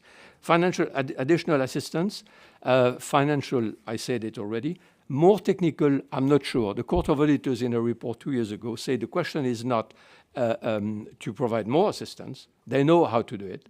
Is the willingness to do it. Except for magistrates, I would prepare, because changing judiciary is not just a question of legislation, directives, what have you. It's a question of culture. So I would suggest very strong emphasis on even bringing young magistrates, freshly qualified, to EU judiciaries for seconded or whatever, for long-term training. I have a few other remarks very quickly. I fully agree with democratic legitimacy. I mentioned that already. Equality principle as well. Systematization. I have a question here. You're saying that associate members should not be provided with a cohesion fund. I agree if their objective is only associate members, like Norway. But if the objective is integrating the single market as a first step, and the objective is full accession, then I hope you would agree that cohesion fund or whatever form should be provided. QMV principle, fully agree. That qualified majority should be the rule for chapters, clusters changing. Also reversibility clause. But as regards, I'm repeating myself in a sense, for opening negotiations or closing, when it concerns a member state blocking for reasons outside the scope of criteria, identity, history, whatever, then it should be 4/5 majority instead of unanimity. Otherwise, we're like with Bulgaria today. We are blocked for years. After a certain period of time, 6 months, a year, or whatever. Well, yes, thank you. Thank you so much. Many questions, so maybe Funda and Pervenche, one or two, maybe not all the questions, but... Do you want to go first? Yeah. Well, thank you for this very thorough comments on all our different aspects, and I can agree to most of the things that you actually said and underlined and emphasized. Maybe also, starting from at the end, with the 4/5 majority, I mean, it's really then the question of, I'm not a legal expert, but if you consider an accession treaty also to be treaty change, I think that might then really be difficult to have not the unanimity there. I mean, this is really something to consider also, not from a political perspective, but also from a legal perspective. And I think this was also one of the things that we considered and why we left it in the end there. But of course, this is something to consider. And I think the principle of member states blocking accession candidate countries is something that needs to be avoided in terms of politicization of bilateral conflicts. And I think this is something where we tried to find certain solutions to it, and at least pointing our fingers to the issue that needs to be solved. And I think that needs to be debated. And with regards to fundamentals first, and the phasing in, maybe this another thing, the phasing in and the single market. I see this point, but I think there are certain rule of law elements that are very necessary also to be part of the single market. And then it's also the question of maybe if you have a phasing in, maybe not to start with the single market because it's a very complex acquis. It's also just something to consider. And then with regards to the cohesion funds, again, our associate membership that we identified was really distinct from the staged accession idea. So it's really something more for those member states like Norway or maybe in future other member states who do not want to participate. And this is why we phrase it. But we have the reference there that we should think about staged accession and phasing in too. The issue you mentioned about Bulgaria, for the future, we kind of solve it by two ways. First, member states having a conflict with other candidate countries having a conflict among them needs to solve them before entering the EU. And second, and this is why we don't want the regatta, because we want the merit principle, but we want some small blocks, because we want the blocks to be geostrategically consistent. And we also kept the mention that one member state that would enter the EU would not have the writing vote on the next accession for some time. So I think this is to avoid this blocking principle, and also referring to some papers you know by heart, that there needs to be not a fair competition among accession countries, candidate country, which means they need to emulate among themselves and not to do a blame game ones against the other, because it's not the interest of the EU. When it comes to the gradual accession, once more, we say it in the report, that was not in our mandate, and there are plenty of works, including the one you contributed to on this. But here, I think you have a point. And for me, to tell you the truth, up to now, we will see what happens in December, I have not seen a convincing stage accession for the internal market, because I don't know how you do the phasing in terms of rule of law. Also because the rule of law is something that is exactly the subject of the accession process and the work by the Commission chapter after chapter. And also because you also know, but why are we discussing this concept of gradual accession? For two reasons. Once you don't want to humiliate a candidate country to become a humiliated member state, and sometimes the logic of the process before getting inside the EU ends up in a country feeling it's humiliated by what it had to go through, but also that there needs to be a learning curve that needs to be properly done. And this is why I think this is a useful concept. Thank you so much. I'm sorry. Maybe you could discuss together, but I have to leave the seats to the real Olivier Costa, which is going to share the roundtable. Before, I would like to thank you, all of you, for coming and taking the time to discuss all the elements of our reports and the quality of the debate. Thanks a lot. Okay, thank you so much. We still have half an hour for some sort of conclusion. First of all, before forgetting, I would like to thank all those who need to go and fly, especially Gaël Marty, with whom I organized this conference. Thank you so much, Gaël. So our idea for that conclusion was to use the brains of our discussant to get to understand what to do now, because we have plenty of ideas of what to do, but we don't know how to get there. So the idea is to give the floor back to all our discussant to try to mobilize your neurons and imagination about the next step for that reform, because this is the main issue. There's always been plenty of people writing reports with very fancy ideas, but then it's a bit more difficult to start the negotiation and really make sure that enlargement will happen with a reform of the rule of law mechanism and with a reform of the institution. So I will give the floor now back for 2 or 3 minutes to each our discussant, take into account the constraints they have. First, Olivier Rosenberg. Thank you, Olivier. 3 points. First, on the issue whether there should be highlight on the topics addressed by the report during the next European elections, I think that we should admit that we lack a big institutional reform, something that is very visible, very salient, and therefore I think it would be useless to try to put emphasis in the public debate on this kind of reform, especially at the time where there is a salient issue related to policy for next election, which is environment, more on minus. So, well, it makes sense that the public debate is focused on that and not on institutional issue. That's my first deceptive point. But there is an exception, and that's my second point.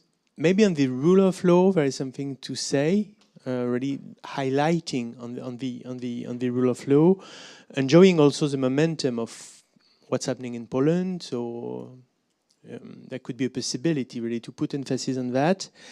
And you remember when there is budgetary bargains, there are the so-called friends of cohesion. Maybe a kind of a group of member states, friend of rule of law, should be implemented in a similar manner. If I'm meaning that, it's because it should become an issue of politicization and not of consensus, and where there is a balance of power. Third point, so Calypso came this morning and said, well, I have also my report. We are sure that it will be a relevant and interesting report. Your report is interesting as well. Maybe there is something to do with a report of reports, with a role that both rapporteurs could play to liaise with other important reports in order to say, well, in the field of think tanks and academia, we've made several reports and we think as a synthesis that those points are important.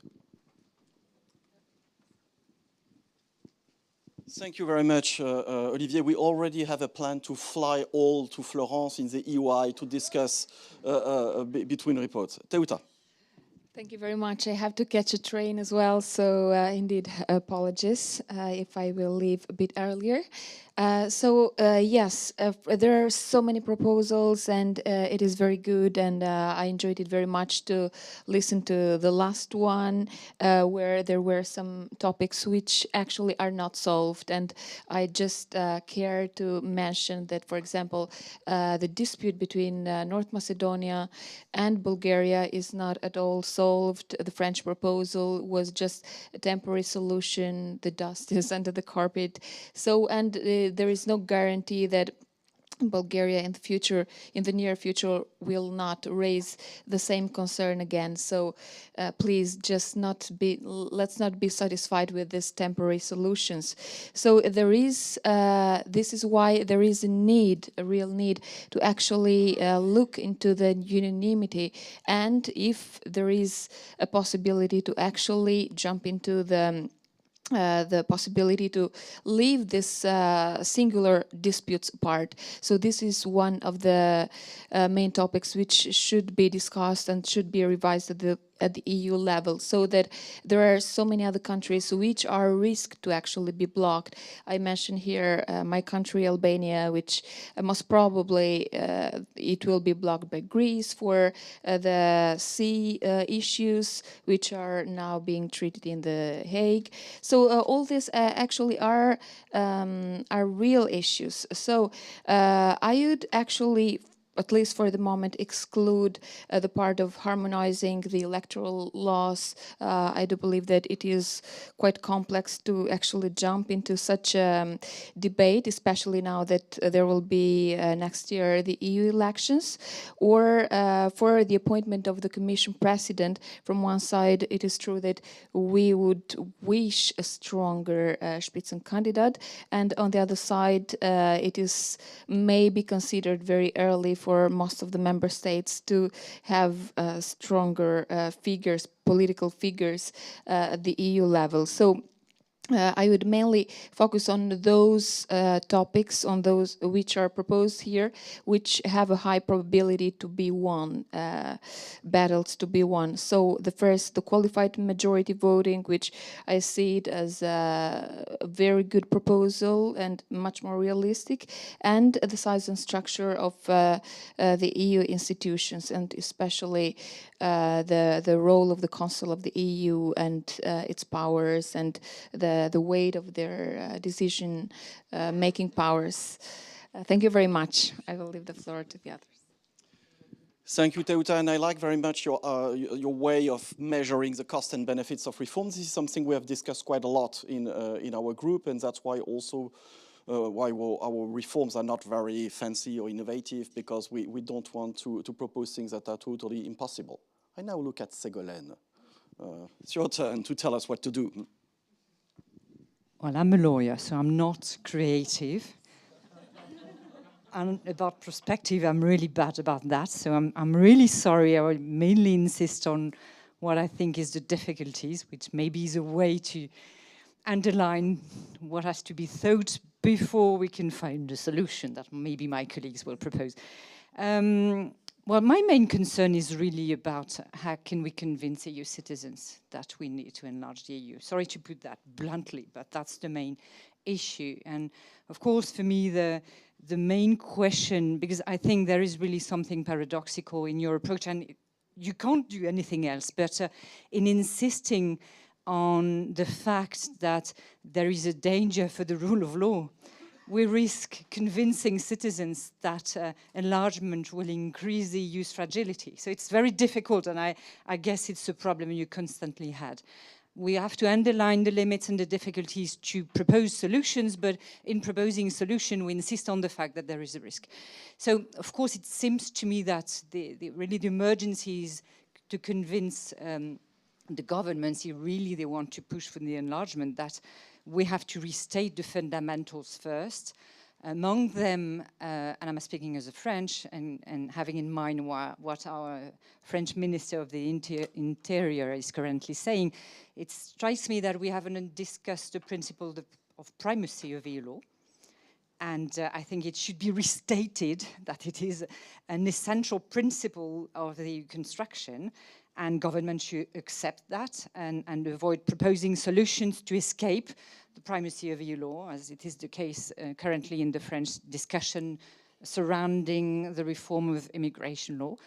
Another thing that I think useful, I don't know what to do about that, but it's really this non-regression principle that the court insisted on in the Republika case, which I think should be really restated loud and clear.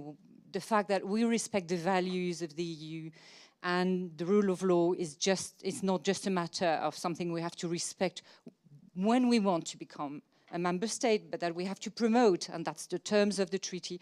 So, sorry, I'm not original at all, but I think we really need to restate the fundamentals and also insist on the fact that already now we have the capacity to enforce our rules. And in particular, maybe I'm optimistic for that, but the change of political majority in Poland maybe is the occasion to reopen the floor and the door for enforcing Article 7. And second, but here, as a lawyer, I really lack ideas, and maybe it's better for political scientists to discuss that. When you're asking what to do and how could we discuss the best way to start this reform process, I can just formulate the question, where is the best impulse to support this reform? When we're speaking about the EU institutions, the risk, of course, is that it would be too technocratic. So what is the best place? Do we have to lobby national parliaments or the European parliaments, civil society, but what does it mean, where? So I think it's just a very theoretical questions I'm asking now, and I have really no solution, sorry about that, but I think it is the first question we should ask ourselves, where to start from with, and where the impulse should come from, and maybe there are different answers. So sorry for very, very general remarks and a little banal.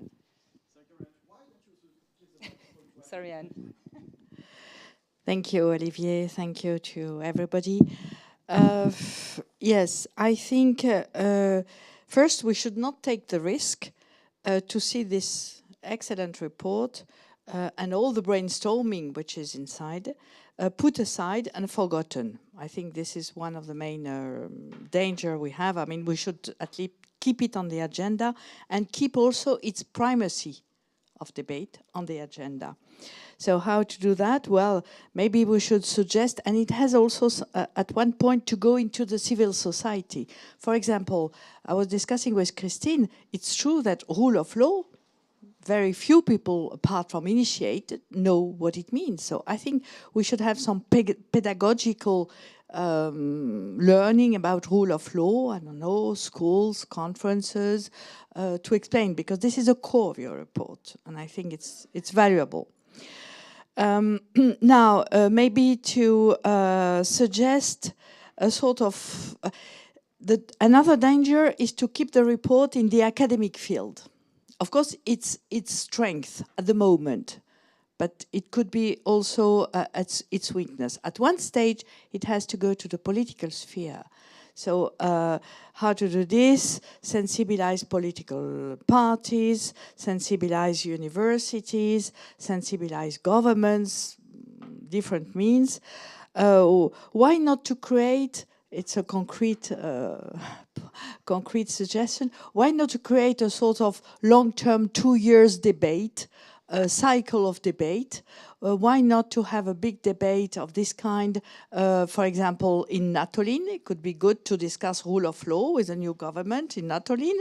Then you go to Tirana, where enlargement is very sensible issue, I guess.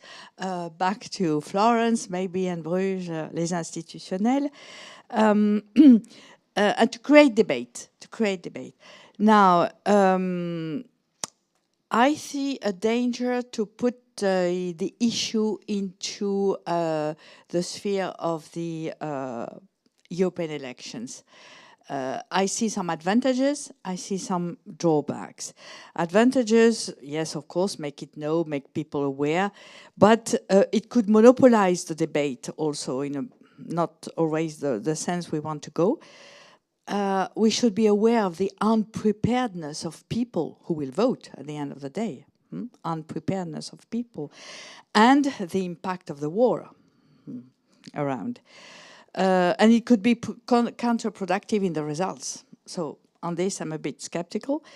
Reforming the treaty, yes, we could spread over the idea here and there, but maybe to talk more about reforming the institutions, because treaty frightens.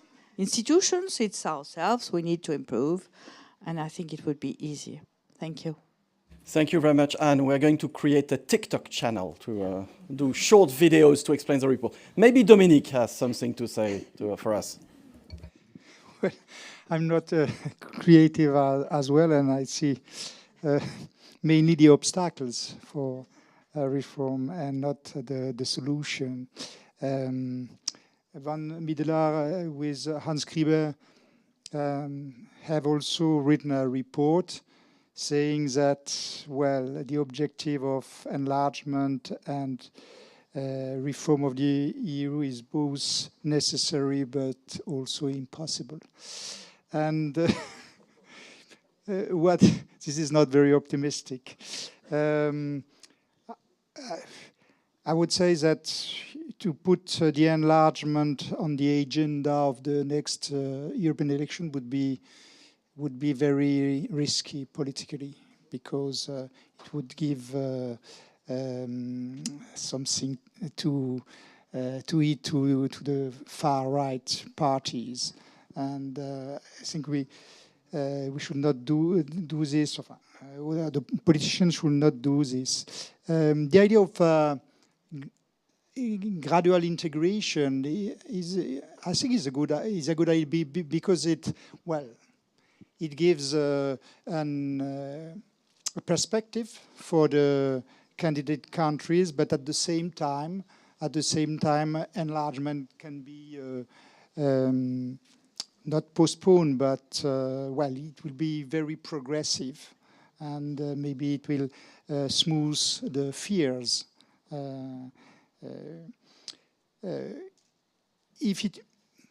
I would say if we think of the reform of the EU, I agree with Anne Vitré, not talking about the revision of the treaty, but the reform of the EU institution, and maybe highlight what would be the sexiest modifications, maybe insisting on participatory democracy, maybe even expanding the conditionality regulation could be easy to sell, or not so difficult to sell. But if you even qualified, the extension of qualified majority voting is not very sexy, and even if it could be done through passerelle clause, there is no consensus for the moment, even if it is discussed for the CFSP currently. So but definitely this report, which has put forward very interesting proposals, should be dispatched, especially to the politicians. So that should be a matter of debate, of ongoing debate, and maybe we will see what will would come out of this. So what Mitterrand would say, it is to give time to time, and maybe the context will be more favorable. Thanks very much, Dominique. Yeah, reaching to the political parties is an idea we had, and this is something we need to do, but it takes time. I now turn to Erwan Lanan. Thank you, Olivier. As for the strategy, I would propose to enlarge the debate to try to understand what is the perception of the EU's neighbors, and eventually their own neighbors, about what is for them, what represents for them the European political community, because I think it's very important, notably in the light of what happened in the Nagorno-Karabakh and the fact that we had an empty chair policy last time in Grenada by Turkey and Azerbaijan. I fully agree also with the idea to associate civil societies. And I think we can start with the students. So I have a concrete proposal. Yes, I will introduce the EPC into my course this year and ask students to make presentation on it. So as simple as that, but quite efficient. So I think that a number of colleagues can do the same. Also, just a reflection is that there's been a lot of discussion today about the rule of law, not so much on values in general, and I think this is an important debate. What is the difference between EU values, European values, universal values, and the importance of international law and the need to avoid double standards? Those are huge issues on the table today that go a little bit beyond the rule of law issue, but I think that they are very important for the continent as a whole. I'm thinking, of course, of what is happening between Ukraine and Russia. Something I didn't mention, the issue of the Union for the Mediterranean was mentioned. So avoid overlapping. 43 member states in the Union for the Mediterranean. It's an international organization recognized by the United Nations. Nobody knows about that. So avoid overlapping is also something very important. And really the issue linked to the war in Ukraine, respect for international law. What about protection of minorities? What about the mandate of the court against Mr. Putin? I think this is extremely important because now lawyers are entering also at the level of the war between Russia and Ukraine, and we cannot avoid to have a reflection about the consequences of that war, because that will determine many things, especially at the level of the European political community. So debate on the potential consequences of the war is also very important, I think. Thank you. Thank you.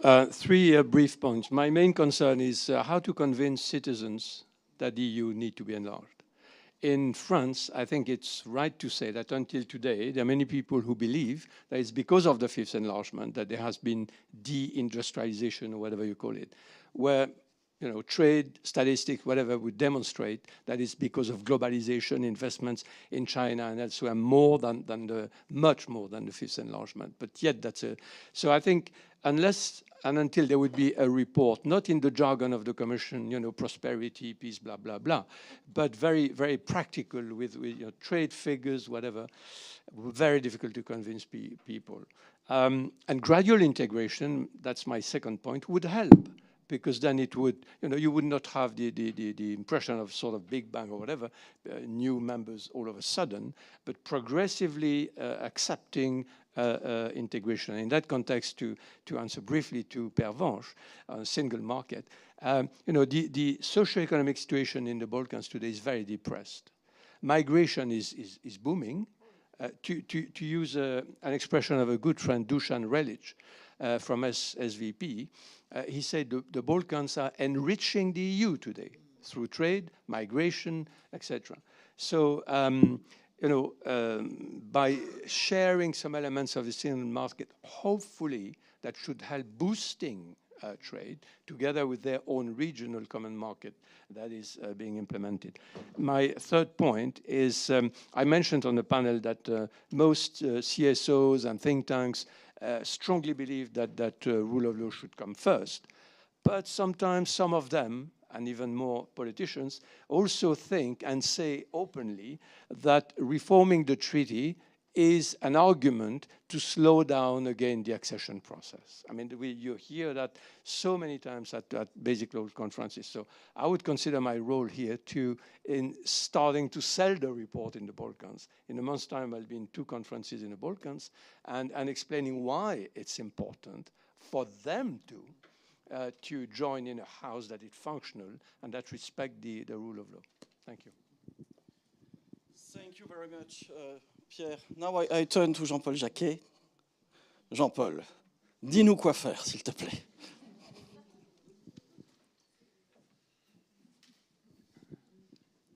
Thank you, Olivier. First, I have no doubt there will be a reform of the treaty if there is a constant trend toward enlargement. You are to be certain that there will be a reform. Remember the precedent decade, 3 IGC conducted by the member state in view of the Maastricht, Amsterdam, Nice, and also Lisbon. So you will have a revision. I think that for the electoral campaign, there is not a good thing to speak about revision of treaty. People have no appetite for revision of treaty. It's a problem for lawyer, but not for all the population. And the proposals are very difficult to explain concretely to the population. And it's the same for enlargement. I think that enlargement has not to be the main focus of the electoral campaign. Not only because there is also no appetite for enlargement, I am sure, but because it's not the problem for citizens. I think that your report has a good démarche. It begins by explaining the problems and then the solution. And for the campaign, it is the same. What will we do concretely for our citizens? What are the deliverables? And then, what are the obstacles? And if needed, a revision of the treaty. I know that you will perhaps have the completely opposite view from the European Parliament, with a global revision of the treaty, an unreadable paper. I tried to it. It will take perhaps 6 months to understand. Your report is more simple, even if it is not sufficiently precise. So we have to continue to work on your report and on the reform. Your report contains a very good agenda and a lot of solutions that can be developed, corrected, and so on. And I think it will be of a good value to work on this, to continue with people from the political side, from the government, and other academics. So you have a good focus point to continue the work, and we need to continue the work. The normal fate of a report is to be under the sun during 2 months. Then come another report, and the previous report survive in the memory of their authors and in some academic papers. I think that it has not to be the fate of this paper. I am critical about it, you know, but it's useful and it contains some important remarks. So perhaps we could create a community around this paper, network someone to continue the work, to have conference with politicians. We are together here to reflect, and my wish is we can continue to reflect. I don't know if it's possible.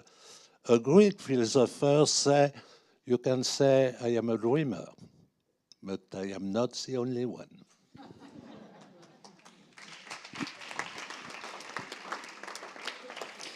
Thank you so much. We are perfectly on time. Once again, the efficiency of our group has been demonstrated. That's great. I would like to thank you very much, all the experts who came to Bruges. It was a pleasure to welcome you here. The discussant who took the time, traveling sometime very long just to speak a couple of minutes. Attendance, people coming from the institutions, students. Special thanks to the students who took the floor this morning and worked so much on the report. We are really very much looking for your paper, because everything will be published in a special issue of the European Law Journal. And finally, I would like to thank the team of academic assistants who worked quite hard on that conference to make it a success. Thanks.